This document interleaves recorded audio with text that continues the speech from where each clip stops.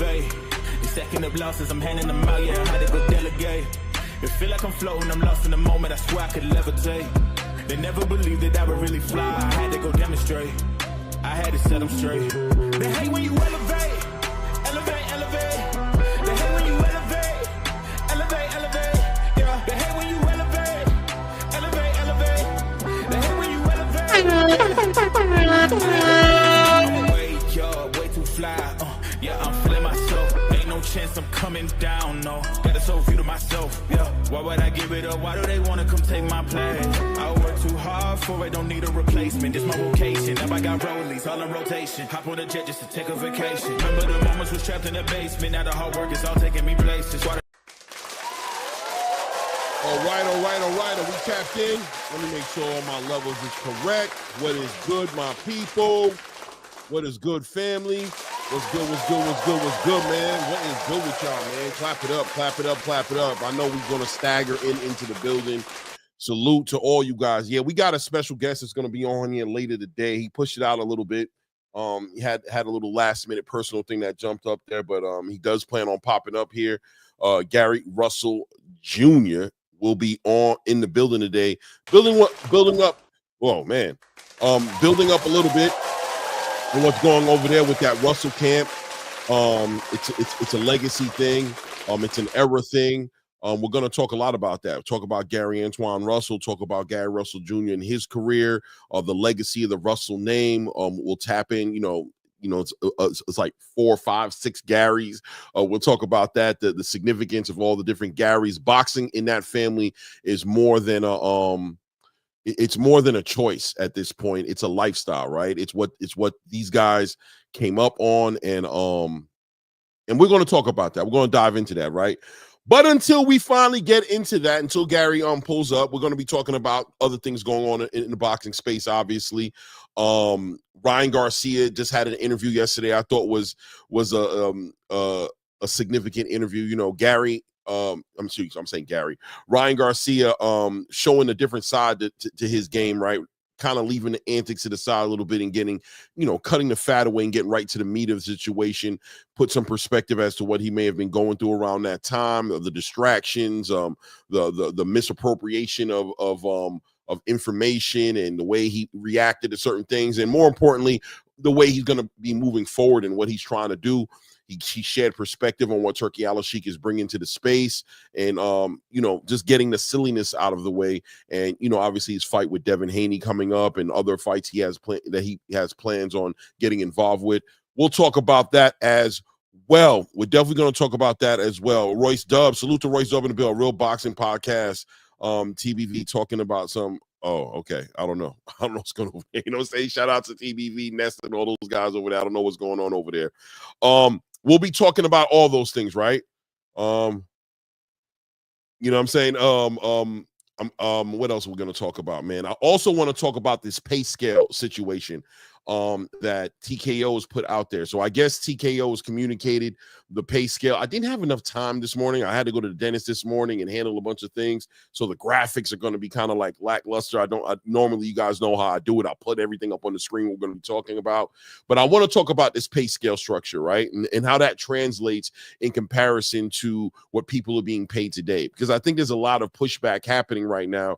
People are real nerve-wracked about this whole entire Dana White, collaboration with Turki Alalshikh and Nick Khan with TKO, and how they're going to be introducing this league, and there's fear as far as the things that happened in the UFC translating over into the professional space, specifically the pay structure. And I think a lot of people, in my opinion, haven't kind of misconstrued on how these not top 15 contenders are being paid in the space.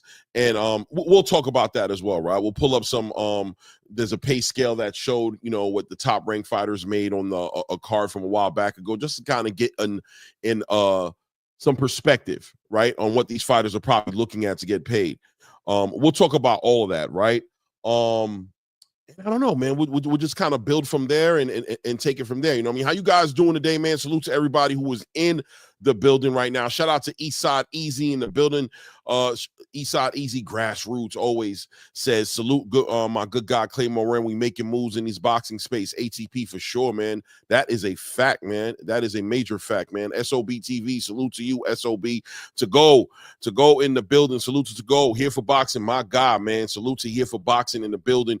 Keith Tucker, salute to you, family. Good to see you guys in good health. Hope you guys are in the best or in the best space, winning, not losing. You know what I mean? Throw straight facts boxing. Always appreciate it. Always good to see you in the building, my brother, man. Royce Dub in the building says a real boxing, what do you say? A real boxing podcast. He says TBV's talking about some BS. I don't know what they're talking about over there. You know what I mean? Don't put me in the middle of that stuff. Royce Dub. I don't know what's going on over there, man, but I got a lot of respect for Ness and them. You know what I mean? Shout out to those guys, man. You know, basically paving the way for content creators like myself who are growing, you know, from the ground up, man. So salute to those guys over there at the Boxing Voice. Mac Majestic, salute to you, family. Hope everything is good with you, King. Let's see. WCS, salute, family, and good morning. Says Claymore Rain in the chat. Morning. Good morning to you, man. Truth, Stranger Than Fixing, my guy, Jose in the building. Peace, my brother Clay. Peace to you, family. Hope everything is working out for you in the best way, man. Hope you winning outside, man. What's Here for Boxing saying here? Here for Boxing is engaging in the chat. Says, it looks like they're going to be targeting young, upcoming fighters from the amateurs. The pay clearly tells a story that they don't care about the guys who've been around. 100%. And we got to talk about that, right? Let's see here. I'm sure there'll be a far different pay for Gervonta versus Shakur. Should that ever happen, won't be for no $375K. Exactly, right? So, I mean, yeah, let's get right into it, right? This whole entire pay scale structure. Let me see. Guys, give me 2 seconds. Let me put this together real quick here, man. Allow me a moment to go ahead and do this real quick here. Because I want to put this on the screen just so we can get an idea of what we're working with, right? What we're exactly dealing with here. Let's see here. Boom. Let's take that out of there. Put that in here. Bear with me, guys. Bear with me for a moment. It shouldn't take me long to get this together, but I want to get this pay scale up here, man. And I want you guys to take a look at this and just get some understanding. And what Here for Boxing is saying is 100% correct, right? We're going to talk about that and what this is actually aimed at and who this is actually aimed at happening. Is this going to replace boxing as we know it? That's a conversation we have to have, because I think a lot of people have maybe a misunderstanding on exactly what this new league is aimed at doing, and how does that new league affect boxing as we know it today, as far as the sanctioning bodies and what boxers, the veterans in the game, the Shakur Stevensons, the Gervonta Tank Davises, the Canelo Alvarez's, the Terrence Crawfords, the Ryan Garcias, the Abdullah Masons, even, right? These fighters that are kind of more established in this new system, are they going to be affected by this? And I think people really have it misconstrued. So we're going to talk about that. Let me put this together real quick, right quick here. Let's put this 18 pay, boom, share, boom, and boom. And then let me put one more thing up here. Well, actually, I'll grab that from X, right? Let's grab that from X. I want to pull up the pay scale on X. 1 second here. Pay scale. Get the pay right. Boom. Let's do it right here like this, right? And let's open this up right here. Present. Let's hit share the screen. Let's share the screen, and let's put this up here, and let's share. Let's share, right? Let's share here. All right, guys. So what you guys are looking at here, shout out to Throw Some Facts. Throw Straight Facts Boxing, throwing some color in the chat, man. Salute to you, King. I appreciate you, man, with the $5 holler. Keep up the good work, bro. Thank you, man. I appreciate that, man. I really do appreciate that. Thank you, man. So let's take a look at the scale, first of all, right? Let's take a look at what's going on here. So when you look on the pay scale structure, and I don't know if this is legitimately finalized of what it's going to be, but let's just take it for what it is, right? Let's say that this is what the pay scale structure is going to be. And what we're seeing here is it says $20,000 for a 10-round bout by an unranked fighter. Very important, unranked, right? An unranked fighter. $50,000 per fight when ranked by the company. So they're saying the company, meaning not ranked in the, in the other sanctioning bodies, the WBO, WBC, WBA, and the IBF, and even IBOF it, right? They're not talking about that structure. Keep in mind that this is a brand new league. New rules, not new rules to the point to where they're reshaping how people box, but there's a whole new ranking system. There's a structure that's going to be in there, just like the UFC, right? Their own ranking structure. So once you've made it into the ranking structure of the company, then you're going to be getting paid $50,000 flat for each fight at number 5 to number 10, right? Ranked from anywhere from number 5 to number 10. Then once you get up into the higher rankings between number 3 to number 4, you're going to be looking at $125,000 when ranked by the company between those numbers, right? Then it goes up when you actually get to challenging for a company championship. And you notice they keep on putting in quotes, company, right? They're putting that in quotes because they want you to understand that this is not including what's happening outside of this TKO league. This is specifically inside the TKO league. They'll have their own belt. They'll have their own ranking structure, their own champions, one belt per division, as Dana White and Turki Alalshikh spoke on before. And it won't be the same thing as the 4-belt era, or close to being a 5-belt era, if this IBO title ever takes legs under it and becomes a recognized belt. It could be a 5-belt era, right? But that's not what we're talking about here. What we're talking about here is what's happening inside of TKO, this new boxing league. So $375 when challenging for a company championship, and then $750,000 when defending the championship, right? That's what you'll be getting per fight. Now, I don't know, like I said, I don't know if this is finalized, if there's not any editing or any additions or things of that nature that are going to be added to this or taken away from this, but that's what it is, right? And the boxing space is pushing back. The boxing space is pushing back. The fans of certain, promotional companies who don't want to see this happen are pushing back at this happening. Now, the question is got to be, are the fighters on this pay scale structure getting paid than they normally would get paid to fight under the regular structure that we see today? I think maybe when we get into the championships, the champions fighting, maybe there's a little difference in there. Maybe the champions, especially when we're talking about pay-per-view money, right? When we're talking about that, keeping in mind, of course, that from what I understand, this TKO league is something that's supposed to be getting showcased on a Netflix platform.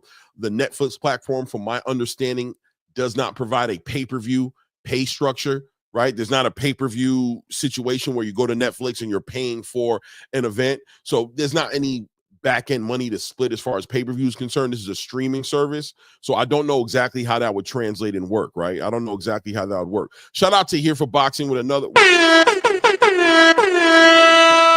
Says, the turkey hate cracks me up, man.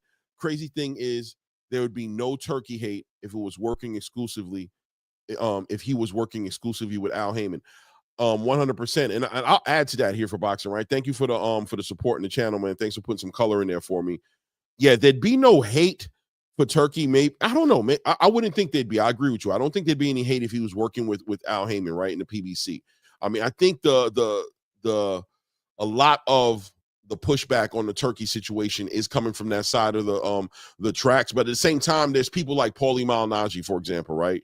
There's boxing pundits out there who also are very leery. I don't think they're pushing back all the way, but I think that they're a little leery of what Turkey's bringing to the space. And, bringing this Dana White situation into the space is rubbing a lot of people the wrong way, right? So there are people who are just going to always have their questions and their concerns, and are going to be leery about what they're seeing, very protective over the sport, especially on the American side of the conversation, being that Turkey's put a lot of his focus on what's happening internationally. The big event that he put on at Wembley, obviously the events he puts on Riyadh and Saudi Arabia, and the kind of fighters that are filling up the cards. A lot of, the Caleb Smiths, the Joshua Buatsi's, the Conor Benns, the Chris Eubanks, right? He's keeping it very international. I mean, you'll still see some American fighters over there. We've seen Shakur Stevenson. Obviously, we're getting ready to see Terrence Crawford. There's American fighters getting involved, the Devin Haney's, the Ryan Garcias, et cetera, that have been involved with what Turkey's doing. But he's made it very clear that he's on an international stage. And I think a lot of people who are into the American boxing are pushing back more so at the idea of, this entitlement, this ownership to the sport that they feel like they have a hold on and a right to own is kind of slipping through their fingers, right? It's slipping through their fingers, and here comes Turkey, kind of letting it loose and letting the international image of the sport of what it's supposed to be kind of take precedent over everything else. And I think people are kind of pushing back at that. Let me see here. Turkey spares no expense. Cornelia says Turkey spares no expense. Good morning, Cornelius Byrne. That I think that statement right there is going to always follow me around the place, Cornelius, right? Let's keep it real. That was my whole thing, with a certain content creator who wanted to push back at the idea of Turki Alalshikh, I'm saying, continuing to keep up and stay consistent on this campaign of paying these fighters their biggest purses and putting together the biggest fights together. And of course, me saying Turkey is earning a reputation for sparing no expense when it comes to putting together the fights he wants to put together. Yeah, that right there turned out to be, I think hindsight says I wasn't that crazy when I said that, right? But at the same time, during that time period, they try to make words mean everything. So it is what it is, right? It is what it is, right? Shout out to Cornelius Burnett for reminding us how we might have got here, man. Shout out to Lance Meyer. Let's see here, man. Mr. Big Play, Bray says, keeping it real, everything Turkey doing is really what the PBC try to do. That's a fact, family. Everything that Turkey's doing, the PBC had an idea of doing this for themselves. Even in the creation of the belts, there were times when the PBC was rumoring to want to have their own championship belt outside of the regular sanctioning bodies. And guys, let's keep in mind that you hear boxers talk about it all the time. I literally feel like I just heard Ryan Garcia talk about it, but I've definitely heard other fighters talking about how Gervonta Tank Davis is definitely one of the number one candidates who have discredited the value of the belts, right? Like, what do the belts mean? The belts don't mean nothing. A lot of the fans, a lot of you Tank fans and, boxing fans, or however you want to look at it, who have commented whenever it brought up about Tank unifying or becoming a champion in his division, or, moving on to chase legacy, saying that the belts don't mean anything, right?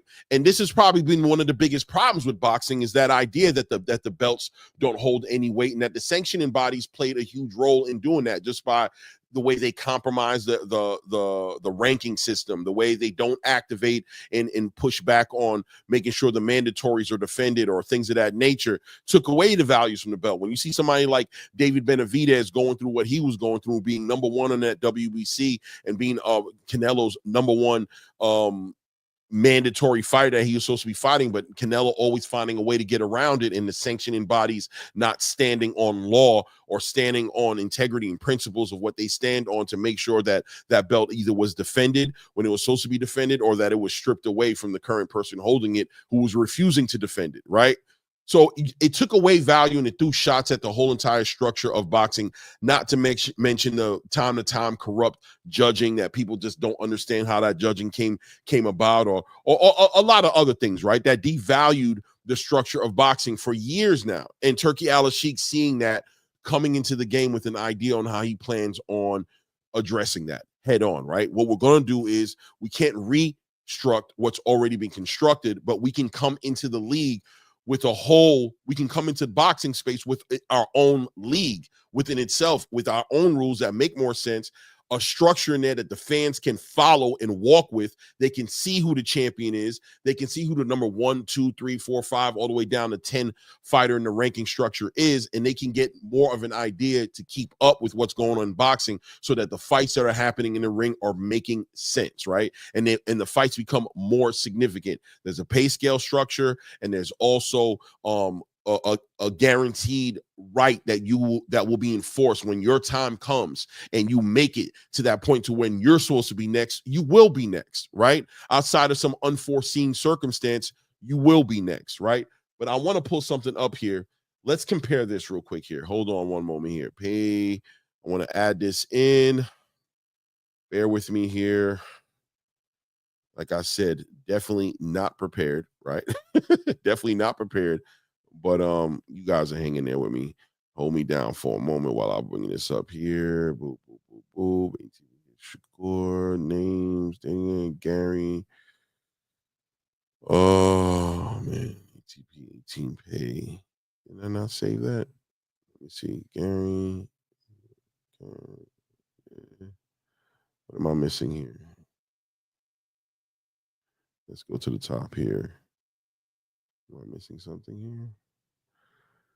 Oh, goodness gracious. Goodness gracious. Here we go. I found it right here. Open. All right.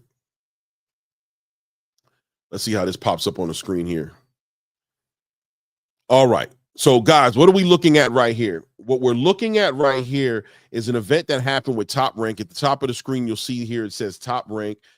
This was on May 18th of 2024.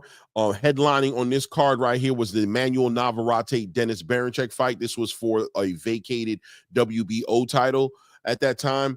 And this right here, you know, one of the titles that Devin Haney at the time had vacated when he moved up to 140 pounds.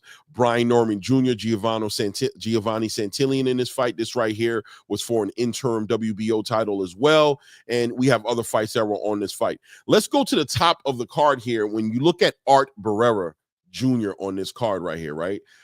Look how much he got paid. This is a contender, you know what I'm saying? You can maybe consider him unranked, however you want to look at it. $2,500 this guy got paid to fight that on this card, right? Look at Levi Garcia Benitez up top, $3,000, right?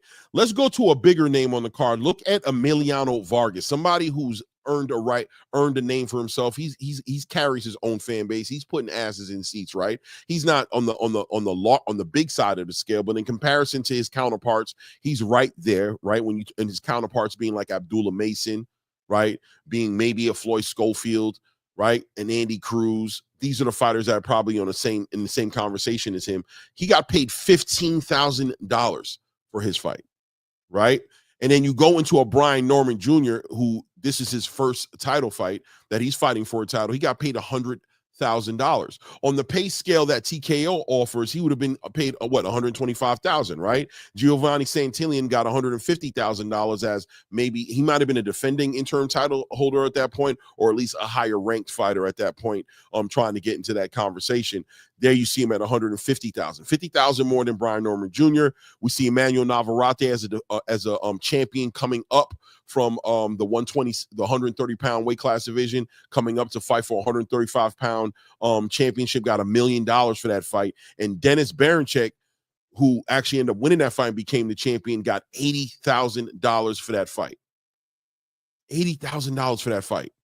Right, guys? So I just want to be clear, like pushing back on this whole entire pay structure and how they're coming into the game as a new outfit, coming into the game and establishing themselves in the space. We know that this is going to take anywhere from 3 to 5 years, 5+ years for this thing to finally take, you know, for us to get a real gauge and understanding of how effective or ineffective the system is. What they're stepping in with this pay structure right here, $20,000, $50,000, $125,000, $375,000, and $750,000 isn't that far-fetched at all, right? It isn't that far-fetched at all. What we got going on here in the chat, man. Trying to keep an eye here. Peace, legacy remain. Assalamu alaikum. Salute to you, family. Here for boxing says, everyone was pissed at the WBC for years for not ordering Canelo versus Benavidez, but wanted to cry about Turkey dissing the WBC belt. Yeah, and I don't even think he really dissed the belt, right? I mean, he did have a moment with Canelo Alvarez in that situation where, listen, man, Turkey has his own vested interest, right? People talk about this whole entire Teofimo Lopez and Jerome Boots Ennis fight, and I'm hearing, you know, pushback at the idea that maybe Jerome Boots Ennis would choose to fight Teofimo next after he unifies with Stanionis if he wins, instead of fighting against, let's say, Brian Norman Jr. to go ahead and unify there. Well, if Turkey's the one footing the bill, of course Turkey has more vested interest in putting together a fight, just like all these promoters have been doing for years, right? That on the wrong side of the street and the right side of the street or same side of the street politics that we've been talking about for a long time now.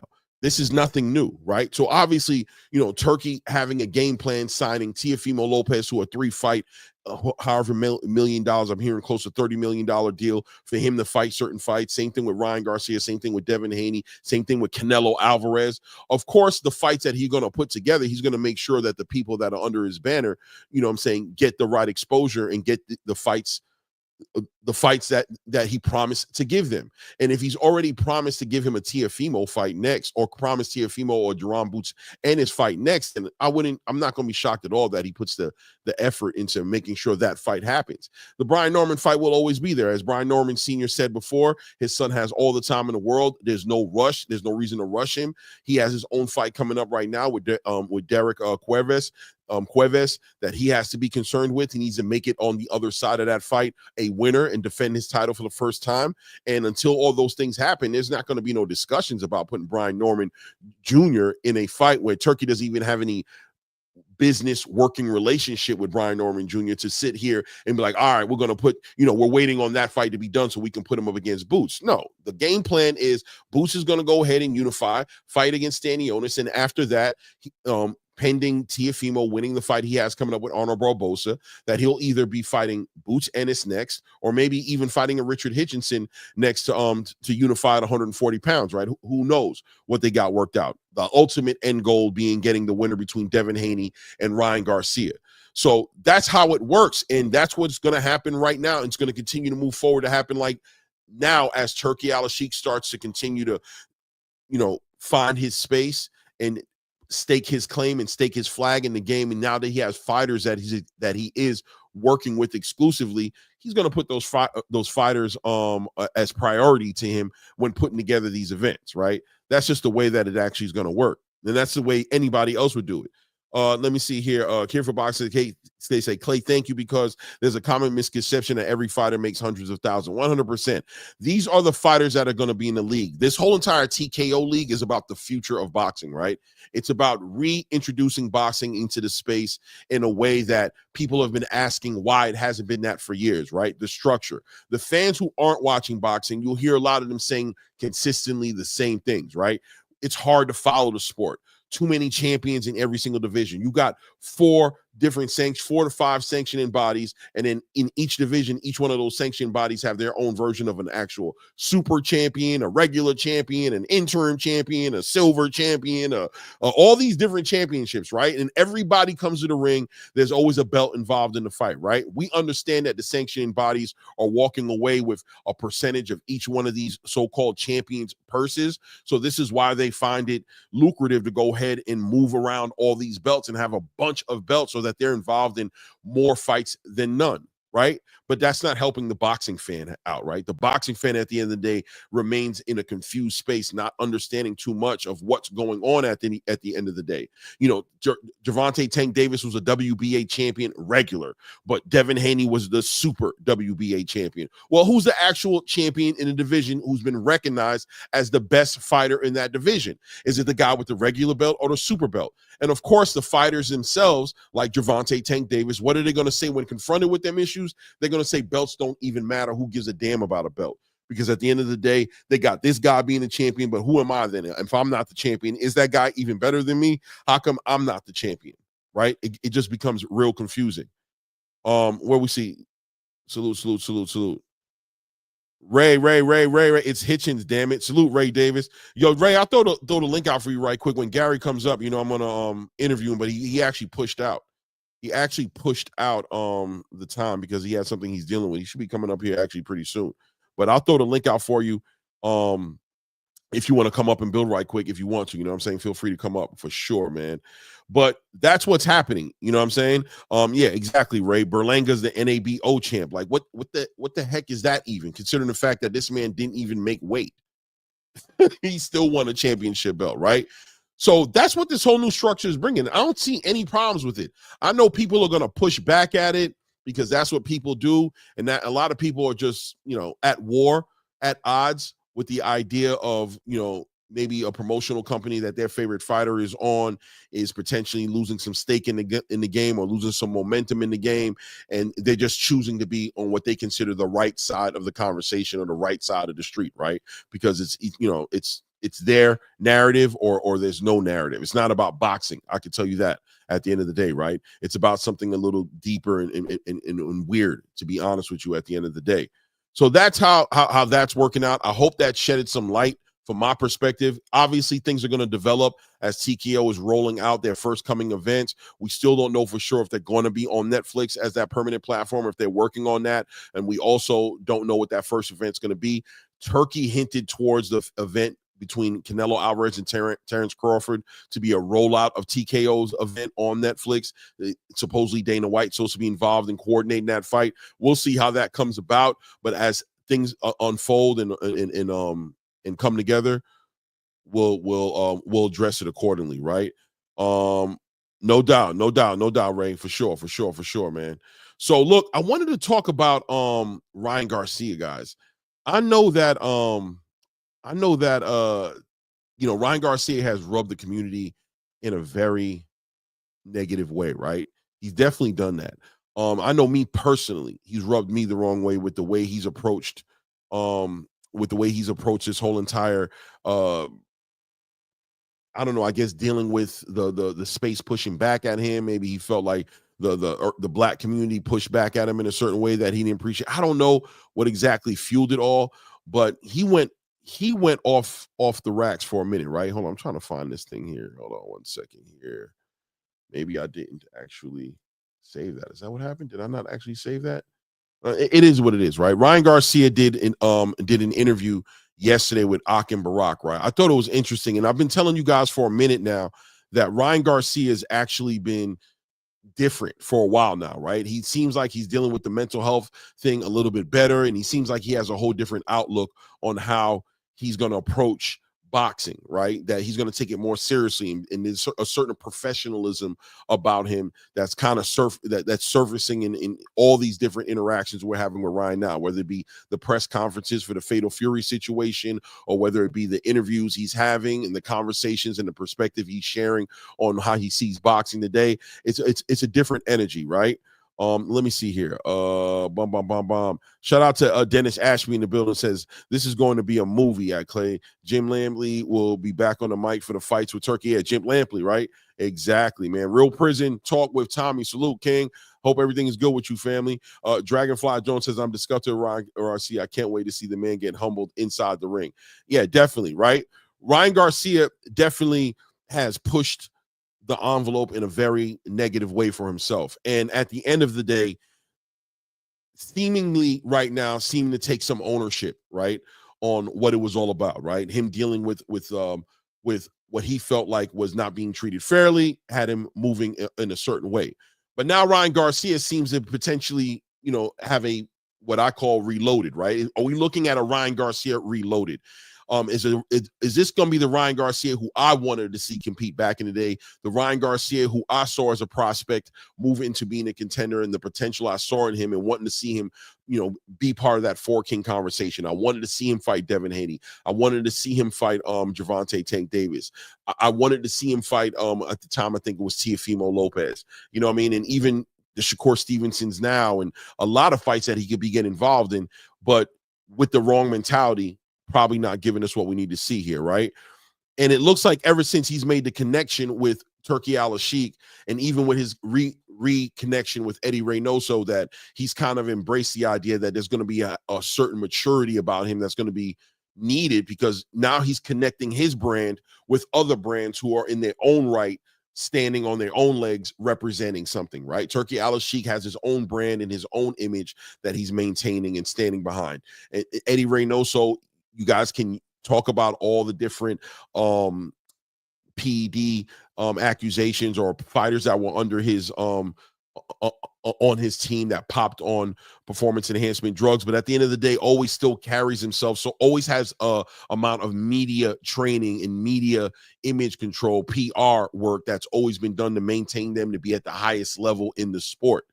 And now Ryan Garcia seems to be embracing the idea and understanding that he has to also know that if he does plan on having a real future in the sport, and this can go beyond him inside of the ring. He talked about in this interview having his own promotional company and having his own fighters that he's marketing and developing and bringing out to the forefront, that he's going to have a brand that he's protecting, and that's something that he stands behind, and he's able to have other fighters and other business investors and people who can have interest in the company can also stand their brand next to as well, right? if that makes any sense. Salute to Coach Eddie in the building. Salute, Coach Eddie. Let's see here. Teach says, I like that they gave a pay structure. Hopefully the prices like that, they could keep their boxers active, obviously depending on the budget Turkey gives them. 100% activity is going to be very important for these fighters.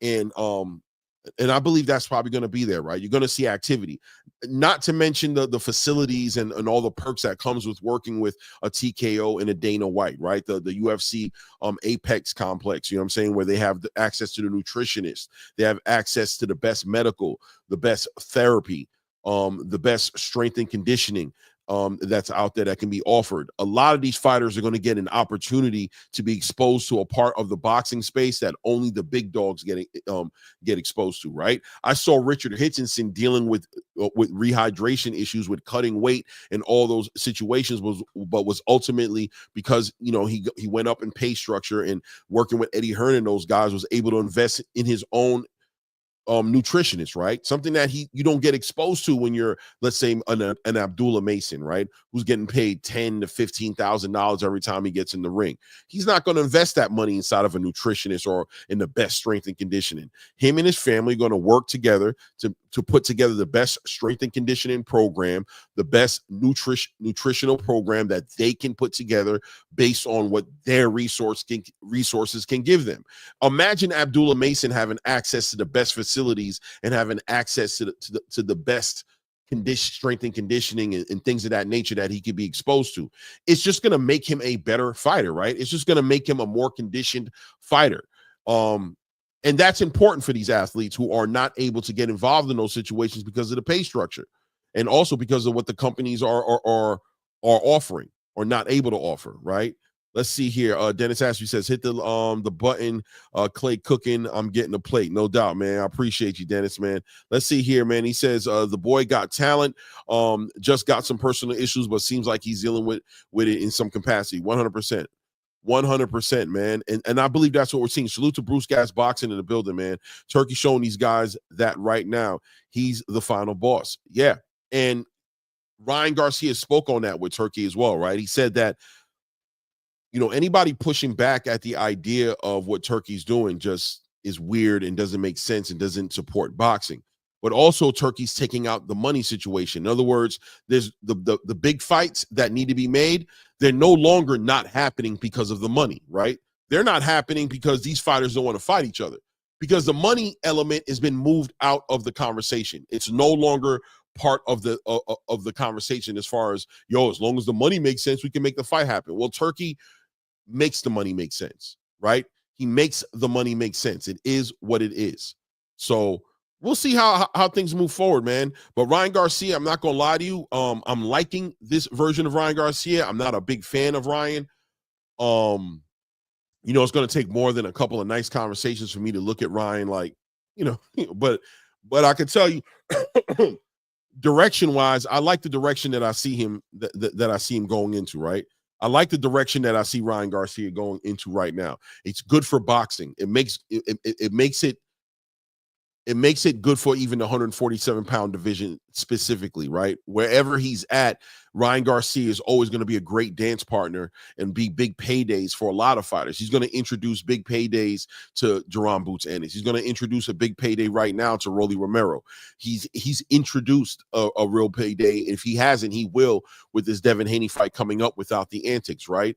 Ryan Garcia taking boxing more seriously are going to make people take Ryan Garcia more seriously in boxing, and the fights that he's involved with are going to bring those casual fans. They're going to bring those fans that were following him from all those crazy antics he was doing before, but it's going to expose them to some real good competitive boxing, and it's just going to help the sport in the long run when it's all said and done.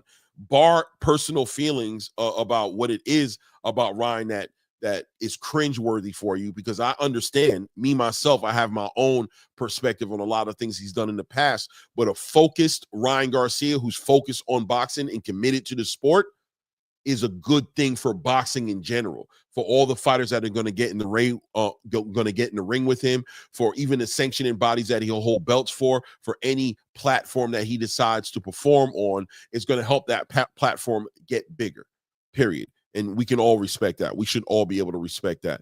Let's see. Eddie Hearns. Shout out to Coach Eddie, said there's only a certain group of so-called boxing fans pushing back on Turkey. Yeah, I mean, I think it's pretty clear. I do think it's pretty clear. Dragonfly Jones says that's why some of these fighters like Tank don't like Turkey. He takes the money out of it and exposes the fighters as ducks. He takes out the other side of the street argument. That's a big fact, man. It really is a big fact, man. He removes that element to the game, and that makes the game more interesting. And once again, the sheets get pulled off from over a lot of fans' eyes, and we get to realize as to why these fights aren't being made. That is deeper than money. That is deeper than the politics of the business of boxing. It's more so the fighters themselves, you know what I mean, or the promoters themselves actually don't want the fights to happen. Here for Boxing says, I hear you, but once a racist, always a racist. Ryan could check out tonight, and I wouldn't bat an eye. Yeah, man. You know what I'm saying? Once again, I hear you here for Boxing, right? Like, personally, that's a different mission. For Ryan Garcia to ever, for us to get past the comments he made about George Floyd, the comments he made about black people, Muslims, that's going to be deeper than great performances in the ring, right? That has nothing to do with that. Performances in the ring aren't going to, that's not dealing with that, right? Him performing in the ring is specifically about boxing and how it helps or hurts boxing. And Ryan Garcia not making weight on the scale, getting caught up with performance enhancement drugs in his system, the things he was doing on the build-up to the fight between him and Devin Haney and Ryan Garcia, you know, the fight that he had between him and Devin Haney, excuse me.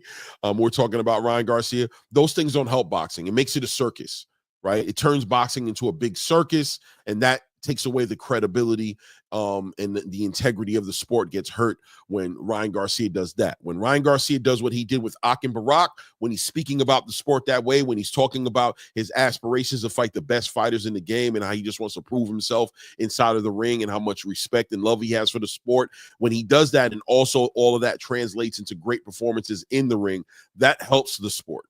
And we can all benefit from that as boxing fans, for sure. Even on the hatred, even if you don't like Ryan Garcia, you seeing him inside of the ring with a Gary Antoine Russell, for example, that's a fight you're going to want to see because you know Gary can put pain on him.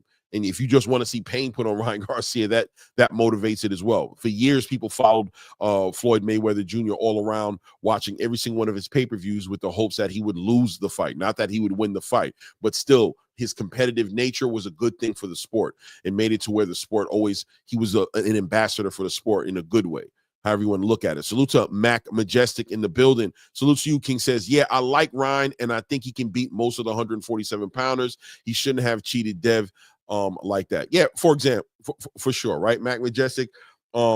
Personally, I try to keep it out of there as far as how I feel about Ryan, but I do like Ryan Garcia for boxing when he's doing what he's supposed to do. When he's moving the way he's supposed to be moving, he's a power horse for the betterment of boxing. He's one of the number one representations of the sport to a lot of fans out there. And seeing him act out his mind, excuse my French, is not good for the sport. But seeing him being a structured, disciplined, professional boxer who competes at the highest level, combining that with the explosive knockouts, that crazy left hook, it translates into good things for the sport. It is what it is. Let's see here. Here for boxing says Ryan gotta eat a bowl of human. All right. I don't even think that would help you forgive him, right? You would just laugh at him like, bro, I can't believe you ate a plate of human. You're crazy. Nah, we still ain't cool. Get out my face. But you wildin' though. That was crazy. Mr. Big Play Bray says everyone grows up mentally. So if Ryan has really changed, he needs to make a public apology to the George Floyd. I agree with you. I agree with you, Mr. Big Play. If he wants to make amends with the community, that's something he has to put that effort into doing for himself. A public apology, publicly addressing it, specifically a statement made to this community when it comes to the antics he was doing that affected this community. Yeah. You know what I mean? But outside of that, make sure you box well in the ring, right? Make sure you box well in the ring. Let's see here. We're getting close to that time. Hopefully, Gary's on time. I'm not too sure, what he had to do with his family. He had a family situation. So hopefully he's able to iron that out, and we'll be seeing him soon here. Let me see here. Yeah, It is what it is, right? So let's continue what's going on in the sport of boxing. I ain't gonna lie to you, man. I was kind of caught up today with this whole dentist appointment and everything I was doing. It is what it is. Let's see. Let's just look on the tabloids and see what's trending right now in boxing right now. So I guess they're talking about George Kambosos Jr. facing fighting against Jake Wiley. Promises a life-altering victory in Sydney clash. Guys, I'm not really big on George Kambosos, man. I just don't. I'm not on the train with a lot of people with who George Kambosos is. I think he's a decent fighter, but just at the highest level, I just don't think he's it. In the top 3 boxers in 135, top 3 to 5 boxers, I don't think it's I don't see him doing anything with Keyshawn, don't see him doing anything with Shakur, didn't see him doing anything with Javante, didn't do nothing with Devin. I don't see him doing it with the top level fighters. Even a Dennis Baranchek, I think, would give him a lot of issues. And him being here at 140, arguably losing his last 4 fights, I don't see him being an issue in the 140-pound weight class division either. We'll see. We'll see what he looks like at 140. Maybe he fills out a little bit more. Maybe a little bit more strength. Maybe that translates better, and maybe we see a resurgence of George Kambosos. But until I see with my eyes, I'm really not counting on him. It is what it is, man. Let's see here. Only money can tie into a risky bout with David Morrell. Okay. David Benavidez and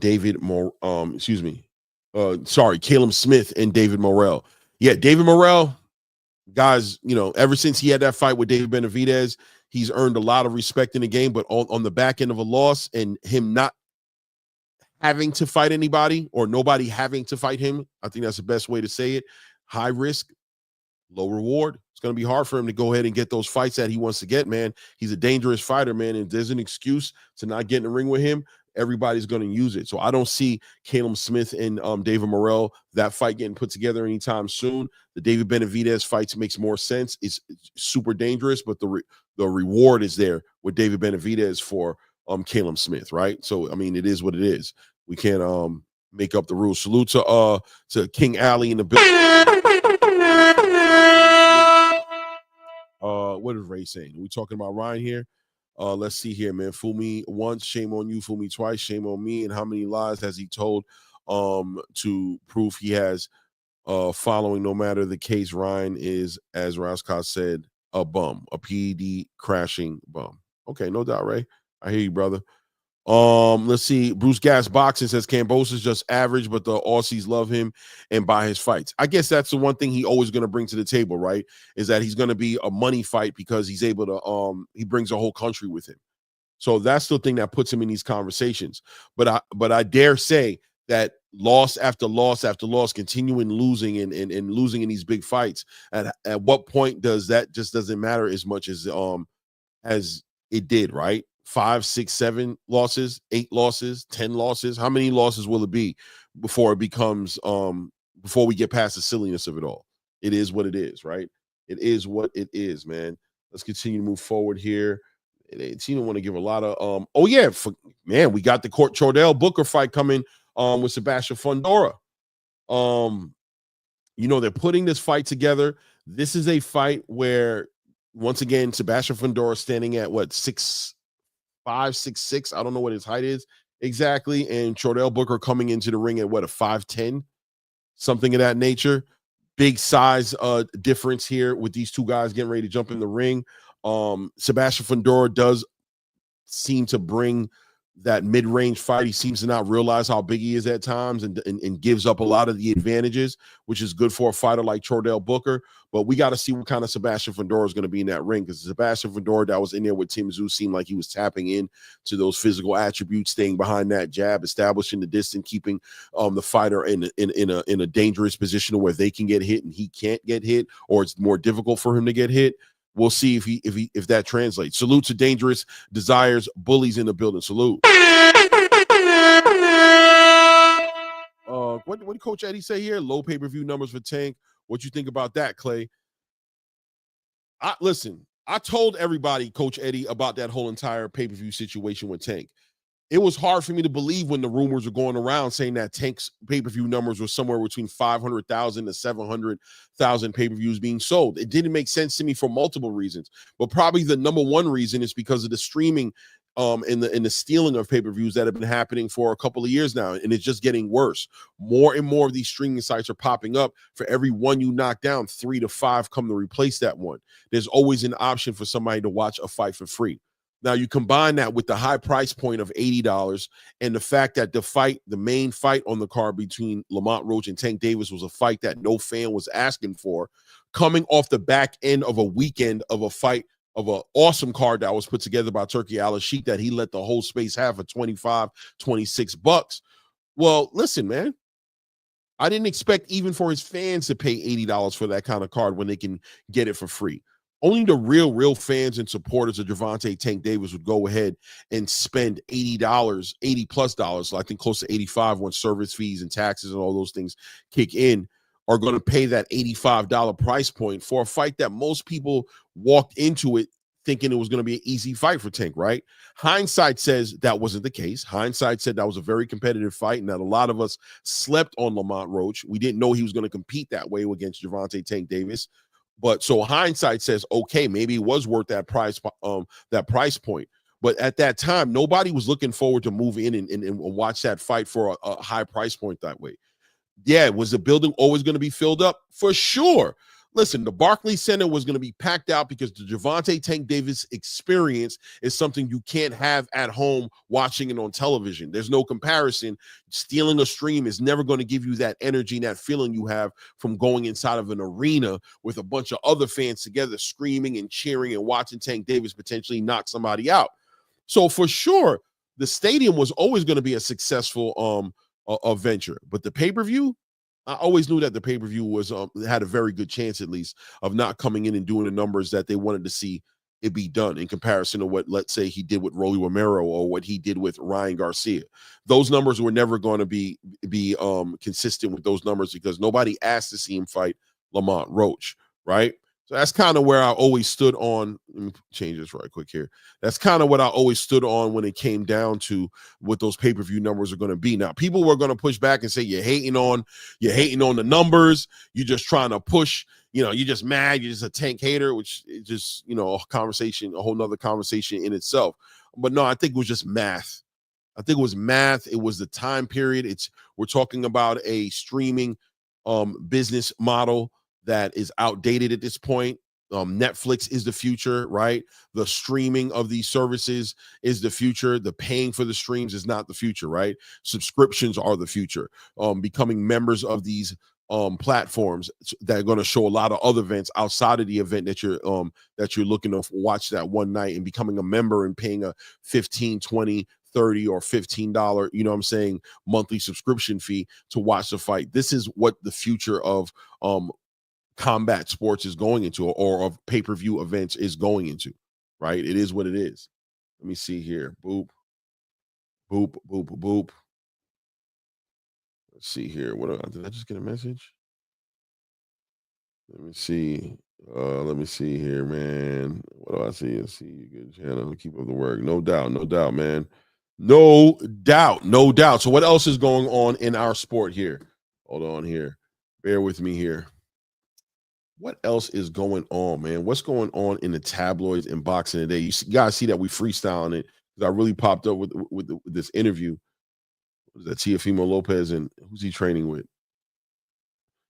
This Teofimo Lopez situation is really going to pan out into something, right? We got to see what's going to end up happening with Teofimo. Look at him doing a backflip right there in the middle of the ring. Teofimo, final press conference going down today. We got Michaela Mayer and Sandy Ryan, of course. Let's see here. Let's see. Story of the undisputed champ. What's going on here, man?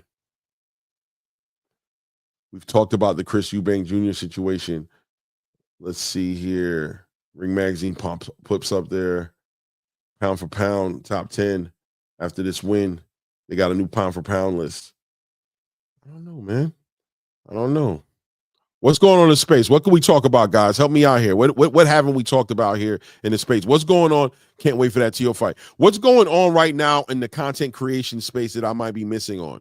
Is it still all about Javante Tank Davis, or are there things happening that we're missing out on here? Can't wait for that TO fight. Yeah, I want to see I want to see TO win this fight. Are not fond of TO, but I like the dude's grit and style. Yeah, man. I like TO's one of those guys where he's been chasing this pay thing for so long, and we've missed out on the competitive TO that I've known. You know what I'm saying? Almost done and back at the crib. No doubt, Ray Davis. TO's one of those guys who's always made the money such an important situation that we haven't seen him fight the best fights as of late. But he's always seemed to be somebody who wants to fight the best fight. So now that he's kind of got that off of him with Turki Alalshikh giving him this deal, it looks like I would anticipate seeing Teofimo in a lot of big fights. Shout out Bradley 68 salute here. What's going on here? What are your thoughts on David Benavidez finally stepping in the ring with Caleb Smith? This matchup could be significant for Benavidez. So that's what I'm thinking is happening, by the way. I think the rumor is that David Benavidez and Caleb Smith are ultimately going to fight, right? That they'll both their interim titles will be on the line.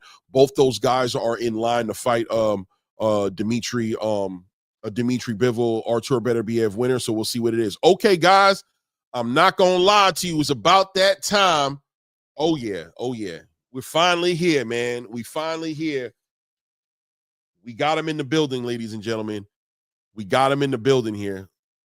Shout out to my guy, Gary Russell.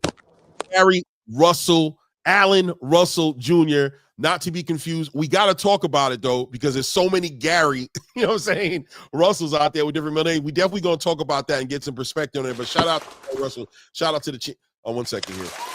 Shout out to the champ in the building.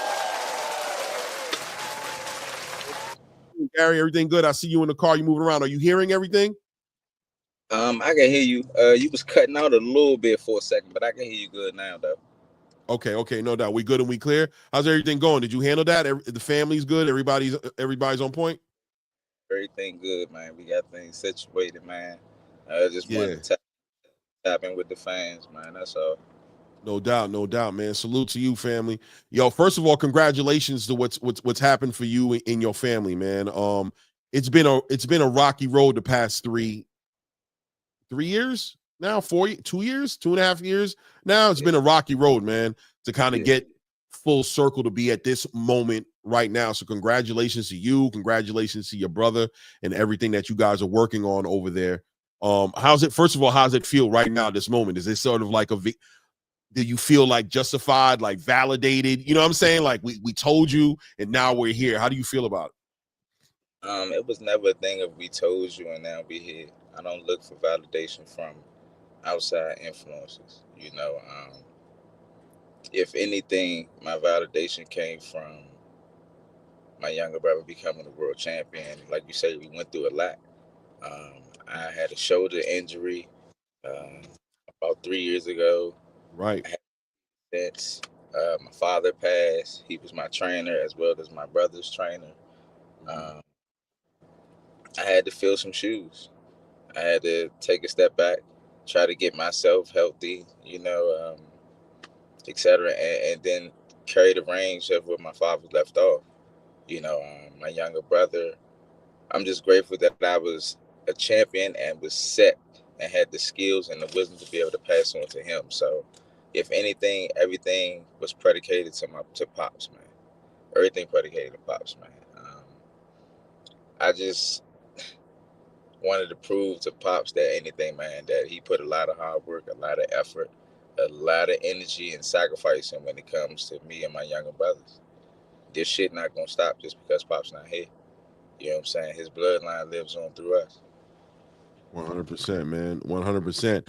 And it's interesting because you guys really did persevere through it. Like from outside looking in, I didn't see it seemed like the train never stopped moving. You know what I mean? Like from the moment it happened, if I'm correct, it's like you got injured in what was like a January type of situation. Like you had a fight against Massa. How did that situation power? It was like 4 months later he passed away, right? Like after that fight. Yeah. Right? Yeah, right after, you know. So life is about mental resilience. You know, a Mm-hmm. lot of people, you know what I'm saying? We always been the people that got it from the mud. You know, I tell my younger brothers, and even when I do interviews, for within every achievement or accomplishment that me and my younger brothers do, you know what I'm saying, is predicated to Pops. You know, Right. he created 4 national Golden Glove champions. He created 2 Olympians, and just the percentage of becoming an Olympian is just ridiculous out here. Um, Mm-hmm. he created one of the longest reigning champions in the sport of boxing today within me.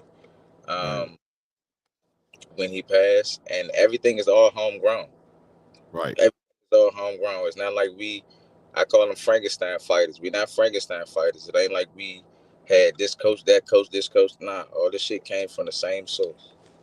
You know, Yeah. so past we took his tutelage, you know, and everything. Of course, me being the oldest, I had to take the bull by the horns, you No know. doubt.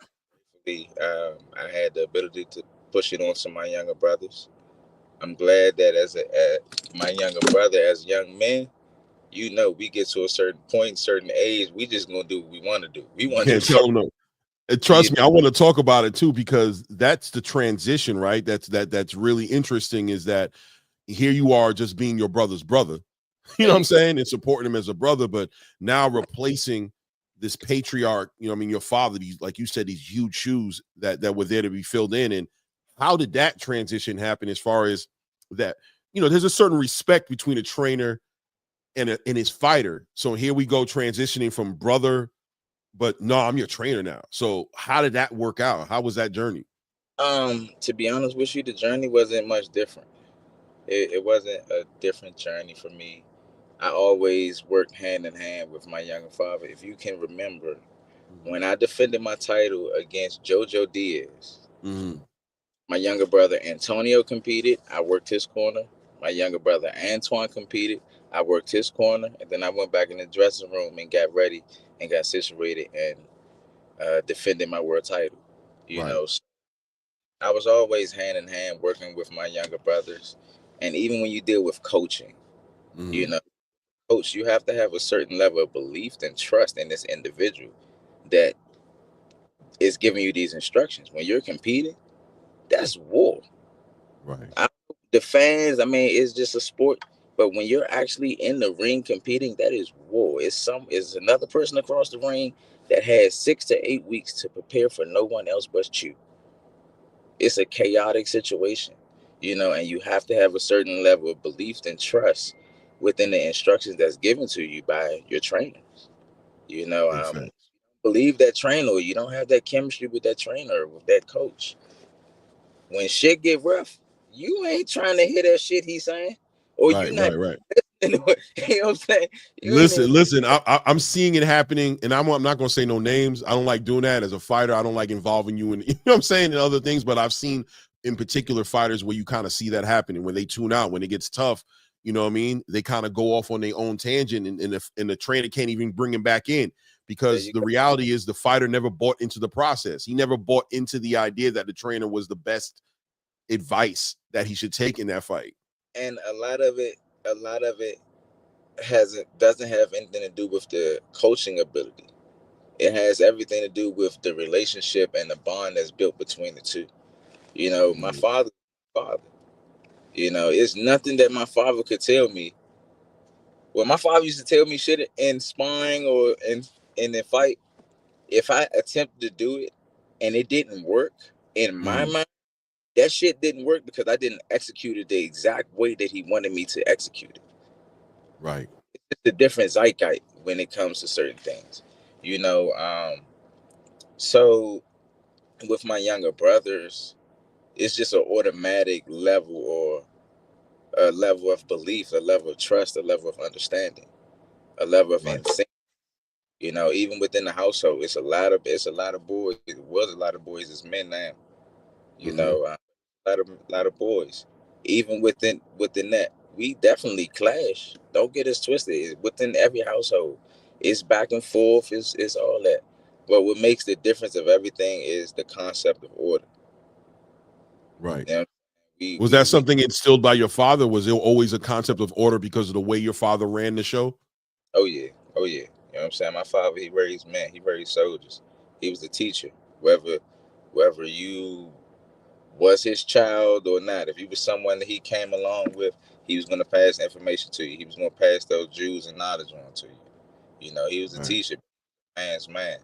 You know, so it was always a sense of concept of order within the household. You know, even something that we didn't like, but we disagreed on.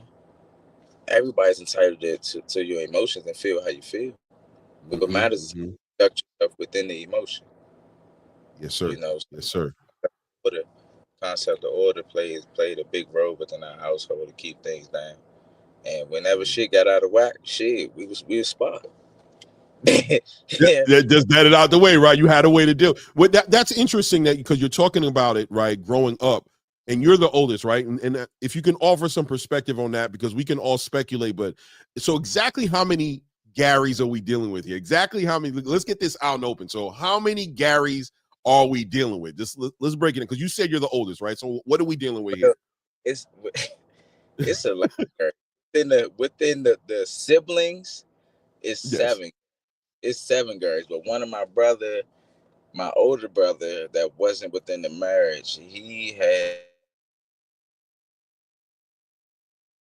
has a bunch of children. He has it's 6 of us in total. 6. So the core, I'm talking about the core foundation to it. It's 6 brothers. The core. Yeah, well, shit. Nah, well, we gonna say 7 then. Okay, 7 brothers. All right. So we've got, but you're the oldest of all 7. You're the oldest. Yeah. All right. So now, Gary, you're born into this situation, right? You're born into a situation. What are you born into as a Russell? Are you born into boxing? Is he already training boxers and you're in the gym? At what point did boxing become like a big thing in your life? You know what I'm trying to say? Like, did you come into this or was this something created around you? Like, now I got sons. I need to put some structure around my sons. I'm going to start training boxers. It was a little bit of both. I'm grateful that my father understood his bloodline. He understood his DNA. All my younger brothers were naturally like physically aggressive type people. You know what I'm saying? We needed something to keep us occupied. You know, it actually started because of so I'm the oldest within the marriage, and he's Gary Jones. Now, my father started him boxing. He took him to a boxing gym, and he left him. He came back, and the coach basically told him, I'm not going to say the coach name or etc., but the coach basically told him, man, the coach didn't have any fucking diplomacy, if you ask me. Okay. You know, he basically said, man, I can't do nothing with your son. You know what I'm saying? In order for you to compete in this sport, you got to have heart. Your son don't got that. My father got offended. My father said, the fuck you mean my son don't got no heart? He a piece of me. He a part of me. Fuck is you talking about? My father actually wanted to get physical with the coach in that instant. He says, you know what? Better yet, I'm going to show you better than I can tell you. I'm going to see you in these next fucking tournaments. My father, from that moment on forward, my father dedicated everything to we training. You know what I'm saying? He locked in on training us. My older brother, he did pretty decent. As young men, once you get to a certain point in age, you want to do your own thing and etc. So he went and did his own little thing, and we stayed rooted a little bit. But nah, man, that's pretty much how it started. So it got built around that. So you kind of took the reins from there. Like he decided from the moment that coach, the outside coach, gave that uninvited opinion, right? Nobody wanted an unwelcome opinion. Granted, this is the first time.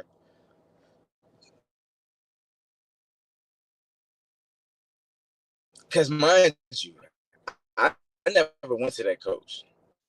This is my older brother. I was maybe had me by a few years. So my father was just like, hey, man, look, I'm going to put you in.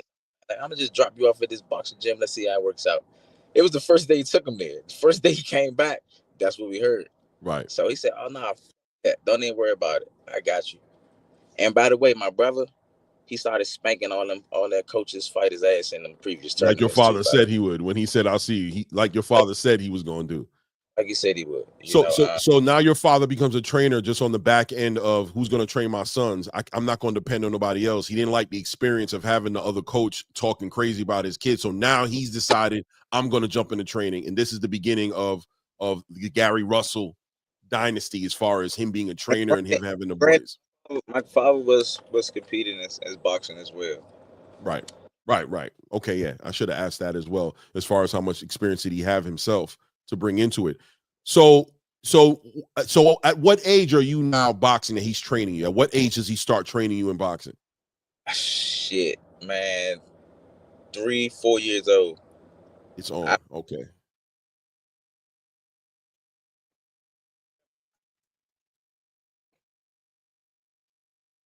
Connection. I was the. Can you hear me? Yeah, I hear you. You were breaking up a little bit, but you back. Oh, the connection's going bad. My stuff looking good over here. Yeah, maybe it's me. I don't know. But you're good now. You're back on point. But so you're 3-4 years old, or you're 4 or 5 years old, and he's training you, right? By the time I get to about 5 years old, apparently at that time I was just a phenom. All of the older guys at the time, like the William Joppies and those guys like that was professional, that was older than me. Right. I could compete at the time, but they were competing. I would be in the facilities watching them compete. People would put me in the ring. I remember Riddick Bowe. He used to tell me, "Man, go ahead, get in the ring." Before the fight started, I'll get in the ring, shadow box for everybody. You know what I'm saying? Like the little intermission before the fights and etc. That was the core from that shit. I remember we got it from the mud. It was hard for us to get spawned because we were so good at a young age. So my father, he was outside. My father was outside. You understand what I mean? He was outside. He put his life on hold specifically just for us. He would take us to all the little hoods, the murder capital, when this shit was grimy and rugged, and you ain't had no DC was DC, right? When had no choice but to rumble. I was one of them bad ass little kids that was with all the bullshit. You know what I'm saying? And we couldn't get no spawn. We was too good. So my father would take us to all the hoods. We go to all the hoods. We going to Trinidad. We going to Ivory City. We going to Montello Avenue. We going down there and searching. We going down the corridors. We going down everywhere. Pop's pulling up on the older dudes at the time. He older dudes that's outside. He like, "Man, shit, man, where the youngest at around here that can rumble? Y'all got any youngest that can rumble?" And the older dudes, they rounding up all the little youngest and all the little badass youngest in the neighborhoods. They rounding them up. It's about 15 of them outside. Nah. My father like, "Shit, man, I'm just trying. I'm trying to get some work with my little youngin. I'm trying to let them spar with my little youngin. It's just me and one of my brothers. It's two of us. 15 motherfuckers lined up." How did you feel about that though? Like, it sounds like your father was kind of throwing y'all into some situation. Was y'all feeling that, or was you like, "Damn, we got to hold it down"? But how was y'all feeling about the circumstances? I'm my father's child. I was with all that shit. Okay. I was with all that shit. It helped mold us into the individuals that we are today. Big facts. Big facts. We couldn't get no spawn. We couldn't get it. You have some people that can box and etc., but you have to have a certain level of gritness within you, within this sport. Right. You have some gritness in you. You can't go in this sport thinking it's just all fun and games. The ultimate way to win in this sport is to knock your opponent completely unconscious. That's very barbaric. So you gotta be somewhat of a part of you. That barbaric nature gotta be somewhat a piece of you. If not, that shit gonna eat you up. As a young pup, That's all I was around was straight barbaric shit. It was a part of me. Yeah, I didn't have to adopt it or anything. It was just natural. So Yeah. we had about 15 little kids out there lined up just to get spawned. And my father would have a wad for the money. All the little children that spawn. And mind you, we was getting ready for like tournaments, like Right. little shows and stuff. We couldn't get spawned in the area. So that's how we would get our spawn. My father would give all of them money. He'd give all the little kids money. And while he's giving all that money, he's betting like the older guys. Like, shit, hey, I bet he can't do nothing. Because some of these kids was way bigger than us. He didn't Right. care the size difference. He just wanted us to get the experience in. Right. You know, Right. yeah. You know, and he would bet with the older guys. Man, bet he can't do nothing with Shorty. I bet my younger. And he would bet with them. And then, so He was that's getting it how he lived. He was getting it the way he could get it, getting how you live, right? That's what they say, right? Get it how you living. You know what I'm saying? That was a way to do it. More than one way to skin a cat. So let's move forward a little bit so we understand how the household is. And you know, you're training before Gary Antoine and Gary Antonio are born, right? Like they kind of come into it and they kind of get into where they got to get into and they get in where they fit in. Boxing becomes a lifestyle at some point, right? Like that's all y'all know at this point is you're boxing. You know what the future is going to be. I'm going to go amateur, go crazy. Then I'm going to go professional. I'm going to go crazy. Was that the game plan from day one with this boxing? It wasn't. It wasn't. To be honest with you, I think it was something that my father seen. It was an outlet that he needed for his boys. He wanted to keep his children active. He wanted to keep us out of the streets. He wanted to keep us away from the bullshit. I'm gonna give you something positive you can do. I know my children are aggressive, so shit, I'm gonna put them in something where they can kind of get get that out as well, you know. Mm. And things just started to materialize. You know, we started getting extremely better. You know, we started getting better. When for you do you think did you notice and you made it? Was there a point where a decision had to be made? Like, are we going to go to this next level, or are we just going to go do something else? I'm going to go to school. I'm going to play it up in whatever it is, something else that I like. Like, was there a decision, a moment of what we going to do? We done did everything we can at this level of it not mattering, but are we going to go forward or are we going to leave this alone? Did that ever happen? Nah, that never happened. Well, it did for a second after the Olympics. Okay. It did for a second. Al Heyman, he played a hell of a part with me still being a part of the sport within itself. Mm, With me, I didn't honestly. I always felt as though I was good. You know what I'm saying? I always felt as though I was good. It didn't really click in how good I was until I competed in the Junior Olympics. right. Always wanted. I came up in that era where it wasn't a thing of being a world champion. That wasn't a thing of mine. I wanted to be an Olympian. You know Right. what I'm saying? I wanted Right. to be, so when I competed, I won my right to compete in the Junior Olympics. I say, oh shit, this like a big deal. Yeah. Cooked everybody up there. Cooked everything up there. Even the internationals were. I said, oh nah, I'm nice for real now. Oh, I know I'm nice now. That's when I really felt as though I was nice. I That's when really you felt like I'm gonna go somewhere else with this. Like I'm not gonna do this. I'm gonna take it to the next level. A prize fighter. well, no, it wasn't then. It was once I made the Olympic team. I beat the previous. It was in the World Cup, one of the World Games. I beat the previous silver medalist or something like that. I Mm, beat going into the 2008 games. I was one of the medal favorites. I had so much support from just the city, the area, everybody. And when we got out there, the weather was so crazy. It was just polluted. They call it smog or something. You couldn't see from mm. one side to the other. And I just got lightheaded one day while I was out there. But we were at the Olympic Village. I'm out there. I just kind of get lightheaded and kind of like, next thing I know, I look up. I see people looking at me. I'm like, what the fuck? You fell out. Apparently, kind of like got lightheaded and kind of passed out a little bit. Now, at the time in China, I guess they was trying to keep it down. They didn't want to, because they was hosting the Olympics. Right. They was trying to keep down how bad the smog was actually affecting people out there. So it was, we was at the Olympic Village months before the the games had started, and it was people out there that ran or they did outdoor events. They started passing out and shit like that just randomly, and they was trying to keep it quiet from the media because I guess they didn't want to. Yeah, that's not a good look for China. Yeah. There you go. You know, and that was one of the things, and I did not get a chance to compete in the Olympics because of that. I was pissed. So what are we moving like? So now we pissed. We don't get this opportunity. At that point, regroup. What we doing?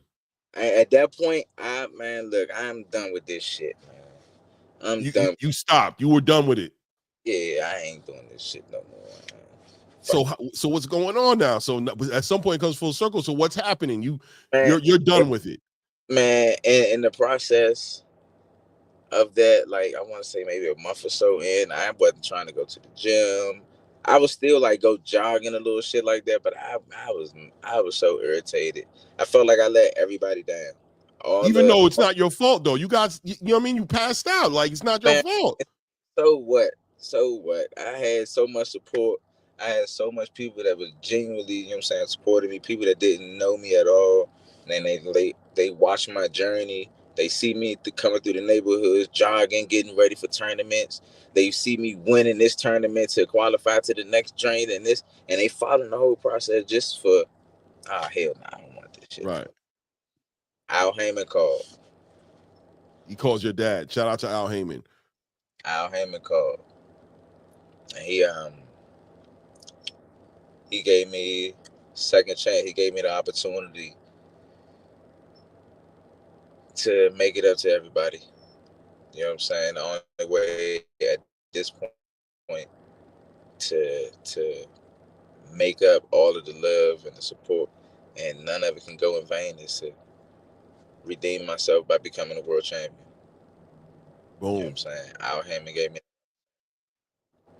You know what I'm saying? That's love. That's love. That Al Heyman gets a lot of love, and like even the way you're talking about him right now. You know, I mean, you can see the appreciation that you have for, you know what I'm saying, the attention that he gave you. And, you know, we're watching the PBC right now kind of have a rebuilding stage, right? It seems like they're rebuilding themselves. But a lot of these fighters, like your family, the David Benavidez's, the Gervonta Tank Davis's, you know, they remain loyal to the soil, right? And it seems like a lot of you guys have these experiences with Al to where it's deeper than rap. It's not just business or with Al, right? It's like you want to see him do good, right? Yeah, I totally agree. You know what I'm saying? A lot of times, I tell people all the time, it's not about how much money you have. You can have a shitload of money. Right. Have a fucked up personality, a wild ass character, and people gonna say, yeah, he had money, but he was a clown. I ain't like him. He did goofy shit. And, you know, people gonna remember you by how you conducted yourself and how you interact with the people that you come into contact with. So I think that means more than anything. You know what I'm saying? Al Heyman has been one of those people that's been a man of his word to the best of his ability. You know, no doubt. So he's earned a lot of respect with the boxing space in the community. I've seen that. You know what I'm saying? People ride or die over that. I mean, this whole Turki Alalshikh thing right now, one of the biggest things is the people, you know, I mean, they want to see Al give the head nod. Until he gives the head nod, we don't want Turki around here. So that's it. Until Al comes out and says, nah, y'all chill, man, I'm rocking with Turki. Everybody's like looking at Turki with those eyes. But so look, man, two significant fights I want to talk about on your record, right? Two significant ones. One of them being Vasily Lomachenko, right? This is a significant fight, right? This was a fight where, I'll be honest with you, man, you were competing. You fought the ish out of Vasily Lomachenko, right? You almost derailed him. Right? Going into that fight, were you aware of Vasily Lomachenko's pedigree? Can't say I almost derailed him. He lost the fight before that. People tend to forget that he lost to the Omar, what was his name? Not Omar. What was his name? What was his name? I'll pull it up on the record. It was not Salido. Salido. So I'll say Salcido. Omar Orlando Salido. There you go. You know, he lost to Salido. You know what I'm Right, but saying? people felt like it was just because he was getting fast tracked. You know what I'm saying? Like, I think if you Eh, would have beat him, it would have really just hurt him. I think it would have ended him. So here's the thing. I don't think it was a thing of people thinking that he was just getting fast tracked. You know what I'm saying? He lost to Salido. If you want to be honest, the actual connoisseur, the people, the spectators of the sport, they didn't know who Lomachenko was until he fought me for real, for real. Right. I gave Lomachenko relevancy. No, If that you was a want to, big fight for you know what I'm him. That saying? was his biggest fight. That was a huge fight for him, bro. Um, I would say that Lomachenko was my only real loss. Um, I'll take that, but he didn't fight 100% Mr. Gary Russell Jr. There was a knockdown that wasn't counted in that fight, right? Yeah, Do you feel like that was a game changer? Do you feel like them not counting that was a game changer? Like that should have been. I feel like if I was to say it was a game changer, to me I would consider that like some petty shit to look at. Like, he won anyway. You know what I'm saying? I'm not gonna say if Frog had the glass ass would it break every time it hop. You know what I'm Boom. saying? So it I probably like would that. have been.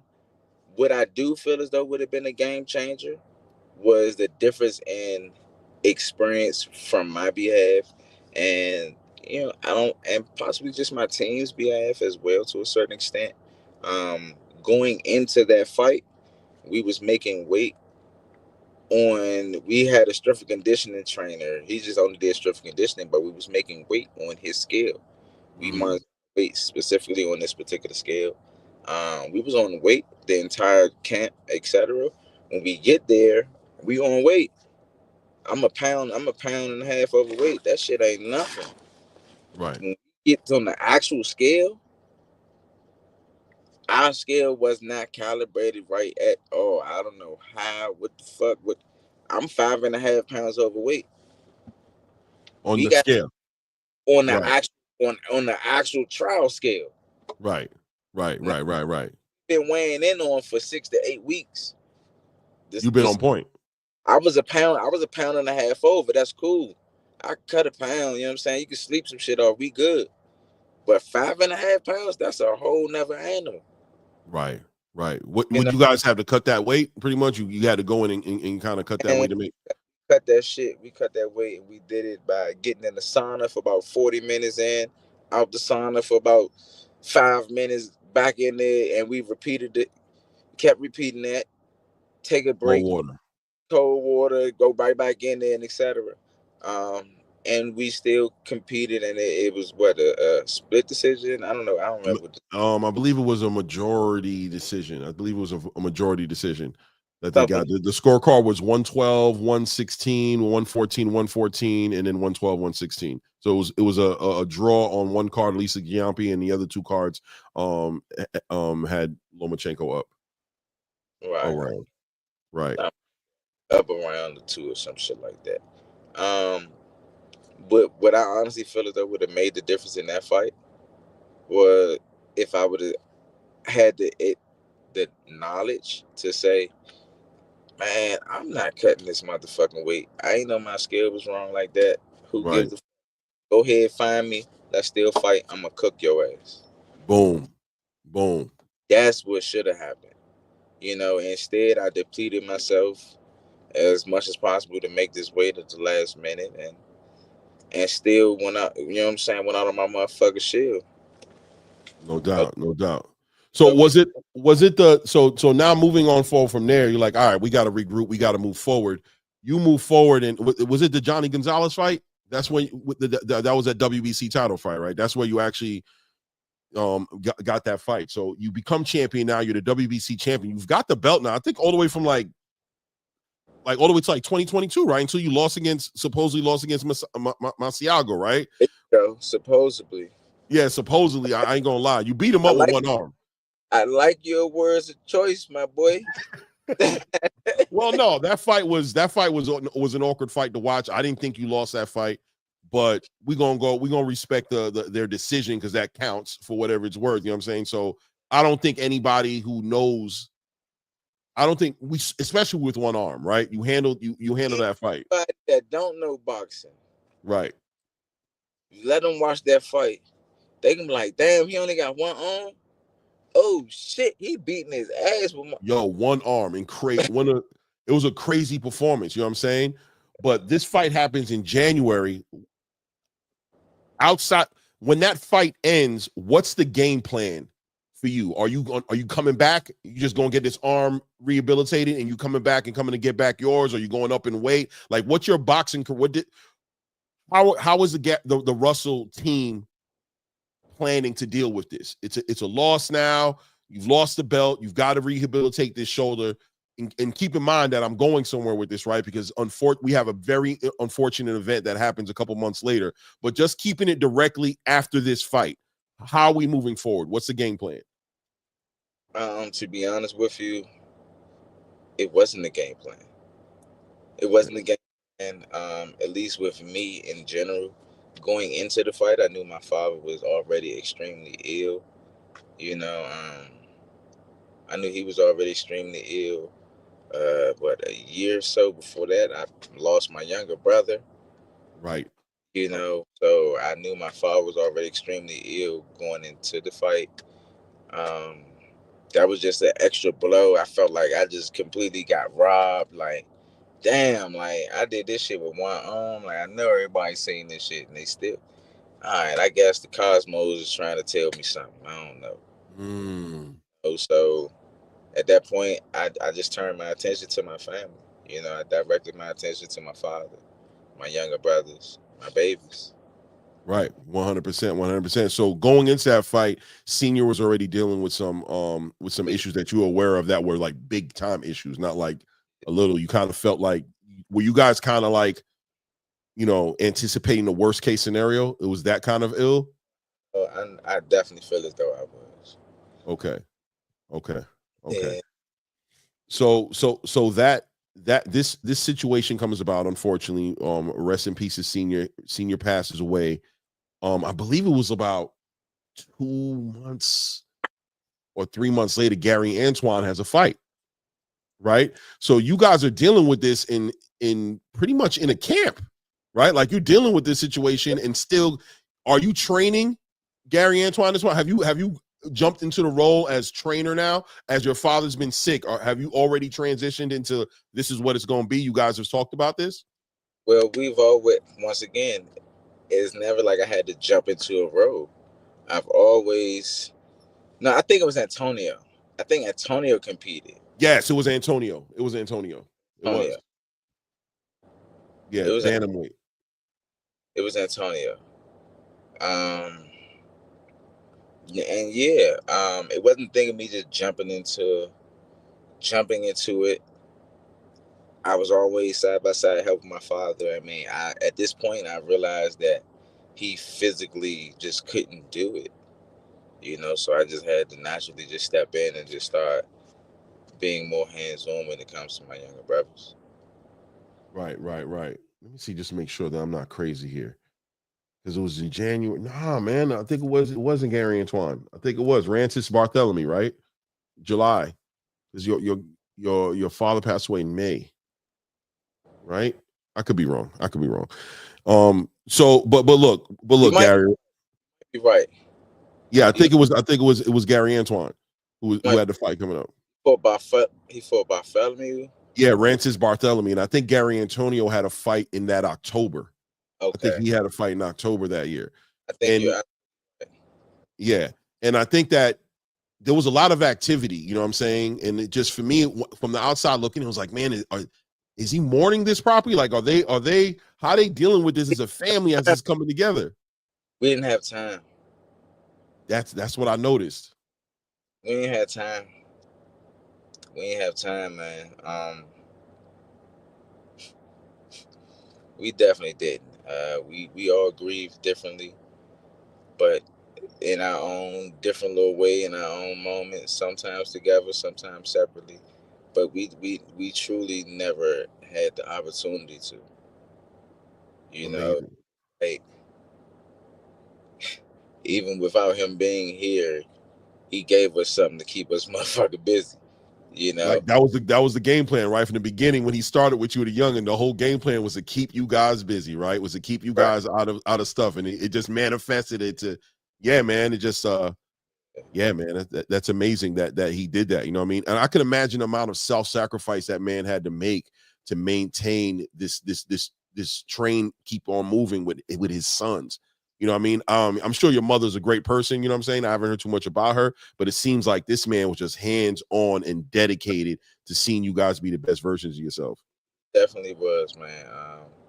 And like you say, my mom, she definitely was there. You know, my Mhm. mom, but shit, she had 6 boys. You know what I'm saying? She had girls. You know, we Right. gonna stay in the house with our mother all day. Exactly. So that But you is know what's unfortunate? A lot of times that happens, right? There's fathers out there who just not gonna do it, and that's what ends up happening, right? A bunch of emasculated, feminized boys out there killing anything moving because they don't got no structure. there Your you go. father was an exception into the rule in a period of time where fathers weren't doing that with their sons like that. You know what I mean? He stopped everything that would get in the way of you guys being what y'all need to be, and he committed his whole life to making sure you guys are going to be everything all the way to the end. And like you said, even in his passing, that keeping y'all too busy to like be held back, like that structure he left behind built something that's and we're going to talk about it coming full circle to where we are today. But so first of all, did you guys get your opportunity? Was there time taken to finally kind of grieve as a family and take, because you guys was just like fight 3 months later, fight three, you know what I mean? Like it just happened that way. What ended up Man, happening? I still don't feel like we did. I don't think it's something that we'll ever get over, man. Yeah. You know, I find it hard to even go to the site sometimes. Mm-hmm. You know, but he was somebody that instilled. He was real big on honor, integrity. You Yes, know, sir. Yeah, respect to the OG, man, for sure, man. So now you're training your brothers, man. You're moving forward. You're training your brothers. Your brother fights, I guess, Kent. fight who? Okay, my bad. He fights Kent Cruz, right?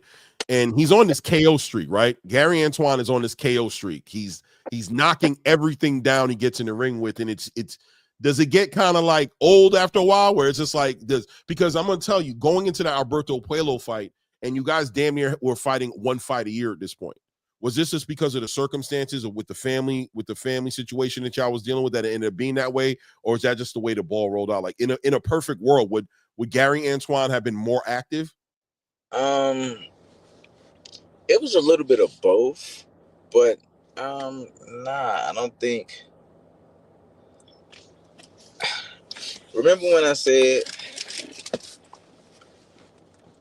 as young men, when we get to a certain point in age, you just want to do what you want to do. Mm-hmm.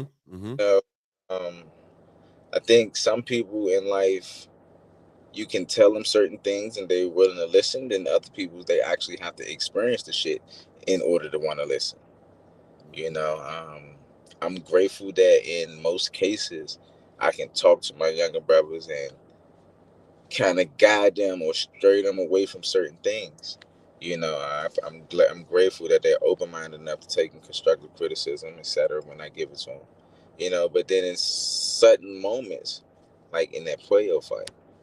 Let's talk about it. Let's go into that playoff fight because, like I said, he's knocking everybody out. He's got to be super confident. Nobody can't see him. People are legitimately, in my opinion, ducking him, right? They don't want no problems. He's probably the most dangerous, highest risk, lowest reward fighter in the 140-pound weight class division at this point, right? Like, you don't want to fight a guy like Gary Antoine without something on the other side, whether it's money, whether it's a championship belt. It's the risk is too high.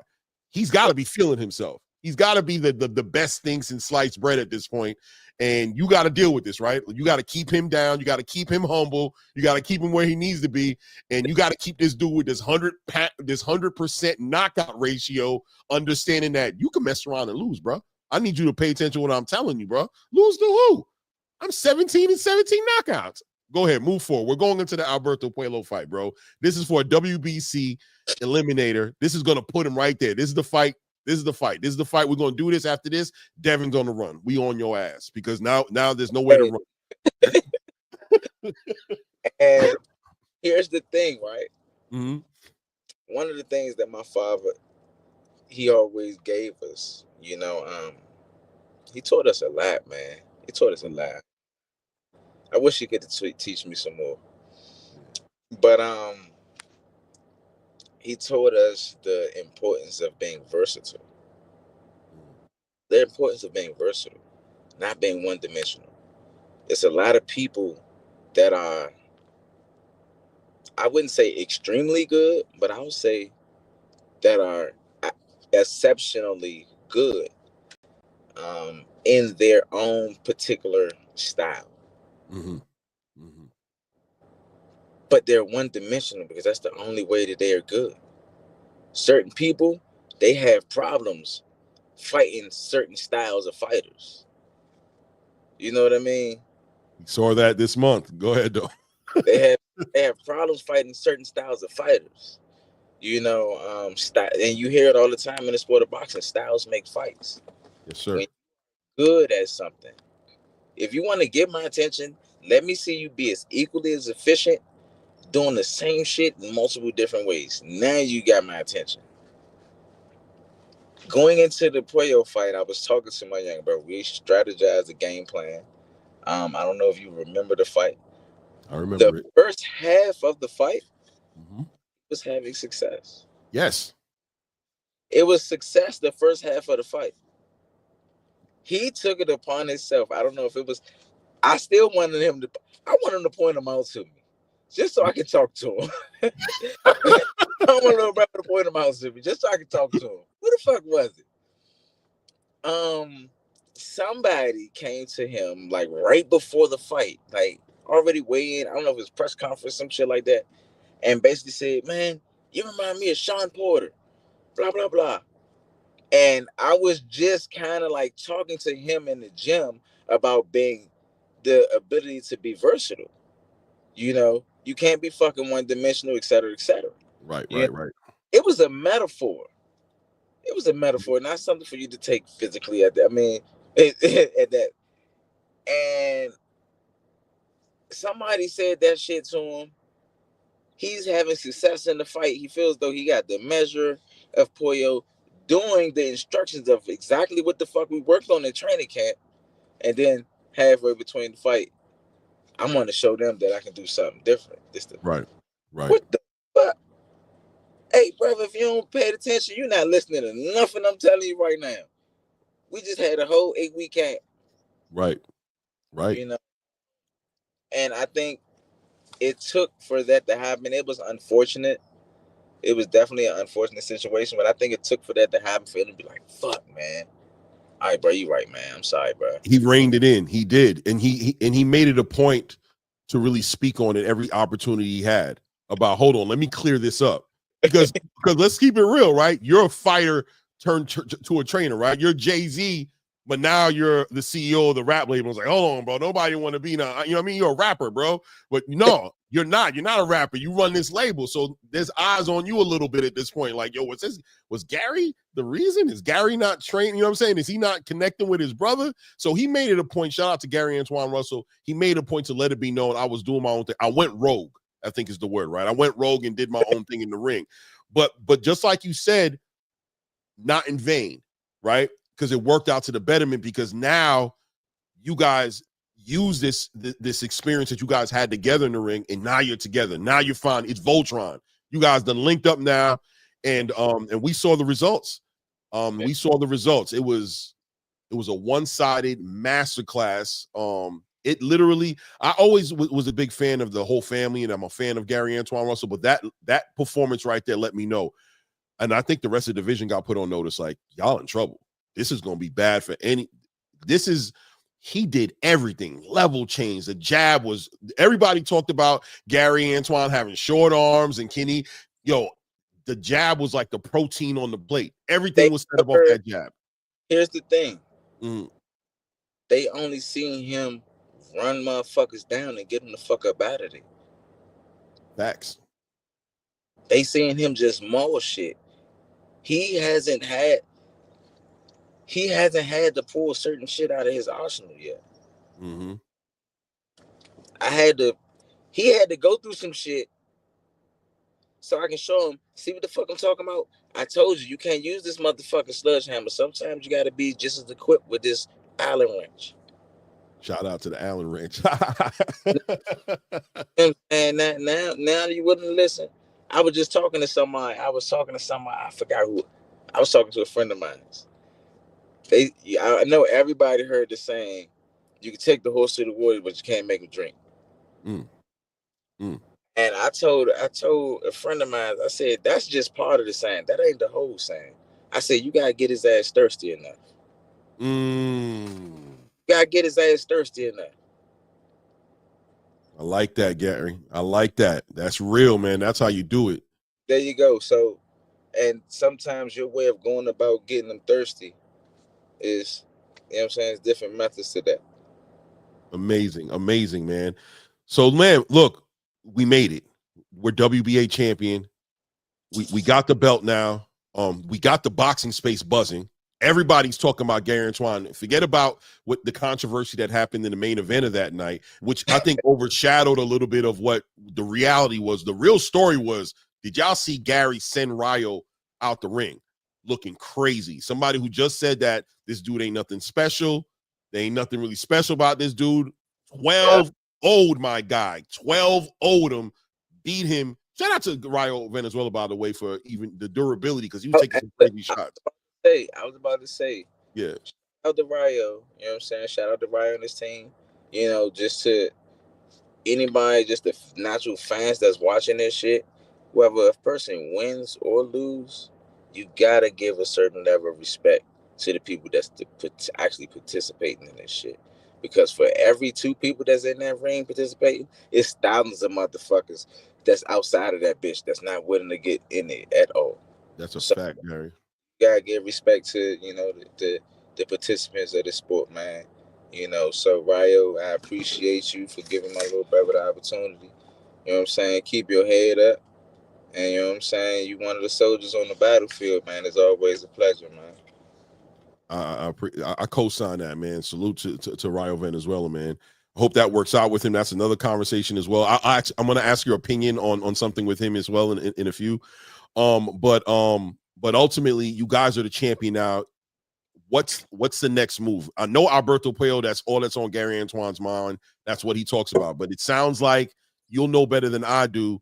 It sounds like somebody's having second thoughts. It sounds like somebody's reconsidering, you know what I mean, the rematch. I don't know if Puello is on board or not on board. What's going on with Gary Antoine? Because we're going to get into the Shakur Stevenson part of the conversation as well. But Alberto Puello specifically, what's going on here? Well, with the redemption. It wasn't. That's a fight that we definitely want. That's right. definitely what we want. It's been a lot going on. We had a strenuous camp. I know my brother, he wants to take the time out, and now he got the title. He wants to get him a little woosah time. He's not planning on trying to compete again for probably maybe the end of the year. Okay. You know, something like that. He want to take time out to just, like you say, we've been grinding for about. It's been a whole bunch of shit going on for about. This journey's been crazy, Gary. From the outside looking in, I can only imagine from the inside. From the outside looking in, yeah, bro. We talked about it a little bit earlier. The break might be needed at this point. You know what I'm saying? So he just wanted to be like, bro, we did this shit, bro. Like, I'm still locked in. Like, let me get a little woosah. Like, I'm like, I feel you, bro. You know what I'm saying? So that's pretty much that. But that's definitely a fight that he won that fight more than any fight. But I'm hearing Puello might be having the second thoughts. That Puello might be pulling away from it. Is there any truth to that?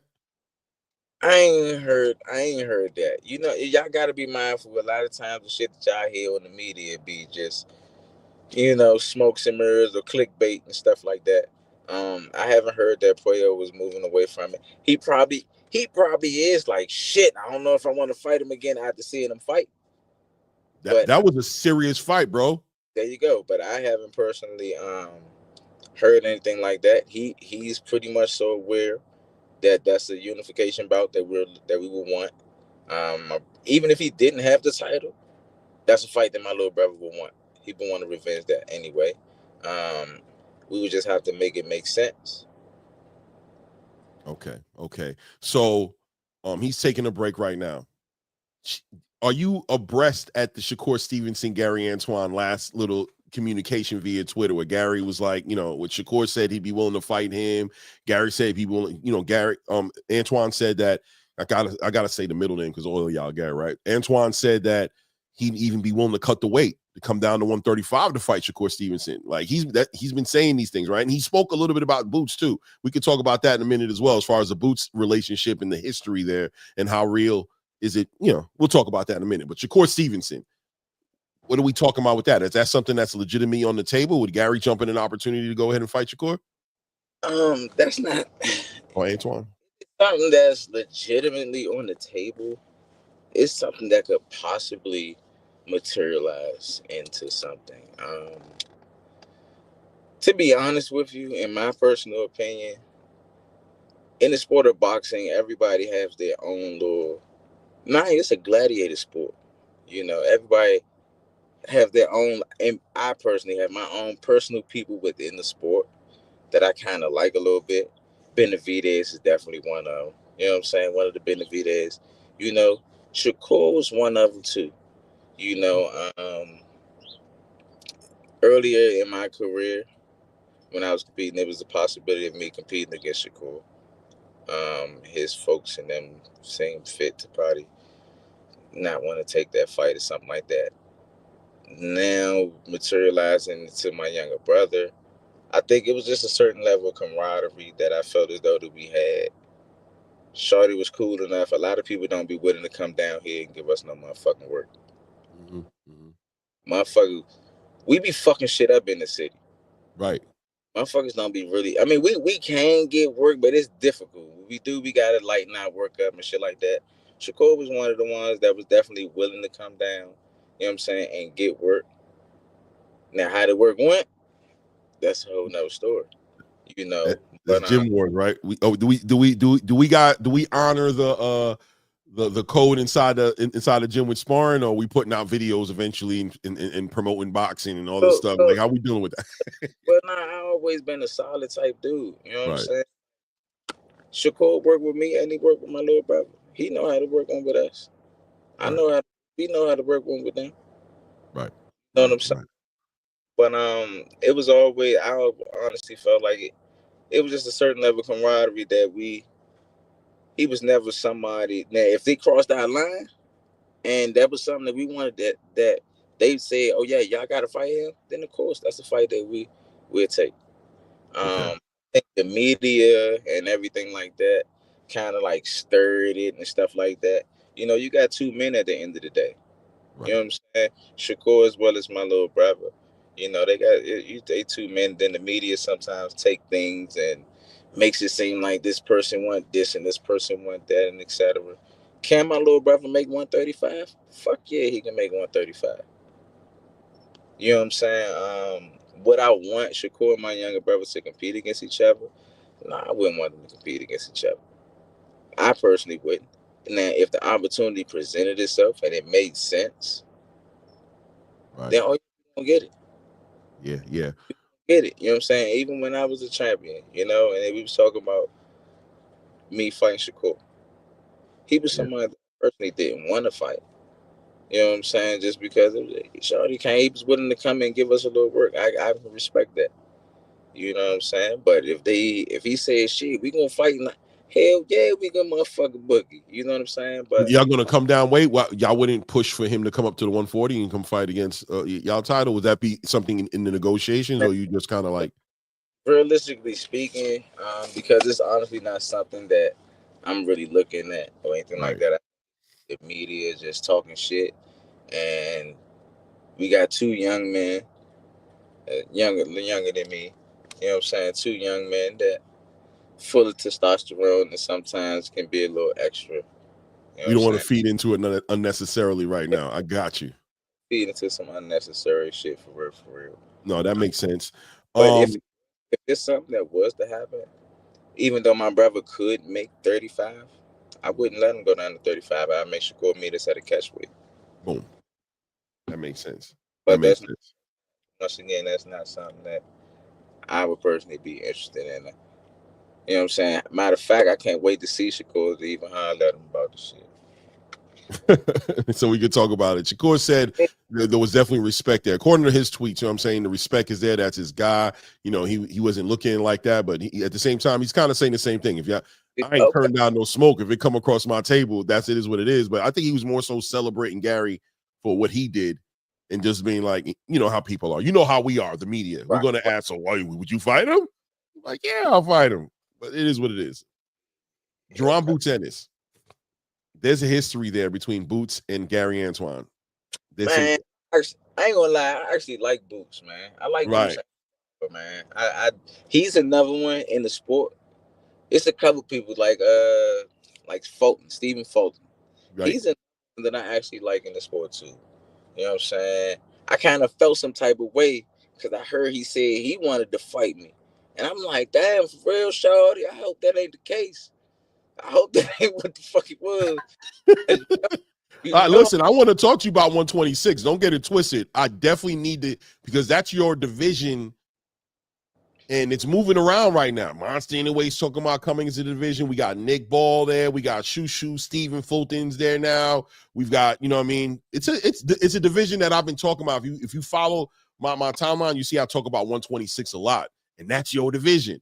So I gotta ask you, is it difficult for you to sit back and just watch this division move around, knowing that, you know what I mean, this is Gary Russell Jr.'s, you know what I'm saying? Everybody playing with your division right now. They playing with your division right now, bro.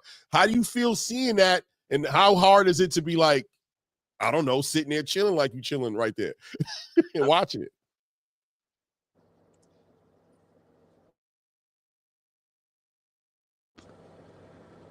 Can you hear me? Yeah. Yep. I mean, everybody got their seasons, man. I'm a part of this fraternity. Anybody that participates in the sport of boxing, whether I like you, don't like you, etc., we are all a part of this fraternity of fighters, man. You know, so I can't do nothing but respect anybody that's getting in that motherfucking square. You know, then do I feel some type? Only time I feel some type of way if I see the dude Mark Masaiho fight. I feel some type of way if I see him fight. I feel some type of way about him, but I don't feel no type of way about anybody that's competing in the sport and putting their best foot forward to try to be the best that they can possibly be. Now, do I feel as though if I was around, would they be able to do that shit? Fuck no. That's what I was asking. I want to know, Gary Russell coming out of I mean, first of all, are you retired? Are you retired or are you not retired? What are you right now? I'm a trainer. Boom. Okay. Say less. Say less. It is what it is. It is what it is. So right now, the priority is Antonio, Antoine, getting them where they need to be. What's going on with Antonio right now? What's it looking like for him? Well, we getting him situated. We trying to find something for him, and he's thinking about going in May. He's supposed to be going in May.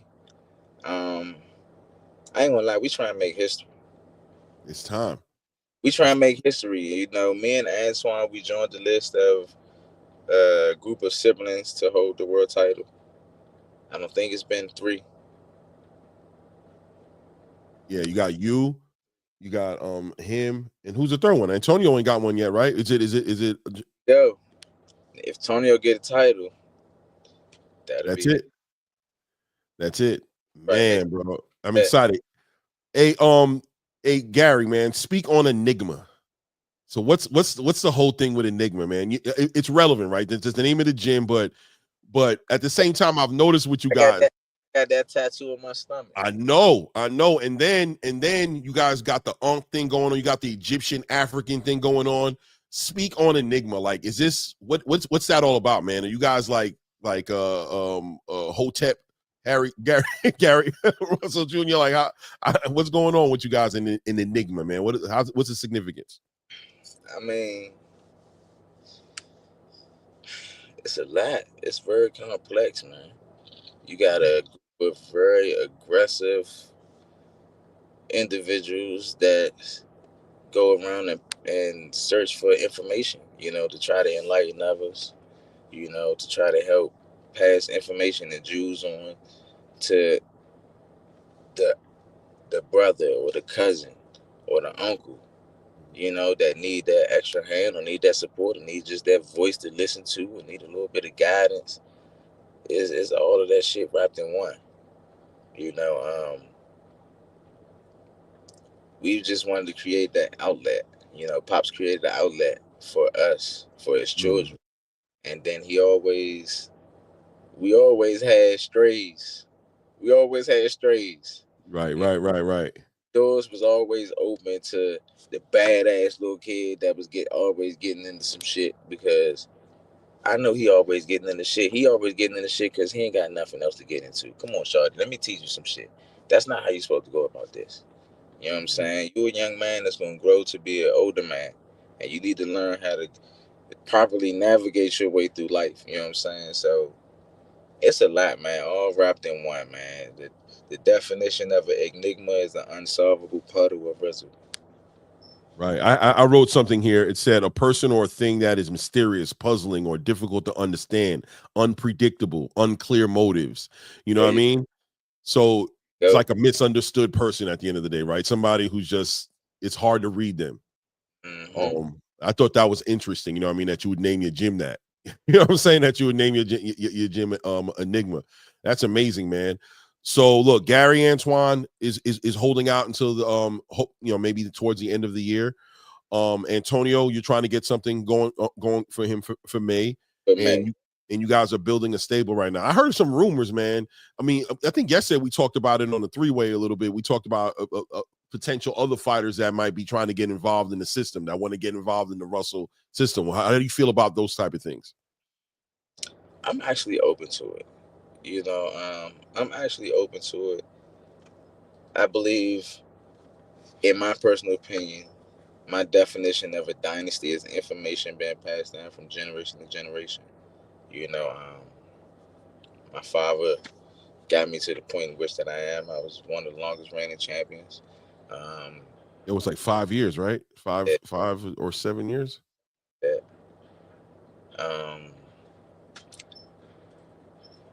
I'm confident within my skill set to be able to properly teach. You know, to be able to properly teach and navigate a person in a chaotic situation. Because when you're in the ring, that shit is chaos. Right. You have to have the ability to create an environment of controlled chaos. It's different when it's just chaos versus controlled chaos. You know, and I believe when you are a good coach, yes, I speak about versatility and the ability to be versatile. That doesn't mean that I'm going to try to get a fighter that's built like Mike Tyson to to fight like Sugar Ray Leonard. That just doesn't make sense at all. You know, when you're a good coach, you take what someone does naturally and build on that. You know, so it's shit like that I have the eye for, and that I feel as though I have the ability to be able to help other people. You know, and still be able to be a part of the sport, even though not beating. You know. So I mean, you didn't say you're retired, but you said you're a trainer, right? So I'm gonna take that for what it's worth. Is this a passion now? The trainer thing. Are you passionate about this now, like how you was about boxing? Like, is this something you want to? You know what I mean? This is it. Like, I ain't gonna lie. Like, I want to compete. If I ain't fucked my arm up, I would have been competing. Right. I tore the tendon connected to my rotator cuff. You know, so that was a vicious injury. I want to compete, so I feel like as of now, this is like my way of still being involved in the sport and helping contribute and helping my younger brother in the process. You know, giving him the jewels and the information and the wisdom that was passed on from our father to me and from me to him. Love, man. That story's amazing, man. I told shout out to Dub, to Well Connected, by the way. He's the one who put this all together. Shout out to him, and we speak speak often, you know what I mean? But I told him a long time ago, I'm like, them dudes got a movie worthy life. Like it's movie worthy, bro. Like I'm interested in the story, especially in the coming up you know what I mean, growing up in the household, and you know, like the story you said about going from these little towns to towns, you know what I mean, looking for that fade. But before you leave, man, I gotta ask your opinion on it. Lamont Roach, you know what I'm saying, in your city in DC, just had a fight with Tank Davis. We saw how that fight went on the same card, headlining the card that Gary made history on. Any opinions on that fight from how you felt going into it to what you saw the result end up being? In my personal opinion about the fight, I thought it was a good fight. I always thought that it was cool that both of them was getting the opportunity to actually put on for, you know what I'm saying, the area for their family, generate a little revenue and stuff like that. As far as the fight goes, I'm not going to say Lamont surprised me. I think, here's what I honestly think happened. I think Tank didn't mash the gas as much as we are expecting him to, and Roach did a little better than we expected him to do. That's what I honestly think happened in the fight. You know what I mean? I think Roach did a little better than what we expected him to do, and Tank didn't perform to the standard or match the gas that we're accustomed to seeing him. Now, is it because what Lamont was bringing to the table, did that just nullify it? Or, you know, it's stuff like that. Is what Lamont brought to the table, did it nullify Tank from being able to do those things? I don't know. You know, but like I said before, you never know what can happen in the fight. You know, if I had to bet, I would have betted on Tank getting him up out of there on the later half, but he proved me wrong. You know what I'm saying? Shout out to you, Shorty. I damn sure wasn't expecting that. Any predictions on the rematch? How you see the rematch going? Any predictions at all on that, or?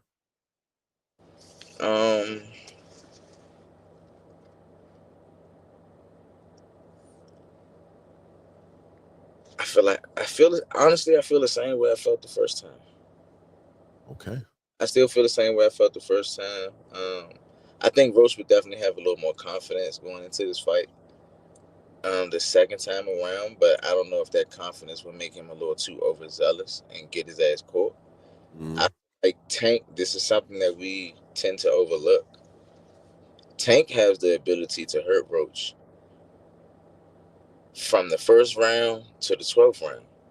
I don't feel like Roach has the same ability to physically hurt Tank and have Tank in danger. You know what I'm saying? So that's always a factor that we got to keep into play. If he stays in shape and do what he did, he can make it. He might can pull it off. He might. Can. The second fight's definitely gonna be more interesting than the first one, without a doubt, because we all have the data now. We've seen them 12 rounds with each other, so now the fight's built some momentum for it. So I'm looking forward to see it, man. Look, Gary, it's been great, man. I don't want to overhold you because I'll do this. I'm the worst, and if I don't get a hold of myself, you'll be on here, and you'll have to tell me, and I don't want to get my feelings hurt. You know what I'm saying? So I hope that we can do this again. I'm looking forward to seeing what happens with the family, what happens with Gary Antoine right now, who seems to be the one. I'll be looking forward to see what Antonio is going to do. What did I want to add? There was one more thing I wanted to ask you, man. There was one more thing I wanted to ask you, man. There's something about bouts. Right. Thank you. What are the chances of Gary Antoine and Bouts showing out one time, him going to 147? It seems like Bouts is on his way out the division at some point to go to 154, and it seems like Gary's just starting to take the 140 division. Right. So, but how does that look? To be honest with you, I'm not sure. Like I was saying before, Bouts is one of the guys. He's another guy within the sport that I kind of personally like. I don't really speak on the people that I actually kind of like in the sport. You know, he's one of the guys that I actually like in the sport. I'm not gonna lie though, I ain't been liking his last few fights though. Yeah. I ain't been liking his last few fights. I feel like he hasn't been fighting to the potential in which that I've seen him fight before. You know, I don't know what it is. He's been fighting where Pops used to tell me, if you better, be better. Don't ever fight down to your competition. You know, so I don't know if he's fighting down to his competition or not. You know, but he's definitely somebody that I like in the sport. Him and his father funny as shit. Yeah. Him and his pops. Like you say, Antoine, we want to unify the division. Right. We want to unify the division. I feel like Boots is on his way, probably about to move out of 147. My younger brother probably isn't thinking about moving up until after trying to unify the division. But if a fight was to materialize, even though I like Boots, his last few performances, that shit ain't gonna cut it. Is Boots different now than what he was in the Olympics? You know what I'm saying? I think with everything comes a certain level of maturity. I feel like here's my issue. I say this shit to my little brother sometime in the gym. If we are at a college grade level, it's no reason why I should come back to you and refresh you on some middle school or elementary school shit. There's some shit I expect you to already know. You know what I'm saying? So I think it's a situation like that with Boots sometimes. Depending on how he might be feeling or something might change how he performs. I don't know. You know, depending on where his mental state is might affect how he performs. You know, you gotta leave all these outside distractions. That shit got to get the fuck on. You can't have nothing in your way, because when you in that square, your opponent ain't thinking about your outside distractions. He ain't thinking about nothing but knocking your motherfucking block off. No doubt. Maybe that could play a part with his performances and stuff like that. You know, I'm not sure. You think this step up with this unification with Stanionis might be you think those last two performances and the criticism he's received in those performances might kind of do what happened with Antoine with that Puello fight, like recalibrate him? I hope so. You know what I'm saying? He's somebody in the sport that I will hope gets success in the sport. You know what I'm saying? 100%. Everybody's not going to truly get success within the sport. You know what I'm saying? An inconvenient truth, right? Yeah, you know, so like I say, it's a couple people within the sport that I personally do like. You know what I'm saying? And I would want these guys to have success within the sport. You know what I'm saying? And if they have to cross the paths of one of my younger brothers, or at the time when I was competing, me, you know what I'm saying, then I would just hope that negotiations is situated right where that we can get the best out of it. You know what I'm saying? May the best man win. God willing, it's gonna be us. Right. Every time. I feel you on that, man. It's got to be me and you. Don't ask me to make that choice, man. But it's still love. You know what I'm saying? It's kind of an oxymoron to have a certain level of respect and a certain type of respect for a person. You know what I'm saying? When you get in that square, you try and cook his ass. So, you know, but that's what it is when you in that square. How do you feel about Hitchens? Y'all got a little bit of a history too. Antoine got a little history with Hitchens too, kind of in the amateurs, and now he's a champion in your division, in your brother's division. He's there. He's in the way. You said you wanted undisputed, so he's in the way. Now, you know how we talk about sometimes we had different strategies and game plans for people. Yes, sir. If my little brother fight Richard Hitchison, he gonna maul him. Yeah. He's going to maul him. I can see it. He's gonna maul him. It's gonna look like he gonna maul him. It's gonna look like a scary movie. He gonna be trying to be running around the ring, and he don't got nothing to make my little brother respect him. He don't got no serious pop. You gonna try to box all motherfucker day? Cool beans. Okay. Like Jason and Freddy Cougar after that ass. Trying to tell you, he will maul him. But he's laughing his ass off right now. He sent me a text message. Well, he's dying right now. Mad laughing emoji. Hey, good talk. Hey, it's funny, but it ain't funny. Not for him. It's funny for me. I ain't the one who got to get in the ring with him. And it ain't funny for him. You know what I'm saying? But you know what I'm saying? I do know him. You know what I'm saying? He's younger than he's definitely younger than me. Any of the guys that I personally know that I had a little camaraderie with, I would want them to have a little form of success within the sport. You know, I would definitely want them to have success within the sport. Only issue is when you line up against one of us. Yeah. And if that's the case, I don't got Richard Henderson having enough for my little brother. I think he's a decent fighter. I think he would give some of the other champions in the division, you know what I'm saying, a run for their money. You know what I'm saying? Just with his boxing ability and stuff like that. I just personally don't think he has enough to keep my little brother off of him. I'm telling you, I would tell my little brother. I don't know if you heard me in the corner, his last fight, but I would tell my little brother, this training camp right here, I'm turn him into a bitch in that square. Turn him to a bitch in that square. I promise you, you'll make. He gonna quit and fold before you do. I bet he tried. I bet you he'll jump out the motherfucking box when you start dropping this shit on him, bro. And he'll be in shape to send that shit all 12. Shorty ain't gonna be able to handle that shit, man. It's people's better figure something out. I mean, listen, man, he a champion. He in the division, and he's one step closer to y'all unification. I hope to see the fight. You know what I mean? I like to see. I know you guys have the history, but you know, I want to see the fight. You know what I mean? And if but look, we got time. Let's see what he does. He's waiting on Kambosos, which is another conversation. You know what I'm saying? That he's trying to make that fight happen. It is what it is. He doesn't seem to want to deal with rotations.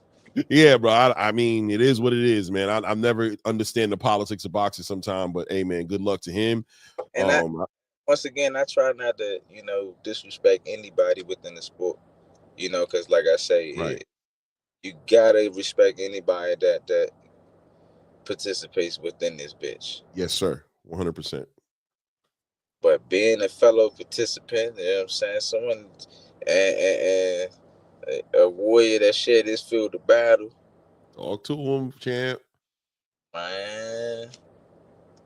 This shit real over I'm here. waiting on you. I'm gonna let you. You're right, man.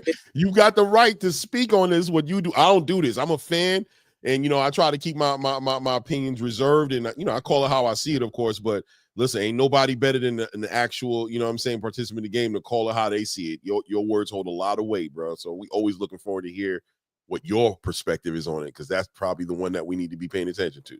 Yeah, everybody got opinions, right? You know, yes, sir.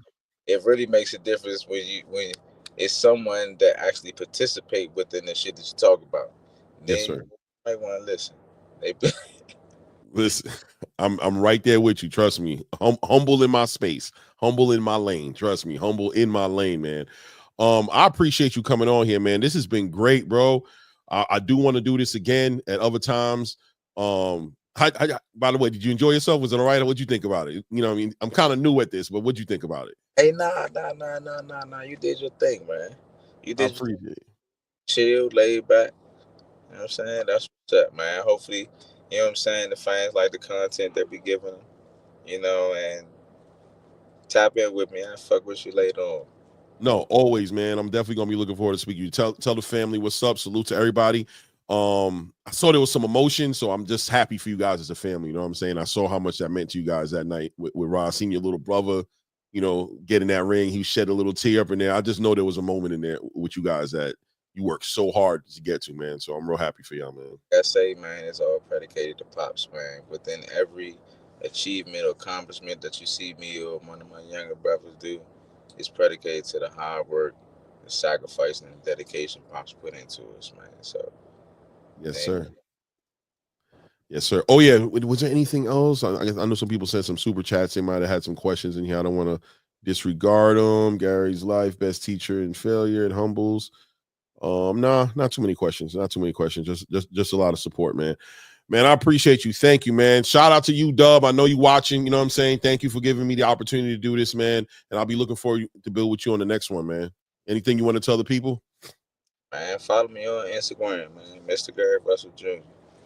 Yes, sir. Yes, sir. We'll be keeping an eye on what's going on, man. Salute, man. Thank you, family. And be safe, man. Peace.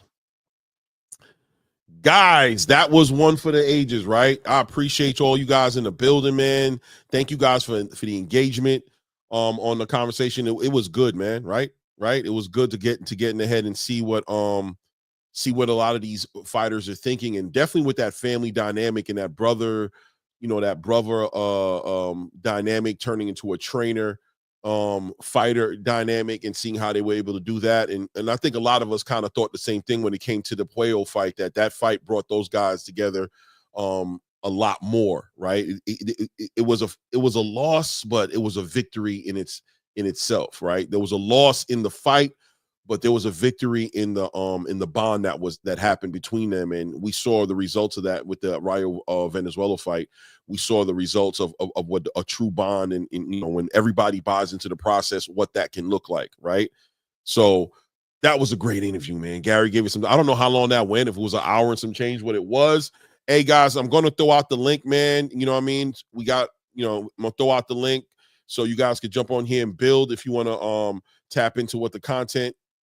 If you want to speak on anything, shout out to my brother Blue Blood Sports. That was my first big interview. You know what I'm saying? I really enjoyed that, man. And Gary Russell Jr. is just such a open book, right? He was just there to answer all the questions. He was there to speak on everything. There was some difficult parts in the interview. I know, speaking on the memory of his father and the grieving process, and how they weren't able to really get that right. They were real busy during the whole entire build. The whole entire building towards building Gary Antoine to where he was going to be, and Antonio, and then dealing with this unfortunate event that happened 3 months later. They're in another big fight, and 3 months after that, they're in another big fight. They're in a training camp during the whole grieving process, and just a whole lot, right? So definitely was an interesting conversation and some perspective put on there. Shout out to my co-host Gary. Yeah. Ray Davis in the building, man. Paul came on real light skin. Didn't he come in real light skin? Oh, look at it. He came in real light skin. He came in real light skin with the salmon hoodie, right here for boxing. He got the salmon hoodie on. It ain't pink. Real light skin. No. This is the town, bro. This town ain't big enough for both of us, man. This ain't the salmon one, Clay. This ain't the salmon one. But look. Yeah. Oh, now you know what I wanted to ask him about, and I see everything boxing in there, man. I wanted to ask him about the valedictorian, but hopefully I can get an interview with Gary Antoine as well. I'm hoping to be able to get that, because I want to definitely get his perspective as well. But yeah, man, I see everything boxing. He's reminding me of that. Just seeing him in the chat reminds me that's a question I want to ask him. Salute, Keon. Thank you, man. I appreciate that, man. Thank you, brother. Thank you. Let me see. Rick Tim says, left on Clay, you may have to revise the title. Man, it is what it is, man. I had a good time, man. I love speaking to the boxers and the fighters that I'm have respect for, and I like an opportunity to speak to them and pick at their brain, man. That's a once in a life. That's a priceless opportunity, right? It is what it is. But what'd you guys think of the interview, guys? What'd you guys think? Great job, man. You did. Listen, best interview I think that you did outside of somebody that really has the content and people behind them to write the script. You did a fantastic job, Clay. Seriously, hands down. Up there with some of the real reporters that I seen. So you hit a lot of points. You made them feel comfortable. He was open to all the questions and answered them with honesty. Can't take you. That's what you want in an interview. And there was no pushback, no negativity at all. It was all honesty. All him opening up to us, letting us into his world, and that's what you want with an interview, right? You want somebody to let you in it. You did that. You helped write that story, bro. Salute. Thank you, man. That means a lot, man. That means a lot coming from you, man. Yeah, I see it the same way. It wasn't one of them situations where guys bring guys up there and they rock them to sleep with soft questions, and then they aggressively attack them with nonsense, or they start instigating, and what I mean. It's sometimes them dudes, they get tired of that. I just want to have a conversation. I don't want to keep talking about drama and beef. And that's why, like he said, you created, I ain't going to say a safe space, because Gary don't need a safe space, but a comfortable space. Where we can really just sit back and talk, and I'm not waiting to be ambushed. Right. And that's what happens in a lot of these interviews. They ambush these dudes. They call them up there, or they just instigate drama. You know what I mean? And nobody wants to keep dealing with that. Some dudes just want to come up here and have a real, organic, honest, grown man conversation about the sport we all like and love.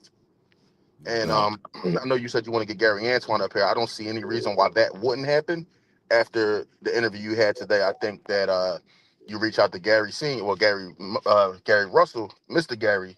And there's too many Garys, man. And It's a lot of Garys, right? I tried to get him to and- break it down a little bit, but you know what I mean? He said it's like 7 of them for real. I'm and- like, man, bro, 7 of y'all? like, cause I know some of them dudes get off these calls like, man, I ain't messing with them nut ass niggas no more, man. That was some nut shit they just pulled. But for you, it was like, nah, like, listen, I mess with you. I think you gained an ally today, somebody that you could talk to, have up more frequently. I think, honestly, I don't think it ends today. I think Right. you'll see more of Gary Russell, which is good because he's a knowledgeable dude. He contributes a lot to the sport. So Right. I enjoyed it. I thoroughly enjoyed it. I had my car volume on 40 while I was vacuuming it out at the car wash. So I was all the way locked in. So that was good stuff. Yeah. Thank you, man. Some great Thank points, man. Thank you. And it was Thank you. and you said, you were like, I'm new to this, but it wasn't no new stuff. It was like as good as anybody else's interviews, like as good as anybody's. And I don't say that because you my dog or you my homie, you my favorite player. No, I legitimately mean that. It was as good as Brian Custer. It was as good as anybody else. So That's what exactly. it was good work, real good work. Thank you, guys, So, man. You guys gas me up. I'm gonna mess around and do something, interview somebody else, bro. well, Now I'm gonna mess around. I need you to get Lamont Roach up here because Lamont Roach on tour right now. Right, Yo. right. And he got a lot to say, and I ain't mad at him. So I would love to see you try to get that, line out to him where, you send a line to him and get him up here for a half hour or whatever. Let him talk his talk. No doubt, no doubt. Hopefully, man. Hopefully, you never know, man. You never know. You never know. You know what I mean? We will put the feelers out there and we'll see what happens. Clay, it's starting to add. You got to add a little element to that Clay's Corner now, man. Yeah. You ready? Clay's Corner's cooking, bro. You cook for real. You know what I mean? Because you cook, bro. Like you did it for Hey, real. look, they cooking with Clay. They got cooking with Kaya. They got cooking with Clay. Look. He want you. That's got to be another segment, though, Clay. You know what I'm talking about. Maybe I might cook for real, man, because I'm kind of a problem in the kitchen, man. I ain't gonna lie, man. Oh yeah, you told me about that, Chef. I ain't gonna lie. I do kind of, you know what I mean? I'm kind of an issue. I ain't gonna lie. I'm kind of a whole phenomenon, and you know what I'm saying? Out here, man. He actually counts the parsley flakes he drops. Like this guy's all the above, man. All the above, man. It's all about the aesthetics, baby. It's all about the aesthetics, baby. Clay know how many pieces of rice he boiled. He counted it down. Eric, you know what I mean? Listen, man. Hey, here for boxing, it's called consistency, brother. I ain't mad at that, man. Listen, consistency. I used to cook for a living, and consistency is one like the main word that chefs used to preach. Consistency. Right. We work within the recipe. We don't change the recipe because when you change the recipe, even the slightest, the flavor changes. Right. So consistency is key. As long as you're consistent, you're gonna have a good product. No doubt. No, a product you can count on. You can do it again and again. You get the consistent flavors, consistent taste, consistent result, consistent experience. And after you master it, then you start tweaking it and putting your own spin on the recipe, and that's the way to get it done. Yes, there you go, sir. And guess what? You just cooked. You just became the chef. You just became the chef of damn interviews, bro. I hope so, man. Yeah, you did, bro. I'm telling you, Clay. That was. Wow, you just hammered that nail, bro. Like for real, you really put a coffin in a lot of people right now that come up here with some whack interviews. I'm just gonna say that, and they always yelling or confrontational with the guests, and you changed that, man. I think people really respect that. And it's easy to segue to Gervonta Davis and all these conversations, and you really steer that for the most part. Yeah. Every conversation segues to Tank, and there's no shade to Tank, but it seems like everything funnels to Tank. You know what I mean? And that you only spent 45 seconds speaking on Tank and Roach out of an hour-long conversation is a testament to how expansive your conversation skills are. Thank you, man. Oh yeah, definitely didn't want to do that. I definitely don't want to. I don't want to be. I know people like to go viral and they look for those moments to be able to have Gary Russell, Jr. say something crazy about Tank and instigate something. I just can't do it. It's not me. Gary's a loose cannon, man. Gary's I liable to know, flip that switch and I real wanted to make fast. sure I stayed away from it. I ain't gonna I lie. I know. I wanted to make noticed sure. that. I noticed that because you could have asked the conversation about why Tank didn't fight him, was his beef with Bud, and you steer clear of all that. And these are the conversations that every other platform would ask. Do you really hate Bud? What's your beef with Bud? Like, bro, he ain't on that. There's so many I other don't things think he going on did. around that family. That was a question I had, but I didn't think he did. I thought that was more so like I think that's business. I don't know if that makes sense. And he spoke on that. People outside of the business of boxing, outside of boxing itself, are going to have altercations. You know what I'm saying? Right. Things that happen. But me personally, from my position and what I'm trying to push and what I'm interested in as a boxing fan, I'm not going to, unless Bud and him could fight at some point, you know what I mean? Get in the ring or something could be pushed on that note. I'm not going to get into, I heard you slap Bud, bro. What was that all about? You know what I mean? Talk on it, champ. Speak on it, champ. I'm not doing all that nonsense, bro. What you have with them two dudes, weight classes aside, take weight classes out of it. We have two grown men, competitive men, alpha males, fiery dudes who gonna stand on their square. And Gary ain't gonna let Bud slap him, and Bud ain't gonna let Gary slap him. These are two men we talking about, and this ain't weight class. This is just men. And I think just being two competitors in the heat of the moment, you know what I mean? It is what it is. They left it boxing, I'll F you up, you whatever. But it never got to F your mama, F your daddy, F your, you know what I mean? It was just me That's what I'm talking to saying. you. Exactly. That's exactly my point. And once it's over, it's over. Them dudes ain't gonna run in each other 2 years from now. Like, what's up now? That's over with. That's what I was saying. It was like the business of boxing. I don't think it was anything personal. It was just two competitors. Right. Yeah. No, without a doubt, man. Salute Robert Chandler. What's good with you, family? Good to see. I ain't seen you in a minute, man. How's everything going? Yeah, man. What's good, bro? Want to say congratulations on the interview. Can you hear me? Yes, sir. Yes, sir. Okay. Yeah, congratulations on the interview, man. It's so dope seeing you, both of you guys, growing the platform to where it's at. I think you're building great credibility within the space with this interview as it circulates more, as it gets to, obviously, the marketing, pushing it, and other fighters will be able to see, other boxing channels will be able to see. And quite honestly, I think you are the reason why I'm such a fan. Obviously, I found you through Blue. Such a fan of Blue is like you're a fair reporter, right? You can ask tough questions. You can ask, questions that are general, but you're fair to the fighter, right? And regardless of, and you're also not taking sides, right? There's channels that take sides that they have we hate Tank or we hate Shakur, so we're going to push this narrative. There was none of that. It was fair reporting, which is what I look for when I follow different boxing channels. So I appreciate that. I would also say, man, I'm not sure if you've gone to any of these big fights. Have y'all ever gone to any of these? No. Man, when I tell you that if you go to these big fights, the amount of interviews that you would get from these boxers, like if you go to Vegas, right, big Vegas fight, stay at the MGM, all of them are there. The trainers, you can get all the interviews you want, just as a cheat code, and then you would have so much content, and then build even more rapport just from a future state. But I'm enjoying the channel. I enjoy the fairness, and also I enjoy that it's a safe place where you can disagree, but I can still respect you as a man. That's very important, man. I'm glad. Thank you for acknowledging that, man. Yeah, because I'm gonna smack fire out of some niggas when I catch them. I'm playing. Look. I'm about to bow out. I'm on a cheesesteak tour, man. I'm about to go see what's up with this new spot I found, man. I'm gonna get with y'all later, bro. Thanks for the platform. All right, no doubt. I'll talk to y'all. But no, man, I'm glad that you acknowledge it, because we put such a we put such a legitimate effort behind trying to make sure that it stays that way. You know what I mean? And at times it's not as easy as other times. Sometimes it's easier than others. You know what I mean? Sometimes, like, damn, it's like pulling teeth and nail, because people just instinctively want to bring that energy that they have from the other spaces in the way they carry it. And they just automatically want to bring it in here. And you gotta be like, yo, well, brother, wait, Right. hey, man. Right. It's not like that over here, bro. just speak your piece. You know what I'm saying? And, we ask that you respect the next man's. And if you can't do that, then, of course, I got to use the technology in front of me, you know what I'm saying, to go ahead and, manage the situation as best as I can. Right. You know what I'm saying? Try to manage it as best as I can, man. It is what it is. Well, can we stop at 135? The way he said, we can stop talking about Gary Russell moving down to 135 to fight Shakur.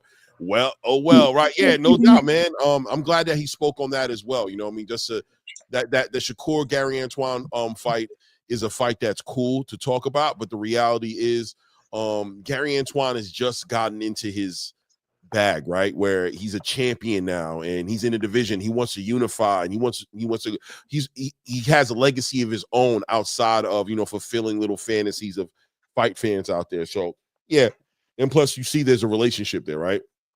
They talk about how they got the relationship with Shakur, and he said, do I want to see my little brother fight Shakur? Nah, not really. You know what I mean? We got love, but at the same time, letting it be known that, but don't get it twisted. You know what I'm saying? If that's what's on the table, then that's what's on the table. That's what's going to end up, you know what I mean? As long as it makes sense, money wise, right? Then everything else can fall into space, man. It is what it is, man. You know what I'm saying? But I'm looking forward to see about Gary Antoine, man. I think he's the number one dude at 140 right now, man. I just believe he is right now. What do you think? Robertson, he took a deep breath. He said, I'm gonna be real. I think it's too hard. I mean, it's like styles make fights. I think, believe it or not, I think he's the most talented. But I actually believe his hardest fight is probably Puello.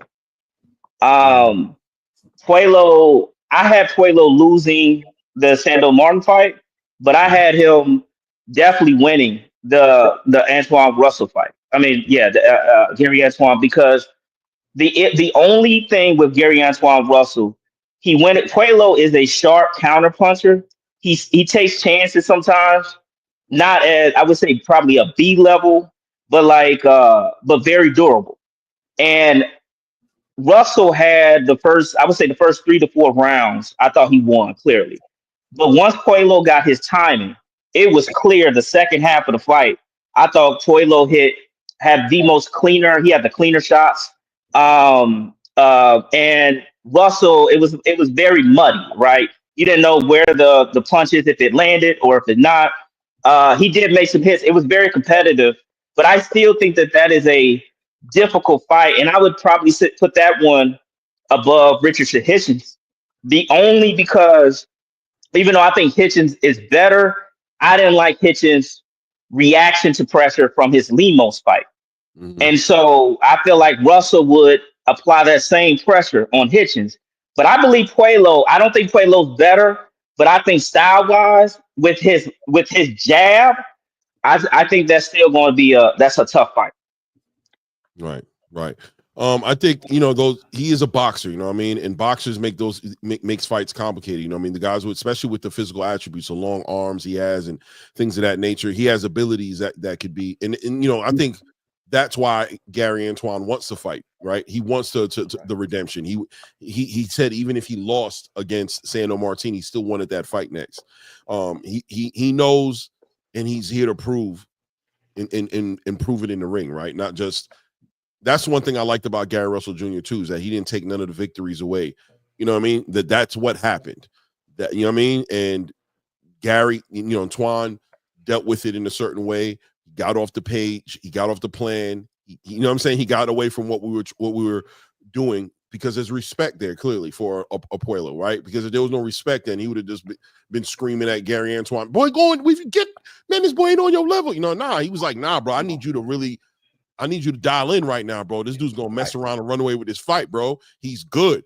He's not, I'm not scared of him knocking you out necessarily or hurting you or doing something like that, but he's taking these rounds, man. And I'm going to need that tool bag. I need you to go in that tool bag and recognize that these rounds need to end with you winning them and stop counting on the knockout and counting on mauling him or counting on the results you had in your last 17 fights. And that's why I spoke to Gary Russell about, Antoine going into this fight, 17 fights, 17 knockouts. You know what I'm saying? Like, how do you deal with that, right? Like, you're a trainer of a fighter who's knocked out everybody's got in the ring with, bro. I mean, he's going to listen to you, but he's probably like, man, what are you worried about, bro? I'm mauling these. These dudes is not on my level. Bro, shut up. whatever, bro. I need you to stop that shit. You know what I'm saying? I need you to understand what I'm trying to tell you right now. You ain't got to knock everybody out, but you need to win it against everybody. So what do we do then? What do we do then when the knockout's not there? Shout out to Tank, right? No shot stone, you know what I'm saying? But it is what it is. What do you do when you don't knock him out? When the knockout is not there for you, what do you do then? Do you fold? Do you take it knee, you know what I'm saying, and bow out of fight, you know what I'm saying? Or do you dial in, you know what I'm saying, get in that tool bag, bro, and start winning these rounds, bro? Outbox this dude, man. Convince the judges that you've won this fight. Are you able to do that?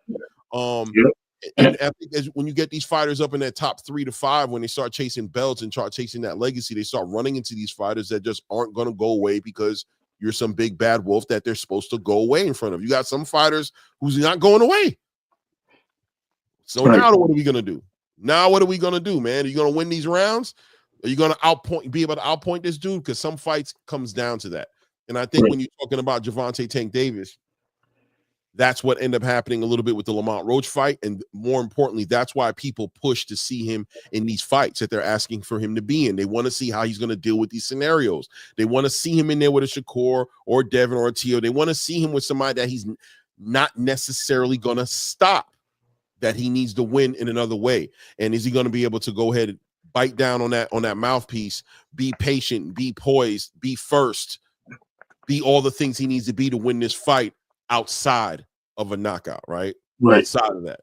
Right. And not to mention that, I think what he mentioned that the Sean Porter mentioned came from the background and it went into his brother's head. He was like, yo, that basically made you change what you came to do. We worked on something. You should have stayed what you worked with. But no, you dug deeper. And then not only dug deeper, you reached into something that we didn't need to reach into, took the wrong tool out, and this is what happened. You know what I mean? Like, come on, bro. Like, we didn't need him. He said you pulled out the sledgehammer, but you needed the Allen wrench. I was about to say, look, we didn't need the Allen wrench, bro. I mean, the hammer, bro. Yeah, exactly what I was going to say, right? Sledgehammer, but you needed the Allen wrench. I thought that was definitely the ratchet step, bro. You need to grab the daggone screwdrivers, bro. We don't need that right now. I was literally about to say that, but that's the case, right? And then to put in the super chat, like that's what I liked what he said, because responsibility comes from losing. And I'm glad that he touched on that, because you don't gain or grow from winning. You do, but you don't, because you don't live to learn what it's like for the failure. And failure is the biggest part of life, right? We all grow from failure. And when you're always constantly winning, what happens when you fail?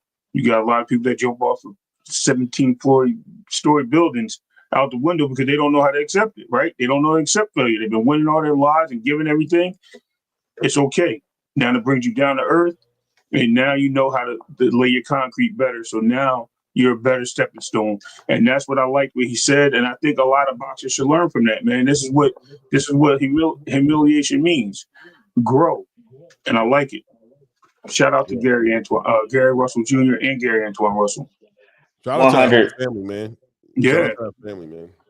100% agree. I feel like we'll look back, and you need those Puello Russell fights, right? You need where, the underdog won. But then he gained more fans on his next fight, right, against Rayo.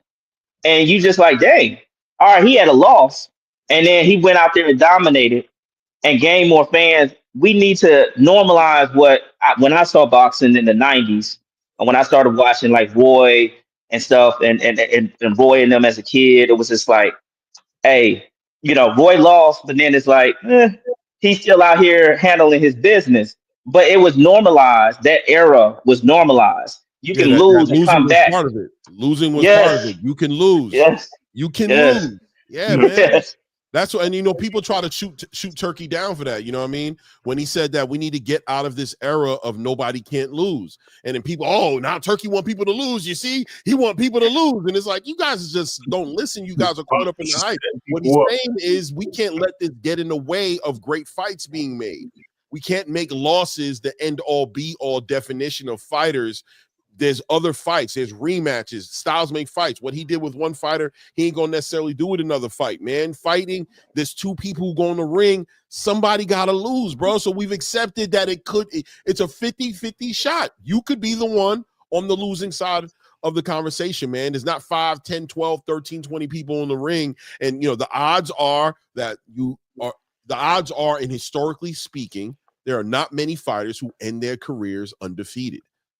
So the odds are you're going to take a loss, but the loss you take is something that you have a big say in. Are you going to take a loss, making the biggest fight you can make, fighting the best fighters of your generation? Are you going to take those losses, or are you going to mess around and have cherry picks go wrong on you and lose against people who you shouldn't in real time have lost to? Right? It is what it is, man. Give me a second, guys. I've got a couple of super chats in here. I know during the interview I didn't acknowledge some of them because I was deep in the interview and I didn't want to stop. More so, I didn't want to stop Gary from his thought process when he's speaking. I didn't want to get in the way of that. So shout out to Throw Straight Facts, boxing in the building with the $5 holla. Thank you for the support here for boxing. Thank you for the support. I already read what you said at that time, though. It was the turkey hate cracks me up, man. Crazy thing is, well, let me put it up here. The turkey hate cracks me up, man. Crazy thing is, there would be no turkey hate if he was working exclusively with Al Heyman. And I think I agreed with you on that one. Dragonfly Jones came in and said, showing love to the Russell family. We all won that night. It was incredible to witness greatness, man. Yeah, man. I think that, like he said, also, the city's always been behind them as a family. You know what I'm saying? You heard about how he felt the failure when in the Olympics, he didn't lose, but he passed out and he wasn't able to compete. And, he took that on his shoulders because he recognized how much support the city, DC, gave him. And it just broke him, right? So the city's always been there for that family, man. So shout out to Dragonfly Jones supporting. Ray Davis putting there, said, like, subscribe, support, smash the mother-loving like button as support via super, becoming a member of the channel, all the great things. Doing his job, right? Retro boxing and documentary, man. Shout out to my guy Blood Sports, man. Came in and showed some love. I ain't seen him on the channel in a minute. Hope you enjoyed the content, Blood, man. I hope I did a good job, man, and made you proud, brother. Thank you for the support for the $10 holla. Boxing Hacker came in with his own $10 to support the channel and said Gary beat Lomo and Mark Sayo, in my opinion. Yeah, man. Listen, man, with the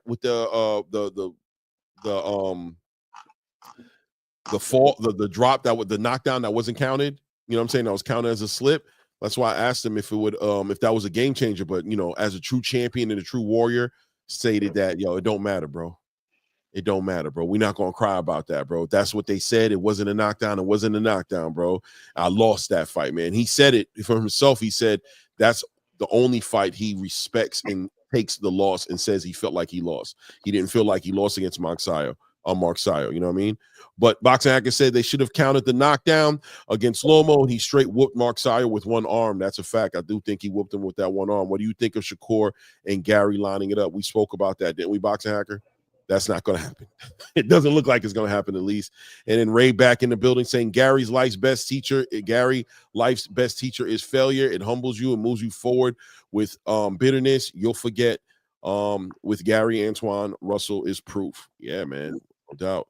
And then Warrior Class 3 with the $5 holla says, salute Claymore Racing's Turkey stacking boxing cards. Is it possible for regularly scheduled boxing tourneys to happen that's not pay-per-view worthy?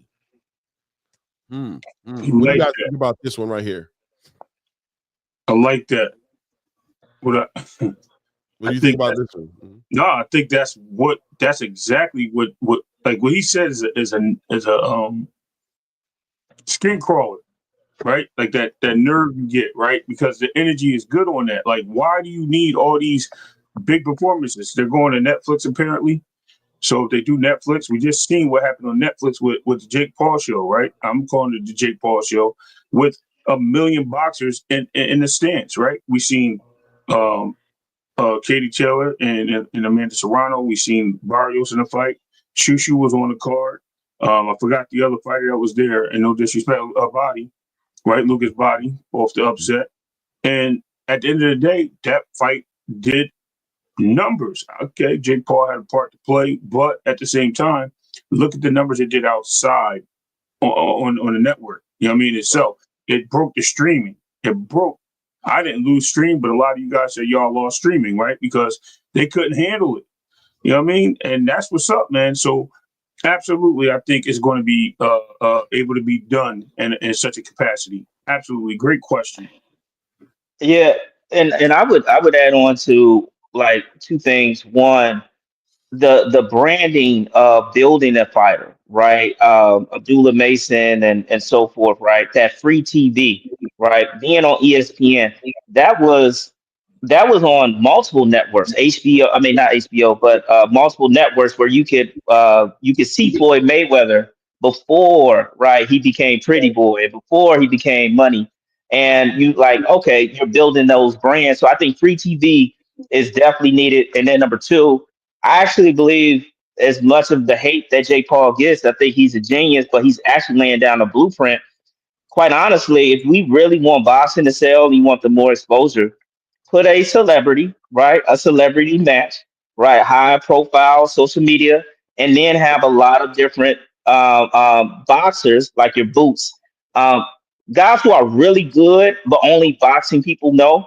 And then they get that exposure, right? On the undercard, and everybody gets paid. I actually believe we will look back at this 5 years from now, like, wow, he actually laid down the blueprint on actually how to sell boxing to the macro. Right. Yeah, And I agree with you. quick question. I'm sorry. The pay scale that you brought out, was that from each fight that he would have, or is that based on a contract? There was so there's two different pay scales up here, right? We've got hold on one second here. Let me. Because I was driving, I couldn't read it. I pulled up this pay scale right here, right? This is the hold on, let me go back here. Let's do this the right way. Hold on, right? Pay scale, TKO, pay scale, boom. And I believe it's right here. Okay, so let's pull this one up. All right, so this pay scale right here is the actual pay scale of that I guess is being offered or brought to the table from TKO as far as how they're going to deal with their fighters, right? Mm-hmm. $20,000 for a 10-round fight by an unranked fighter. It's $50,000 when you're finally ranked in the company, and they make sure they put the quotations on company because they don't want people talking about, but he's ranked number 20 in the WBC rankings. He's ranked. I mean, no, we're talking about this is a separate boxing league, right? You know what I'm saying? That they're coming in with their own ranking structure, and their own champions, and their own title, one title per division. We know how the story goes. And so then you got 50,000 when ranked by the company, number 5 to number 10. Then you got 125,000 ranked from number 4, ranked number 4 and number 3, right? 125,000. And then you'll get 375,000 when challenging for a company championship, and you'll get $750,000 to defend your title. You know what I'm saying? That answers my question, because that means it's per fight, so that's good. That's bread. Oh, exactly. That's per fight, right? But here comes another one right here. This right here was an example that I pulled up right here. If you guys look on the screen, you'll see that I pulled up the a top rank fight. You know what I'm saying? That happened. This was the actual Dennis Baranchek. Let me pull this down. Hold on one second here. Thank you, Warrior Class. And hold on, Warrior Class had one more thing to say. Let me just address this. He says, run the gauntlet with Teofimo versus Keyshawn Davis, Hitchens versus Matias, Gary Antonio Russell versus Shakur, Ortiz versus Pueblo, I'm thinking he's saying. Or is it Pueblo? I don't know. And Cantrell versus Paro, Garcia versus Haney, too. That sounds like a very interesting card right there. I don't know about the Gary Antoine versus Shakur though anymore, man. I'm gonna be real with you. I just think he's not interested in that. It is what it is, right? But if you guys looking here on the screen, this is the Dennis Baranchek, Emmanuel Navarrete top rank card that happened. The same card where Brian Norman Jr. actually became the interim WBO title holder at that time, fighting against Giovanni Santillan, but he was upgraded later once Terrence Crawford vacated those belts.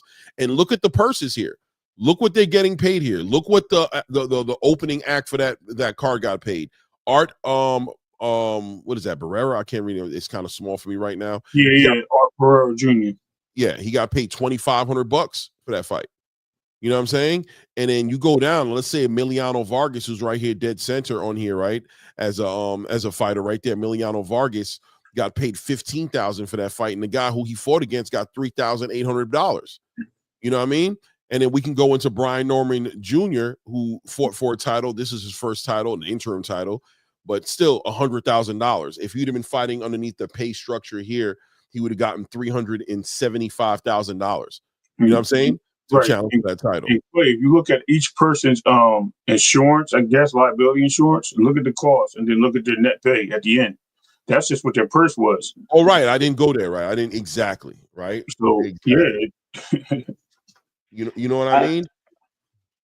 I will say it's kind of making me change my thought process in regards to with the Eddie Hearn, Brian Norman situation.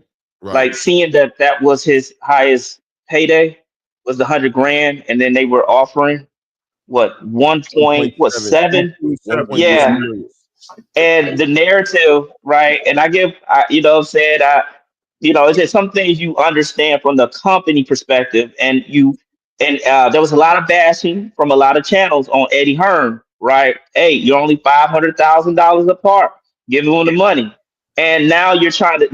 I understand why Eddie Hearn felt, and he's just like, nah, we ain't about to give more because they have 10 times the amount of his last fight they're offering him, and it's a unification, so everybody wins.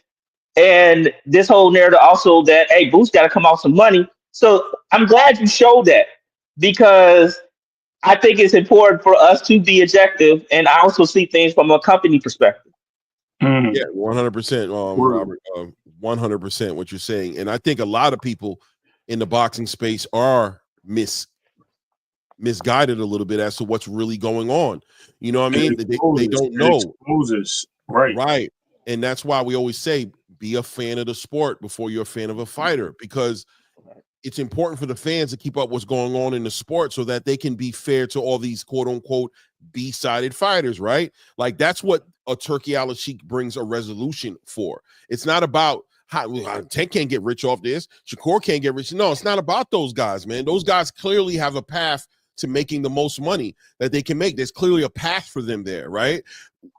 There's way more of these fighters who are getting paid $15,000, $50,000, $20,000, $10,000, $3,000 a fight who can't make a living off the sport that they want to commit to. Not to mention all the perks that they get from working with the Dana White and Turki Alalshikh as far as nutritionists, facilities, the best strength and conditioning coaches, the access to the best facilities in the space. You know what I'm saying? They're getting provided for in that way. Rehabilitation, physical therapy from injuries. We just watched Gary Allen Russell Jr. talk about him having to rehabilitate that shoulder.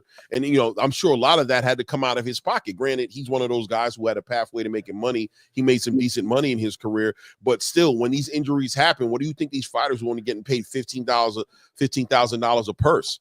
You know what I mean? What held up Shakur Stevenson from getting that surgery on his hand and getting the proper attention to that? Was it he needed to make money and he couldn't afford to sit out the ring from 8 months to a year doing physical therapy on his hand? Did he work through something he shouldn't have worked through and end up over-injuring his hand because of how boxing didn't make any type of lane for him to be able to go ahead and take care of himself and still make a decent living, right? So what Turki Alalshikh is bringing to the table, he's bringing a way for the B-side fighters, so the fighters who don't have the same opportunity as these faces of boxing, these guys who are putting asses in seats and selling pay-per-views and all those guys. He's giving those guys a way to be developed and to be great fighters. Gary Allen said one thing, and I'm going to read this once I'm done, this super chat.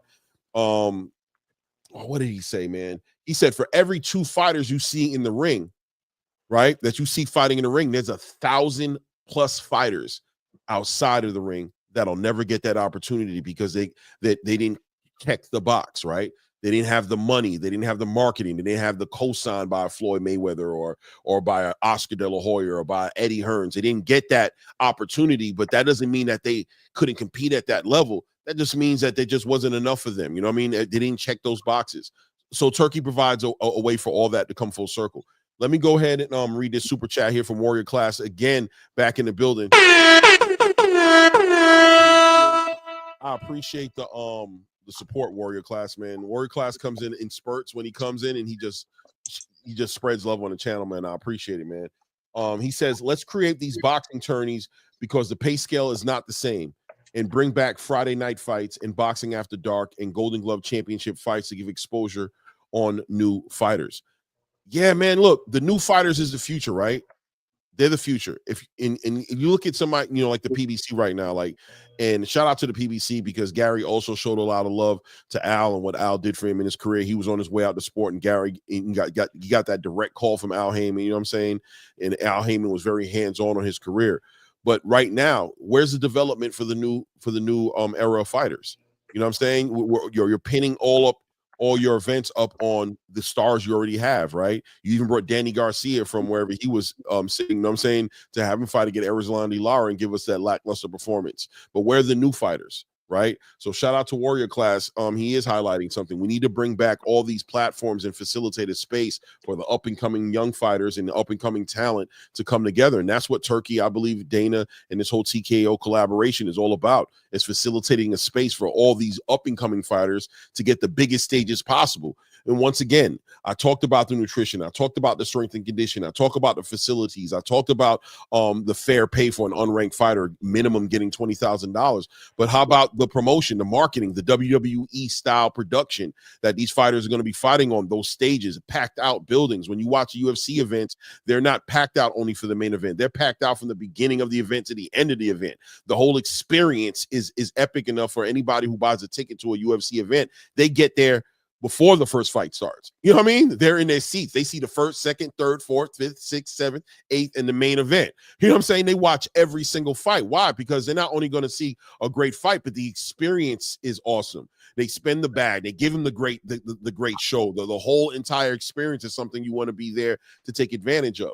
So these fighters and younger fighters coming up are going to get an opportunity to be exposed to that type of production and marketing as well, and development as well, man. So it's a lot easier to knock something down and take away an opportunity from a young fighter who doesn't have a lot of opportunities than to actually come up with a solution and speak, because very rarely do I hear these guys hating on what Turkey doing.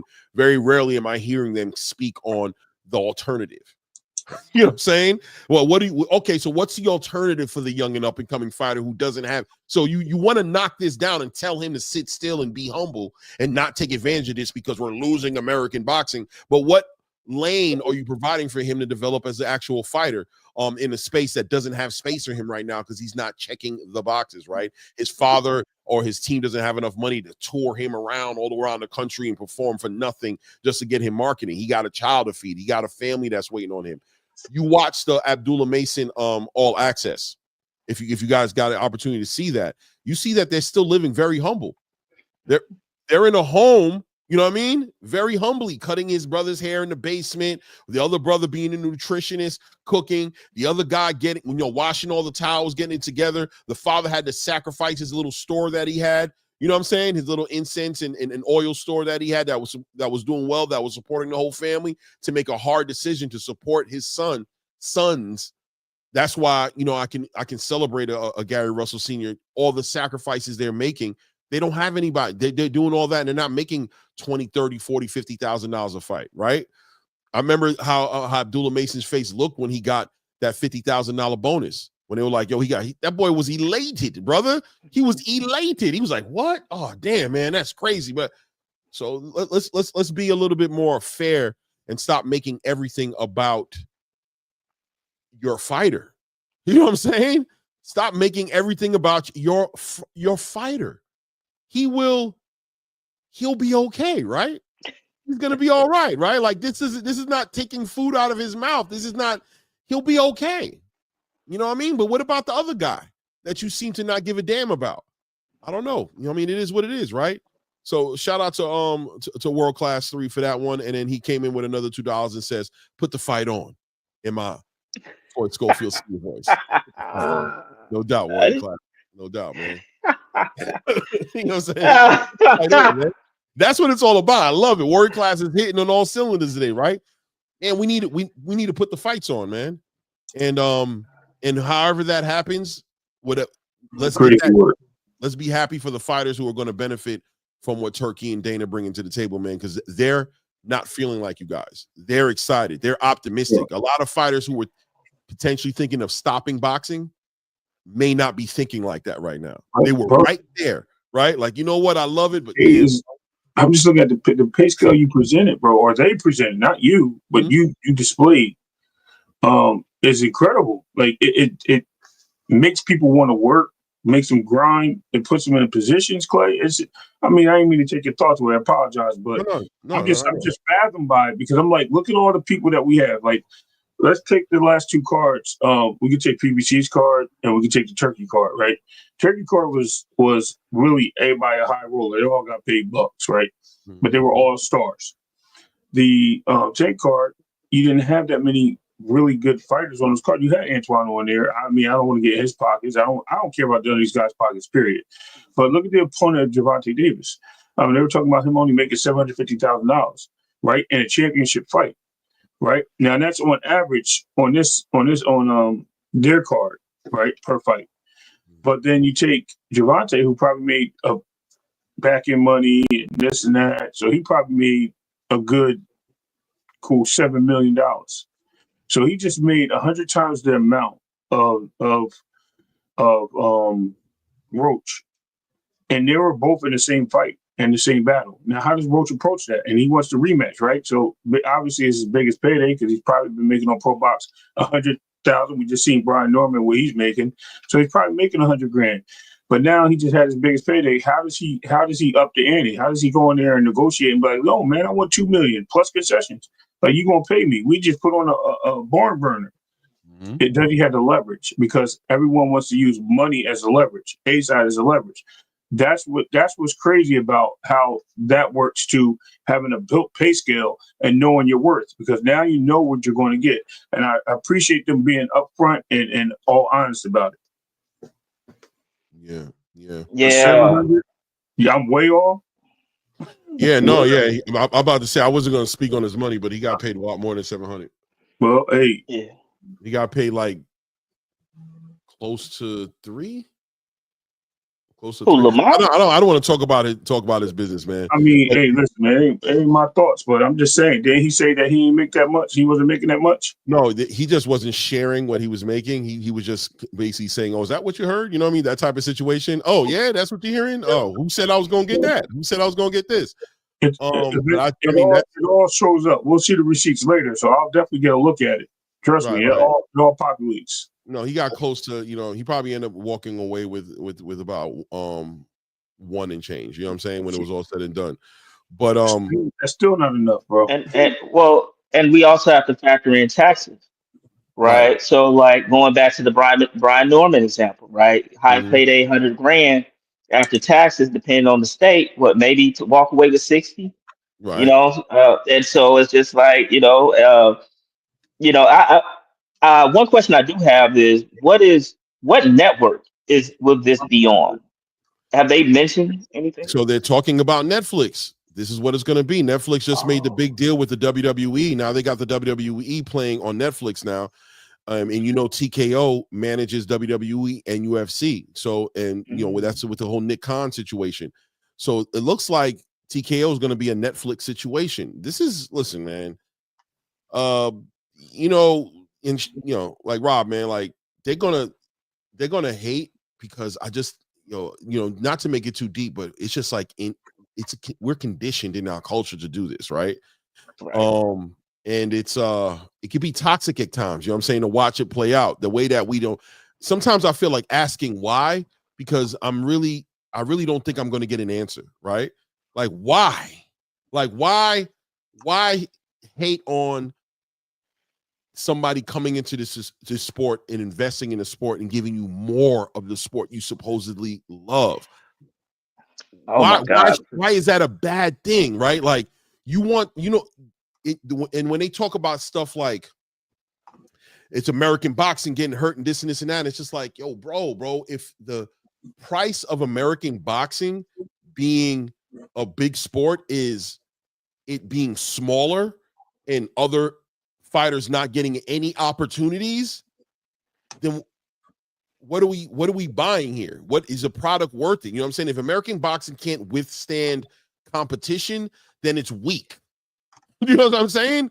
Welcome to the free market. You know what I'm saying? If I open up a restaurant on your same block you have a restaurant on, and your restaurant doesn't do well because my restaurant is checking a bunch of boxes, it's not my fault. Your food is trash, bro. And they didn't have any other options, and somebody else was getting ready to do it. You can't monopolize and lock the block down and make it to where you're the only food in town.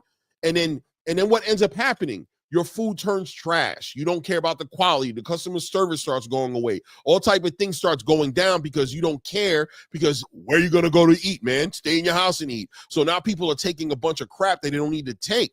No, the competition on your block should motivate you to paint the front of your damn building, bro. Check the fucking ingredients in your food and add some new dishes to the menu. Do what other people have done for years and compete.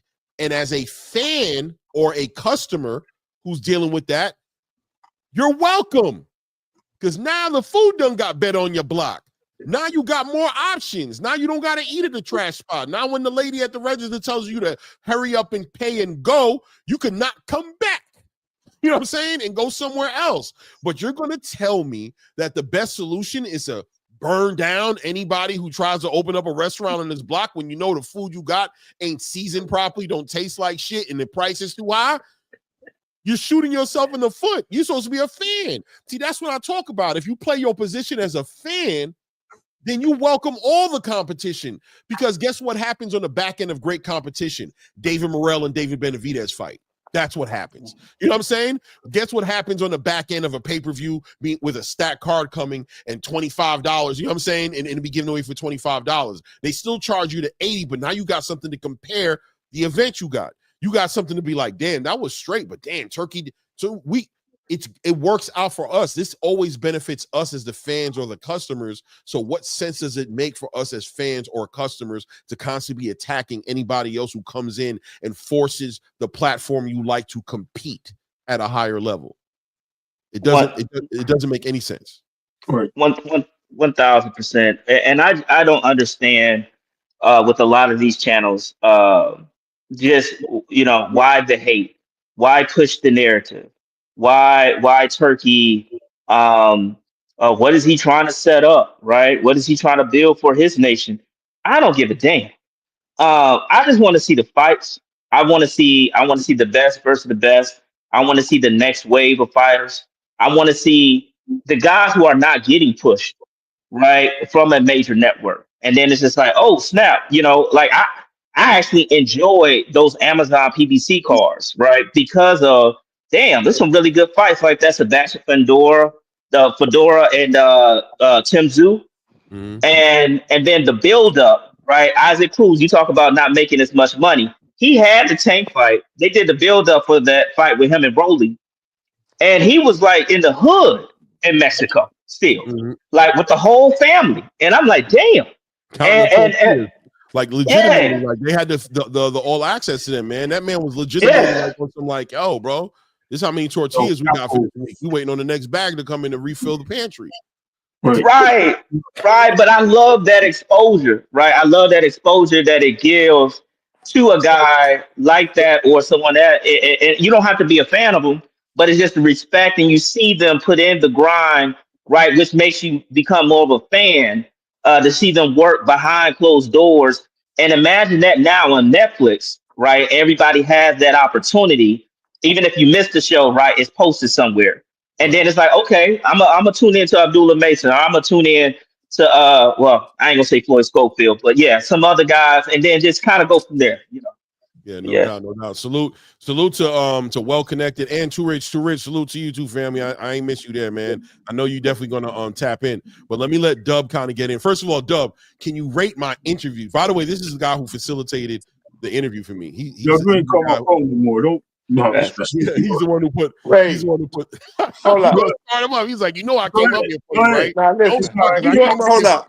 I had to come on in when Ray talking that.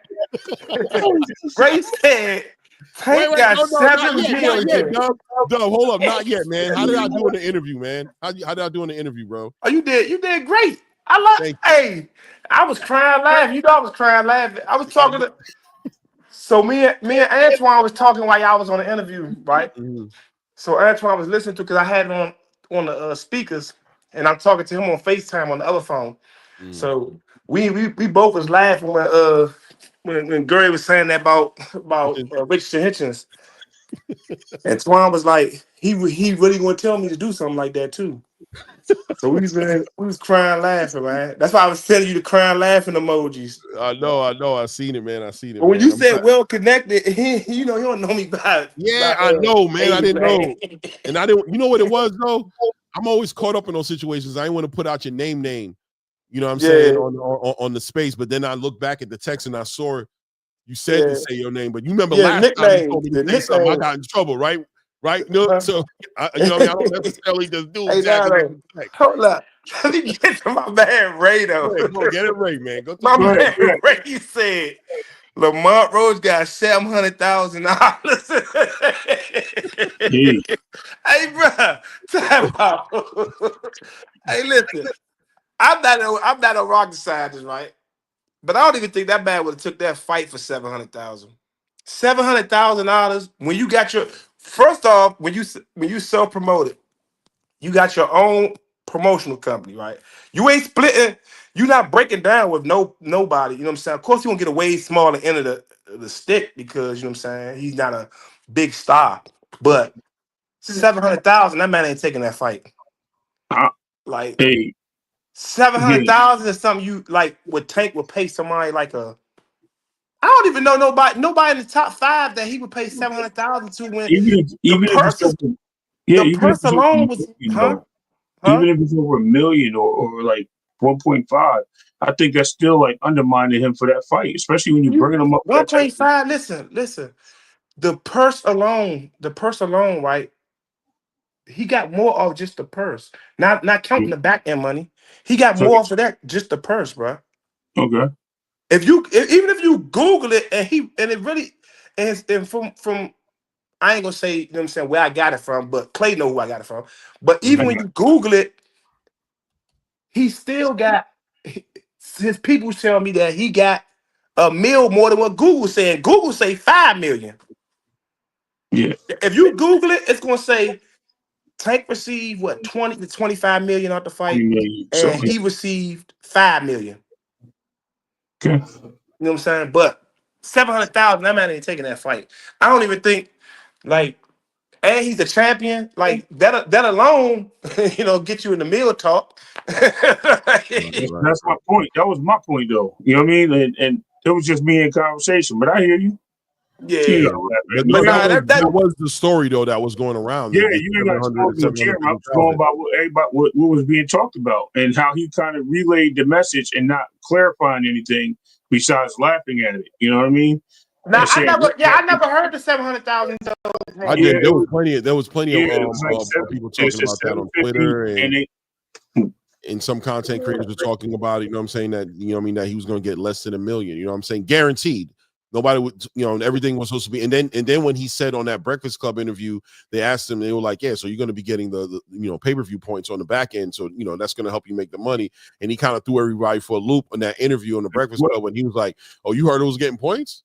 Right. Who told you I was getting points? That's what he said. He said, who told you I'm getting points?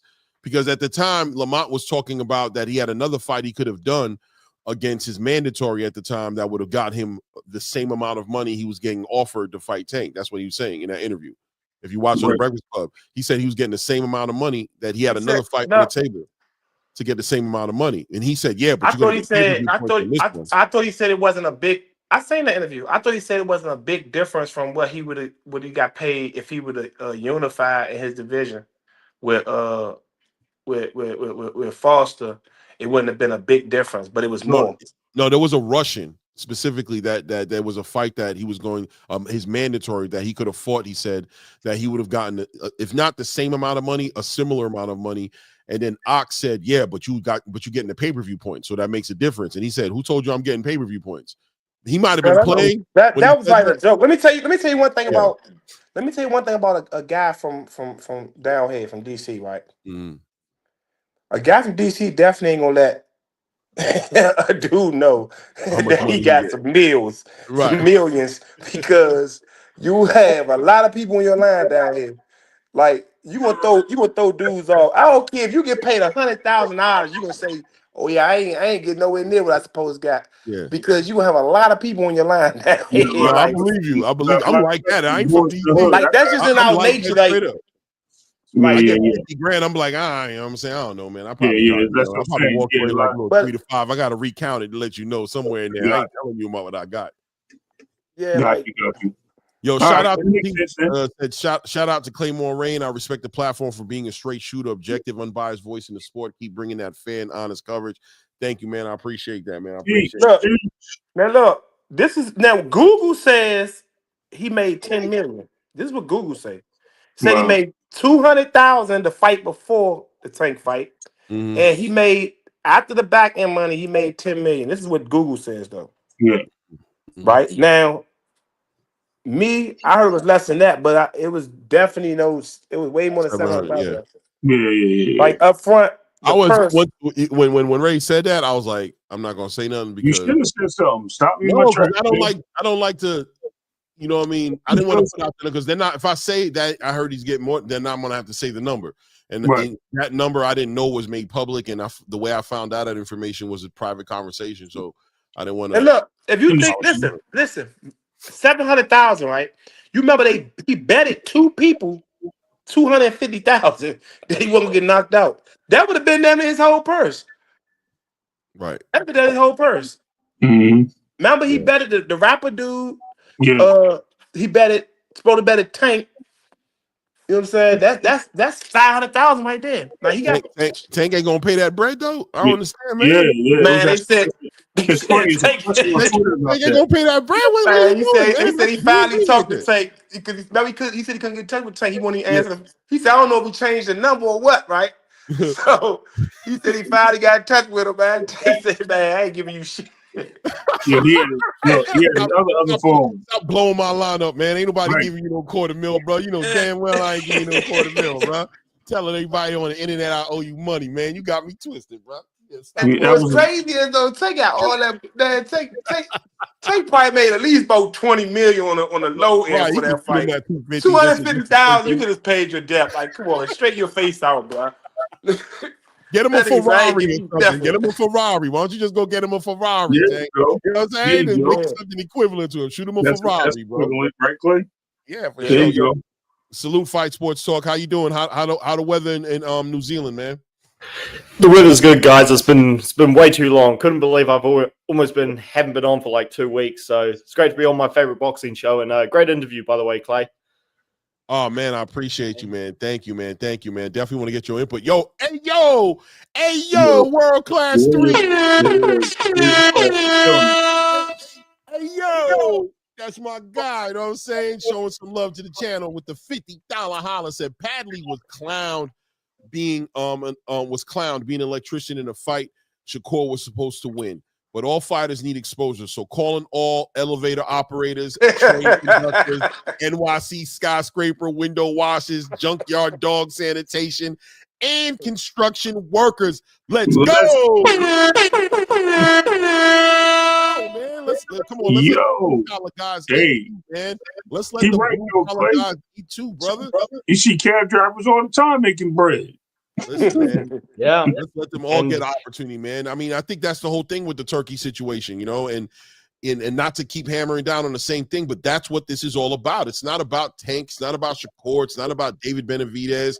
It's not about Canelo Alvarez. It's not about these fighters who have a way to make the money they want to make because they already have the following. It's about those guys who, and you know, Dub, I'm gonna say, Dub's been, I don't know, that's not me. You can put your name out. I ain't putting your name out there, bro. So at the end of the day, Dub, you know, you've been dealing with boxers for a long time, bro. And you know, I'm sure you've heard plenty of horror stories of what these guys are getting just to fight. That little 1,500, 2,500, you know what I'm saying? 3,000 that they get just to get an opportunity to hopefully an Al Heyman to see him, hopefully an Eddie Hearn to see him, hopefully a Bob Arum or Oscar De La Hoya or you know what I'm saying, a Ben Shalom or whoever the hell it is, might put eyes on them and pull them out of the slums and give them a $10,000 check, right? Not even like you made it, I'm gonna give you 300,000. Now we're gonna upgrade you from the 1,500 to 10,000, right? So the up and coming fighters who are getting a chance that are going to be unranked to get on a TKO card and get a minimum of $20,000 just starting off in the game to fight is a blessing for those guys. So why shoot their blessing down in the name of celebrating your $1 million baby fighter who has no problems or no issues making money? It don't make no sense. I'm gonna tell you the truth though, right? Remember when we had that talk, Clay, and you know I broke down to you why Riyadh season was started and all, because a lot of people ain't never did their research. I was just curious, so I had to research it, and I started breaking everything down to you why it started and all that. After like reading that stuff, like I think that Turki Alalshikh is like really about to, like, as years go on, I think he's gonna try to take over boxing, man. I think he's gonna try to take boxing and take it back there to Saudi Arabia, like, and keep it there, like have a league where as though, you know, the league is gonna really be over there, because like the ultimate goal for, you know, for the country was to accumulate money coming in. You know what I'm saying? So what you think they just gonna let it up and just be like, all right, y'all can have boxing back? They're not going to let it up, but what's going to happen is it's going to force everybody to level up their game, promote harder, come up, use their creativity. They're going to have to. We win as the fans of boxing. We get, you know what I'm saying? It's like it's the restaurant comparison that I just gave, and I'm gonna back down a little bit and let we win and lose though. We win and lose. I don't think so. I don't think so, man. I'm gonna tell you why we lose. How do we lose? Because you got a lot of the great fights, right? Yeah, we went by being able to see it on TV. But what about the guys that like to go to the fights? But right? that's why we got to put that pressure on the promoters, bro. We got to put the pressures on the Al Haymans. We got to put the pressure on the Oscar De La Hoyas, the Bob Arums. What are y'all gonna do about it? Not we shouldn't support or he shouldn't put on the events. No, how are you guys going to make sure those fights happen here? What sacrifices? That's what Dana was saying, right? He said this boxing game for the past 30 plus years has made trillions of dollars, bro. And the money's not being reinvested back into the sport. The big promoters and the big dogs are walking away millionaires and they're not investing the money back in the sport. We've been watching it happening for years, bro. It's up to these guys who we put at the head of these, who we acknowledge as the head of these promotional companies, to start reinvesting back in the sport, reinvesting back in the fighters, and start putting on these events here and giving us fans what we want, and stop forcing us to take crap. And like I said, like the restaurant metaphor that I used, if there's a restaurant on your block in your neighborhood, right, and they're giving you food and you're noticing that the quality of the food is going down, but they're not doing anything about it, the only thing that normally changes that restaurant and force that restaurant to revisit that menu and add new dishes and put that effort in there is if another restaurant opens up on that block. Is when options start coming up in competition, and the free market system that America stands on, the capitalism free market system that America stands on, kicks in. That's when the customer benefits and starts having other options. It forces that other restaurant to either close down because his food is trash and he don't got no answers to the questions, or it forces him to make better food. And who wins? I win. The guy who has to pay and eat that shit. Hey, let me say something too, right?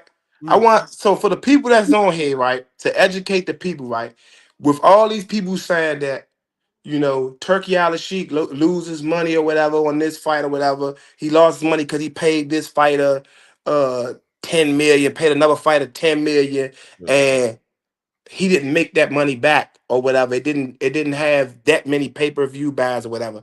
First off, for the people that says that is ignorant and they never even like researched like what's really going on. So first off, Saudi Arabia sales and everything over there is multiplied 270 times, right? It's ever done since boxing been going over there. So they're making way more money for us when it comes to hotels that they're over there, the resorts, the food people buying over, because a lot of people now, they said tourists going over there to visit is up 106%. Okay. So 106%. So the money is coming back. It's just not coming back far as when you're talking about just in boxing. That's they wasn't looking for it to come back in boxing. They was looking for it to come back like to bring enlightenment on their city. Riyadh is actually the capital of Saudi Arabia. right. That's why it's called Riyadh season, because they were trying to build the capital back up because of the terrorist stuff over there, the terrorist attacks and all that stuff. So that's why, So it was called. I was going What to say you to say? you, oh, my bad. Go ahead. Finish up. My bad. So I think it was started GAD or something global Mhm. something. That was the sporting department that they started to build the capital and stuff back up because of the terrorist threats and terrorist attacks over there. People stopped coming over there. People stopped visiting or whatever. So the money is coming back. It's generating back in the city. You know what I'm saying? They don't have to make the money back in boxing. They making it in other places. No, without a doubt, man. And I think that's the difference when I try to tell people, imagine if Al Heyman owned Las Vegas, the strip. You know what I'm saying? That's the difference, right? Like that'd be like, yeah, I'm putting on this event, but the whole city getting me money. You feel me? So I might mess around and make you think I'm doing something stupid by overpaying some fighter to fight in my city in the MGM, and maybe you counting all the gate and you're counting the pockets of what the concessions is standing and and the t-shirts. You're just saying adding up. He a bad businessman, yeah, but how much did the you know what I'm saying, Caesar's Palace make? How much did New York just make? How much did the, you know what I'm saying, all the hot dog stand. Right, the hot dog Dudes selling tacos, the strip club, you know what I'm saying? Yeah. All those things that's popping off in the city. How much you think those things made? I think I'm all right. I think you might. You think they got strip clubs in Saudi Arabia though? But You know, a lot of Not Muslims. not in Saudi Arabia, bro. I doubt it. I mean, a lot of Muslims though. You know, you're supposed to be showing your body, yo. Let me tell you something. They have a lot of underground things going on in that world. Don't do that. Don't put that jacket on. Don't do Yeah, that. that'd be crazy seeing a Musalima stripping. Nah, Now that ain't even funny. Stop it, man. Haram, bro. Haram, bro. Stop it. What I was going to say, hold on. Let Fight Sports Talk kind of tap in right quick. He was trying to talk before, and I really want him to tap in. Go ahead, brother. Yeah, well, the competition is great for every reason you just mentioned, Clay. And I will say I was very surprised by the figures that came out yesterday.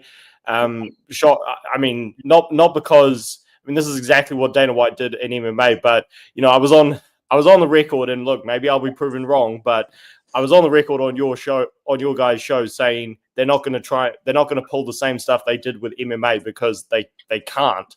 But maybe I was wrong, because the fact that they came out with these tiers, which again is exactly what they did in MMA, is shocking, because I'm like, boxers aren't going to accept that. Like, does Dana White really think that boxers are going to accept these tiered pay structures?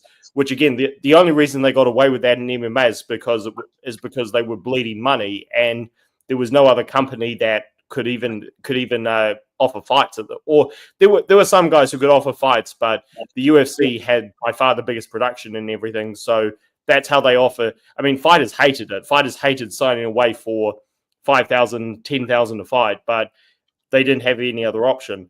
The fact that they've come out with these kind of figures in a competitive market is shocking. So that's definitely surprised me. But yeah, in terms of competition, it's great. And yeah, the thing that makes Turki a very interesting player is that he doesn't need, unlike all the promoters, he doesn't need to rely on his stars to succeed. He can. All of the main stars that compete on Riyadh season could fail, and he could still be making millions and millions, because first of all, he's got that kind of money, but also he has his pockets in so many different fighters. So that's a very interesting situation. So we're in a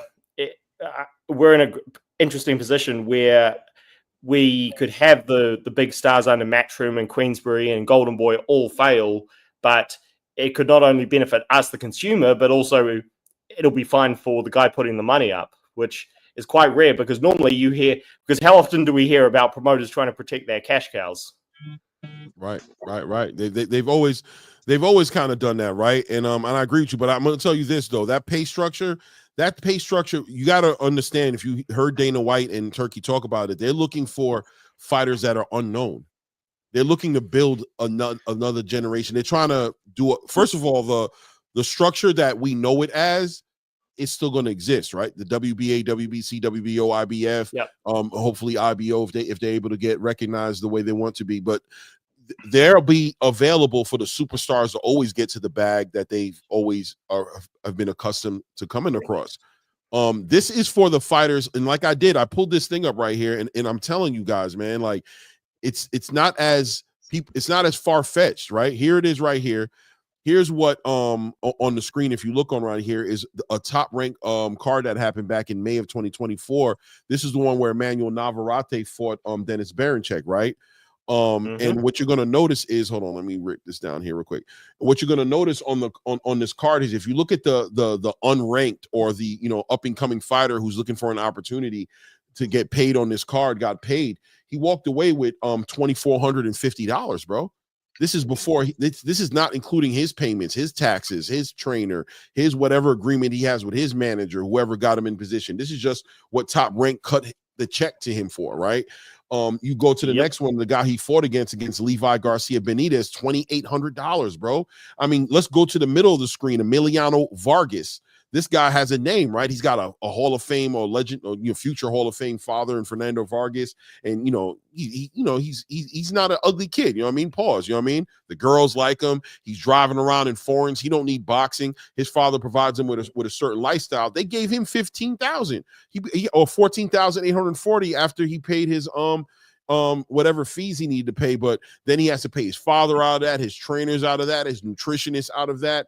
He got paid $15,000. Emiliano Vargas would have gotten a minimum of $20,000, and more than likely in a league like that would have gone up the rankings very quickly. Would have got paid $50,000 to fight. Right.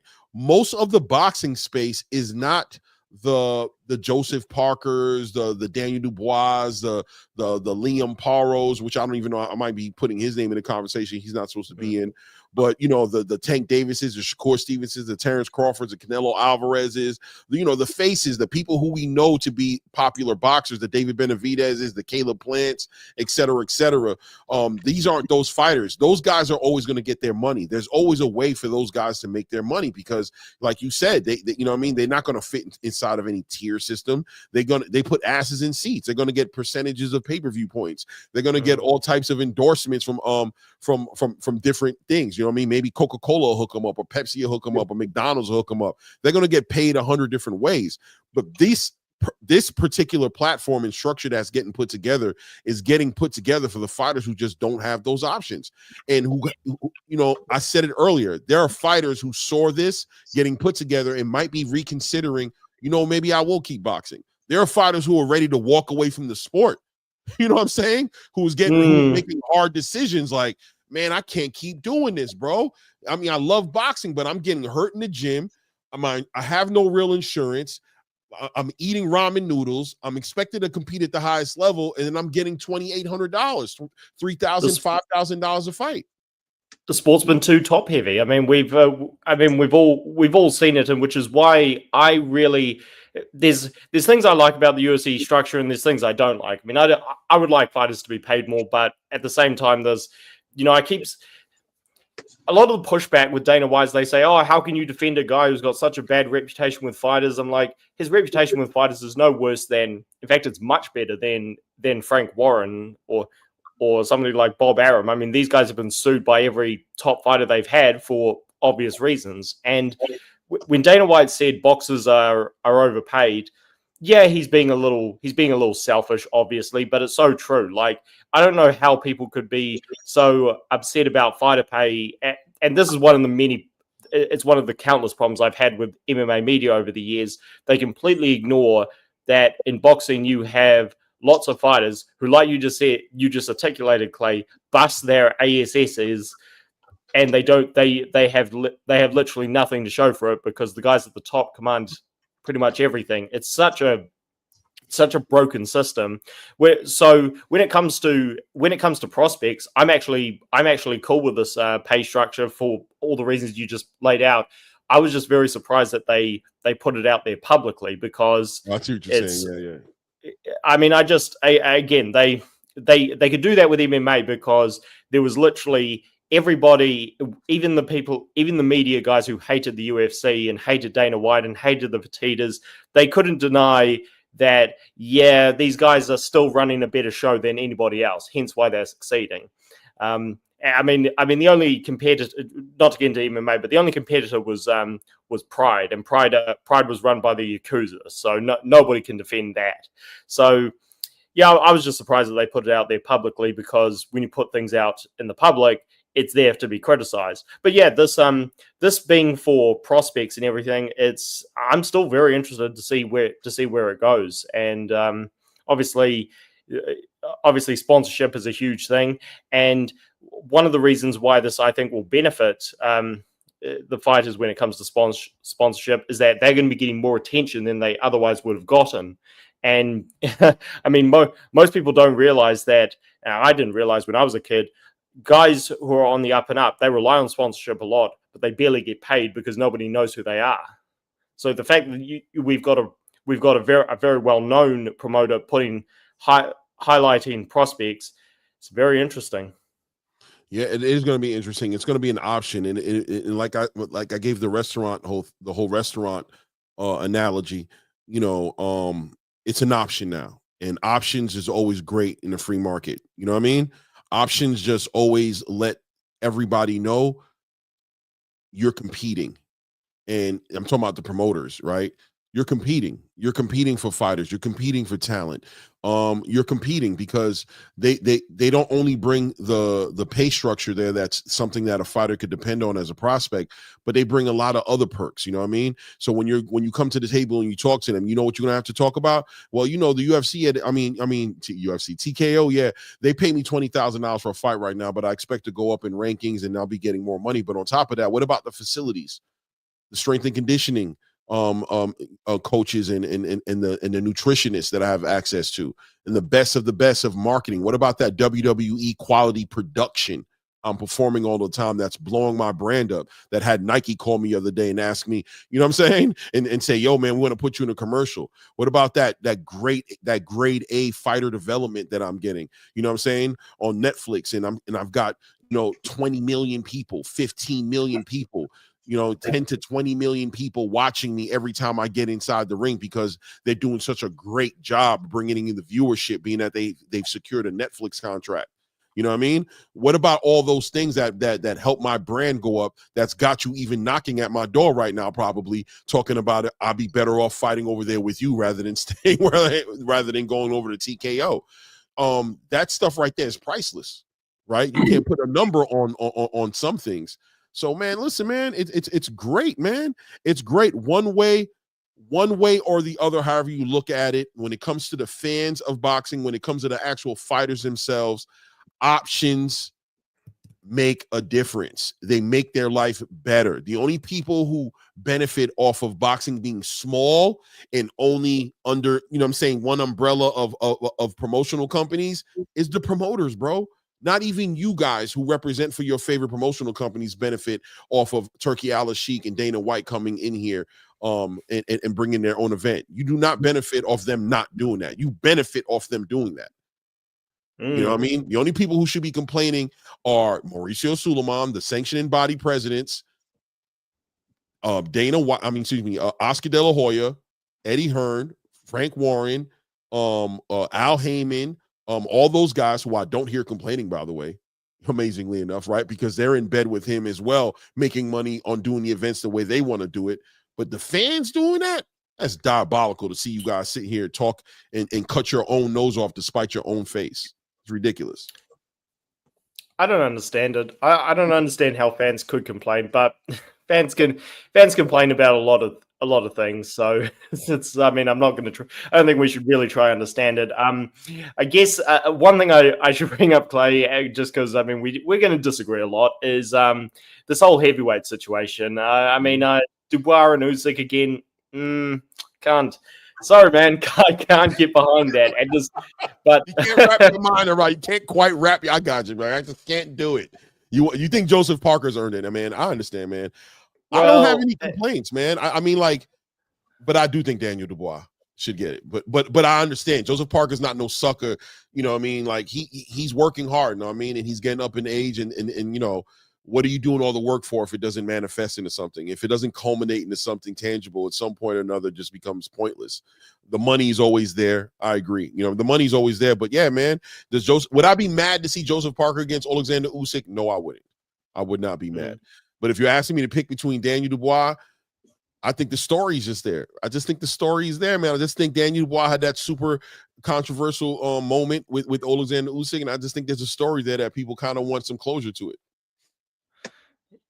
Yeah, Ray, is there? You haven't said anything for a while. Is there anything you wanted to say? I don't want to hold the spotlight.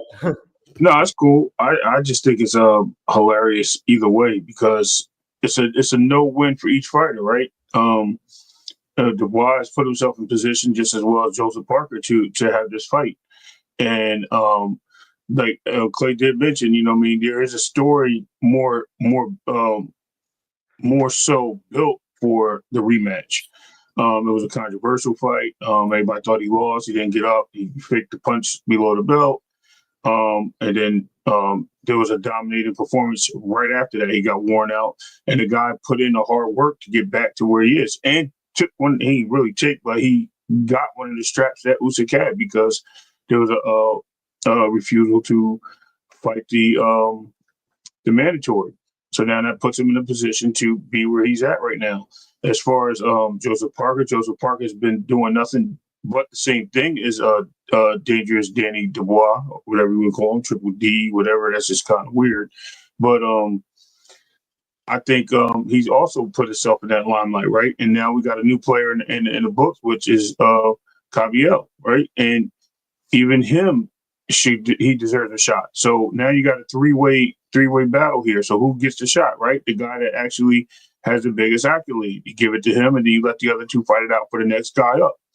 I think that's the way it works usually in boxing, and sometimes you don't even get those shots. And when you do, it takes longer, and it can take forever. But I agree. I mean, either way, I'm not mad at the way the fight will go or who gets the fight. I think either way, it's a good point taken.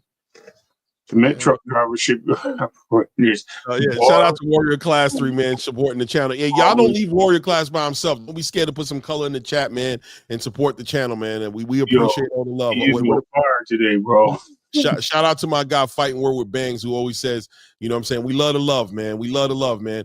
Warrior Class 3 says cement truck drivers, shipyard crane operators, bar room brawlers. What about all the Mitch Greens types? We want them all, man. He fought Tyson in the street and in the ring. LOL. All those guys, man. You never know where the talent's gonna come from, man. You never know where the next guy's gonna come from, man. He's not just gonna come out of Freddie Roach's gym or come out of, you know what I mean, Robert Garcia's gym. That's a good place to look for one, for sure, right? But at the end of the day, shout out to those barroom brawlers, man, who just need a shot. You know what I mean? Shout out to those shipyard crane operators, man, putting money in their 401k, taking care of their families who could use an opportunity to show them I could do more than move freight. I could knock your head off your shoulders. Not a problem. It's crazy work. Yeah. Wasn't Mitch Green the one that I'll have to rewatch. Isn't Mitch Green the one that didn't he pull a stunt at the press conference which was like too extreme? I don't know. I think he did something that we would expect Mike Tyson to do because he was the street guy. He was the one. He was the one pulling crazy stunts. But I think Mitch Green may have pulled something that night or after the fight. I don't remember, but I know he got his head beat. I know he got knots put on his head in the streets. Yeah, I know he that. jumped in his car or something weird he did. He attacked the Rolls Royce. He kicked off the side view mirror, and he was trying to fight Tyson. Weird he did. Yeah, to the car. Yeah. He was trying to fight Tyson in the streets.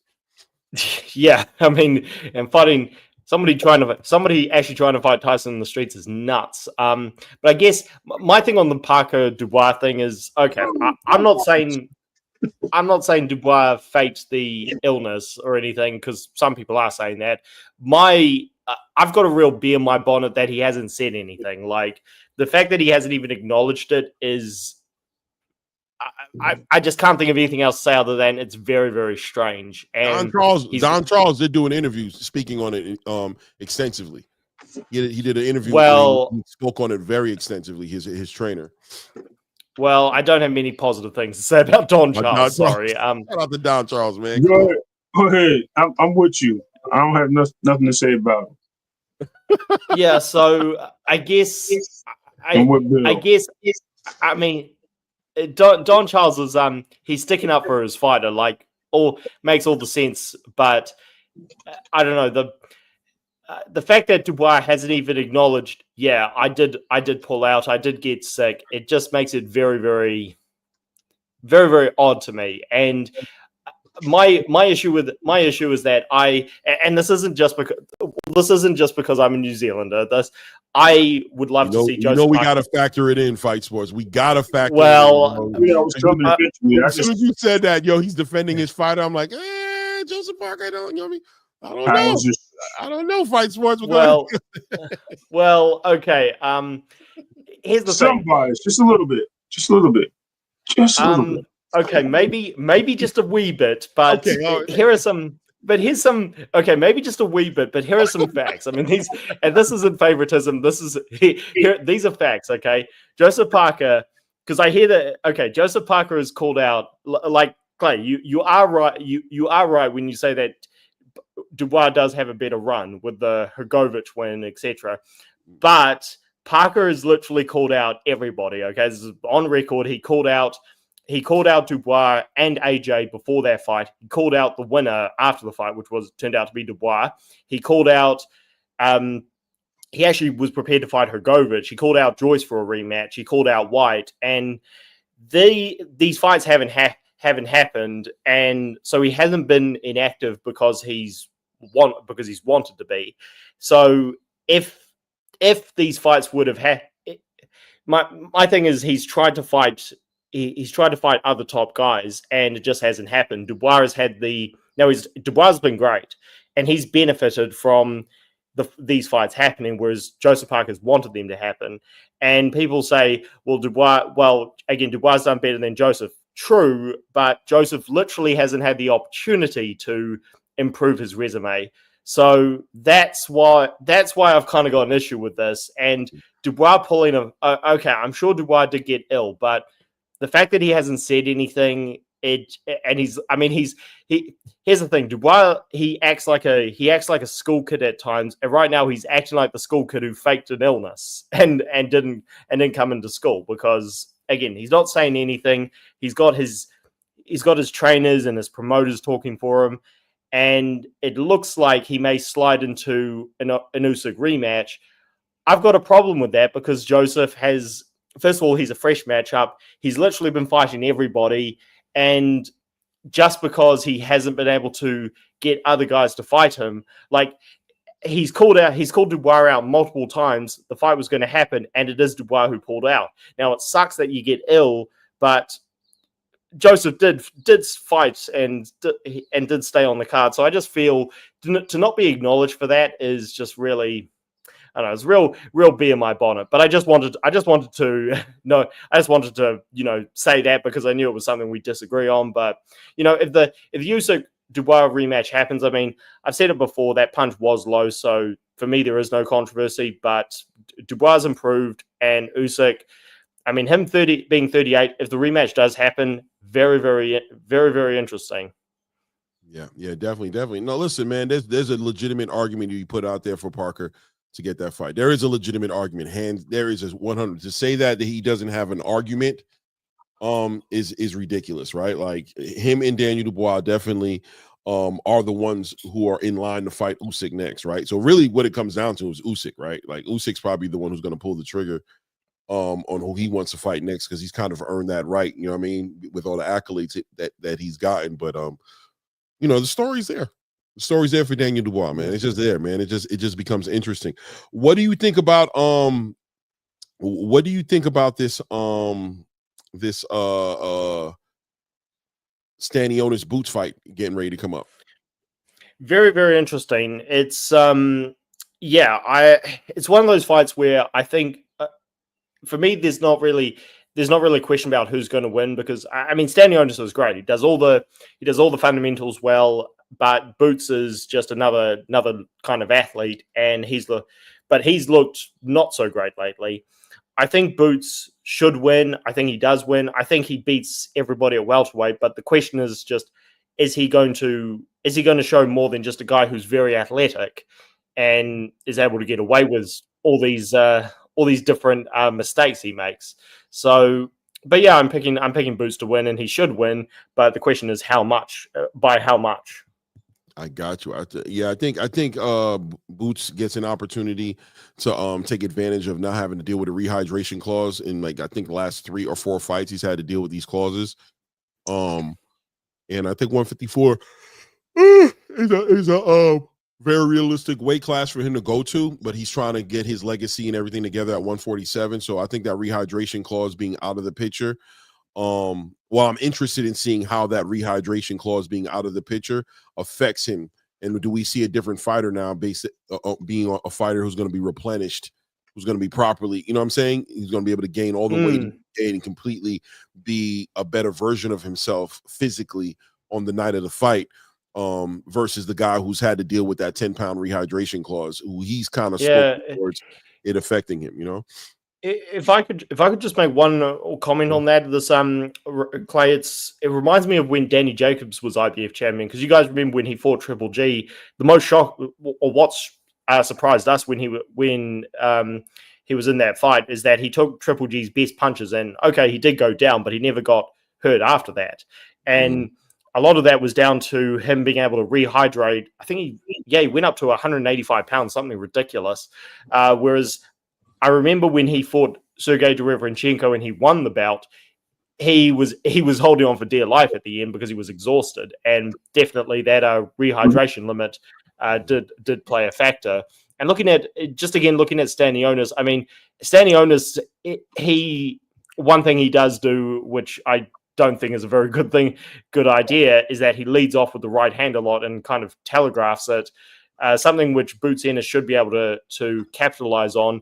But one thing Stanionis does very well is that he's very busy with the body attack. And Boots, again, spectacular athlete, but he's been hittable against lesser guys on the inside. So that's why I find this fight very interesting. Yeah, no doubt about it. Guys, I agree. Creeping up on that 4-hour mark for me. You know what I mean? Yep. I'm not gonna lie to you. I appreciate all you guys jumping up on the panel, man, and building, man. Shout out to my co-host Ray Davis. You know what I'm saying? Shout out to Gary Allen Russell Jr. for jumping up on the show today, man. I appreciate the time that his time that he gave me, man. What an experience, what a great conversation. I hope you guys benefited and enjoyed the interview as well, man. And hopefully we get more of these. You know what I mean? That's what I'm working on. I got people working for me in the background trying to help me out at that as well, you know, like Dub, you know what I mean, trying to get me these interviews. And you know, I want to help the community a little bit as far as getting to know these fighters and getting everybody interested in boxing again. And everything is bigger than 1 or 2 fighters. You know what I mean? There's a lot of fighters in the game. We're getting ready to go into a weekend. We got Sky Nicholson getting ready to fight TR Brown, which I think is going to be the fight on that card. I think that's going to be the one. We got George Kambosos as well fighting. What do you think about George Kambosos fight, Sports? That's on your neck of the woods. A big George Kambosos fan, or you know, how you guys feel about him? Well, yes. When he beat Teofimo Lopez, I'm huge fan of what he did. And I'm glad he's not fighting. Okay, it kind of sucks that it's a last-minute replacement he's fighting, but at the same time, I'm glad. There's things I like and there's things I don't like. I mean, one thing I've always criticized Eddie Hearn about is that he doesn't know how to build fighters up. And Kambosos, he needs a fight that he's gonna look good in. Like, this is a fight where he's gonna win, but we just need to see by how much. So I like it. It's you know, Kambosos, what kind of disturbed me about not disturbed me. I mean, he was about to give up in the Lomachenko fight, which not a lot of fighters have given up against. A lot of top fighters have given up against Lomachenko, but I just thought, okay, you do that. it's probably best you call it a day. And what's really hit me about Kambosos is that he's made the millions, he's made the big bucks, he won the game, so to speak, and he's still fighting. So clearly there's a lot of desire left there. And again, he's gonna take a fight where he's gonna win. We'll just see by how much. And yeah, I'm interested because the thing about Kambosos is that aside from defense, he does do everything pretty well. Especially for a fighter who, learned outside of the US. But again, but he just hasn't looked good lately. So we'll see. And it's if there's a possibility he can get back to looking like he did before the Teo fight, because I picked Teo to win, but if you saw him against Lee Selby and Mickey Bay, Kambosos had a legit chance in that fight, and we didn't think Teo was going to fight the way he did, but still, it was a good. He had legit skills. If he can get back to that, very interesting, very very interesting for Kambosos. Word. That's what's up. You know what I think. Yeah, I know. I'm telling everybody overrates him. I'm telling you, I think he's one of the best gatekeepers in boxing, and a lot of people don't realize because he's a guy that's always going to fight. I know he did kind of like slow down that Lomachenko fight, but that was probably the only fight I've ever seen him literally slow down in. Like he was beat. Like every other fight, he stayed boxing. He stayed going forward. He stayed in the fight. Like even Maxie Hughes, who I thought won that fight, it was still a close fight because, well, it wasn't that close, but it was close enough where they gave him the win. But at the same time, I just think that he stayed battle tested. He made sure people knew he was going to continue to box. And I think he's a great stepping stone for a lot of fighters coming up that are going to go into contention for championships from just regular contender status into championship status. And I think that puts him in a great spot. And he's the guy that will surprise you. You know what I mean? He's the Mayorga. He's the guy that's going to have a tested background, a former champion, unified champion, always give you something to build your career on. Now it's going to come to a point where he becomes less than what he is, but I think right now he's in a great place for making money on his name. So, I'm not mad at him. Yeah. And so one of the interesting things. Sorry, last thing I'll say before I go, and like I said, it's great to be back on, guys. It felt very weird not being on last week and last few days, but he will forever be a stain on Teofimo Lopez's resume, because I said a couple of things and this pissed a few people off. And look, I'm a big fan of Teo, but if he loses to Barboza, his career might be over. And people say, "Oh, how can you say that? He's only lost one time." Well, he lost to such an outsider, a guy who was such an underdog that's again, it's always going to be a stain on his legacy. And he's looked so bad since these last couple of fights. It's like he's literally holding on by the skin of his teeth. And we hold Lopez in such a high category because he was built to be. I mean, he was building himself as the future of the sport when he beat Lomachenko. And it's like, you look bad since. I mean, you have a controversial fight with Ortiz, and you've only lost one time, but it's to a guy who himself hasn't done anything since. It's like, it's the worse, the more that Kambosos looks bad, the worse it looks for Teo in a way, especially when he's looking sluggish against guys like Steve Claggett and one-dimensional against guys like Ortiz. So it's funny that they're still tied together, and yeah, it's something that we really should have moved on from. But again, the more Kambosos continues to struggle, the bigger stain it is on Teofimo, which is kind of ironic. Yeah. I agree with you 100%. Thanks for having me. Fight Sports. Thanks for having me on, guys. You guys, I've said it before, you guys have a fantastic show, and it's always a pleasure to be on. And I look forward to being on next time. And take care, guys. All right, thank you. Fight Sports, so I appreciate it, man. All right, man. So we did it again, man. And another one in the books. Listen, you did a great job today, man. I was glad to be sitting in the background. I did enjoy my breakfast, by the way, so I ain't gonna lie to you. Go ahead, man. I'm about to. I was ordering up, driving down there, man. Frequent sent me a text and was like, "Yo, bro, you supposed to end it after Gary. You got to give him his own shoulders." I'm so sucky at this. The next one will be more professional. You're right. I'm gonna have now. I got to break this up and figure it out, and drop this, what I'm saying, in a different way. But regardless, it was a great experience, man. It really was. It was really a great experience. I really enjoyed it. Looking forward to doing a whole lot more interviews, man. I'm hoping that those opportunities come out again and again. But at the end of the day, guess what? Trend setting is what it's about, right? So do you really got to break it up? It may be something that people may start doing. I mean, you've seen a lot of shows go on and start before the interview. It might be something that may start something good because you got the reaction. You got live reaction from the crowd. So that's something to put into perspective as well. But I mean, I understand where you're coming from. I ain't mad at his point. No doubt.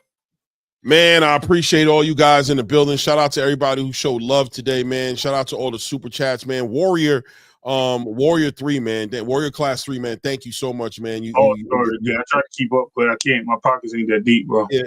I got kids. You show love, man, and I appreciate it, man. You always here for the channel, man. I always appreciate you, man, doing what you do, man. Thank you, man. Thank you. If I haven't said it before, I'll say it now, right? Thank you, man.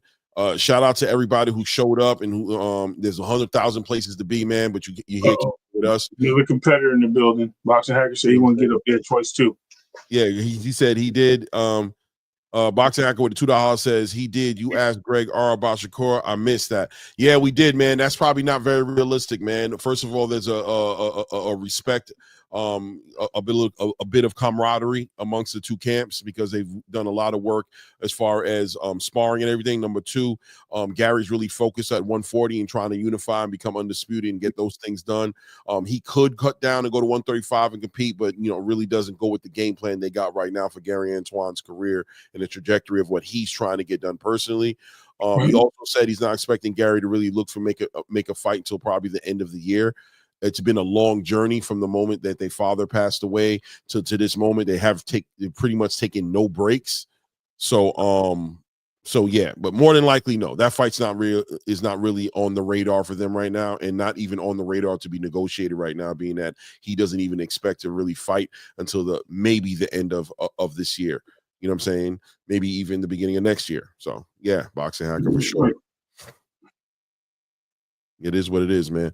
I appreciate all you guys again, man. Thank you guys again, man. It's official. You know what I mean? I'm doing the interviews, man, and I appreciate you guys, man. He said that's unfortunate. Yeah, part of the game, right? I don't know if you want to close out and let them know anything. Hey, man, ain't really nothing for us to know. Just like, you know what I mean? We just glad we're getting answers. You know what I mean? This is why I always say you live to fight another day. This is a great point I want to take because we always out here, not us, but us as content creators, fans, and things of the sport or boxers, want to kick the other guys back in. And then when we get the answers we have, then we look for another reason to kick us back in or they're back in. So maybe we should just open our eyes, like I said, sit back, wait, let things develop. Then you get all the answers you need. And once you get those answers, what are you shooting at? Nothing. And all you do is find yourself showing hate and showing your true colors. Instead of being a hater, be an appreciator, man. Love the game for what it is. You know what I mean? Love the sport. Bring positivity to the sport. Build to the sport. All the other stuff, garbage. For real, hot garbage. And on that note, Clay? At this point, we out.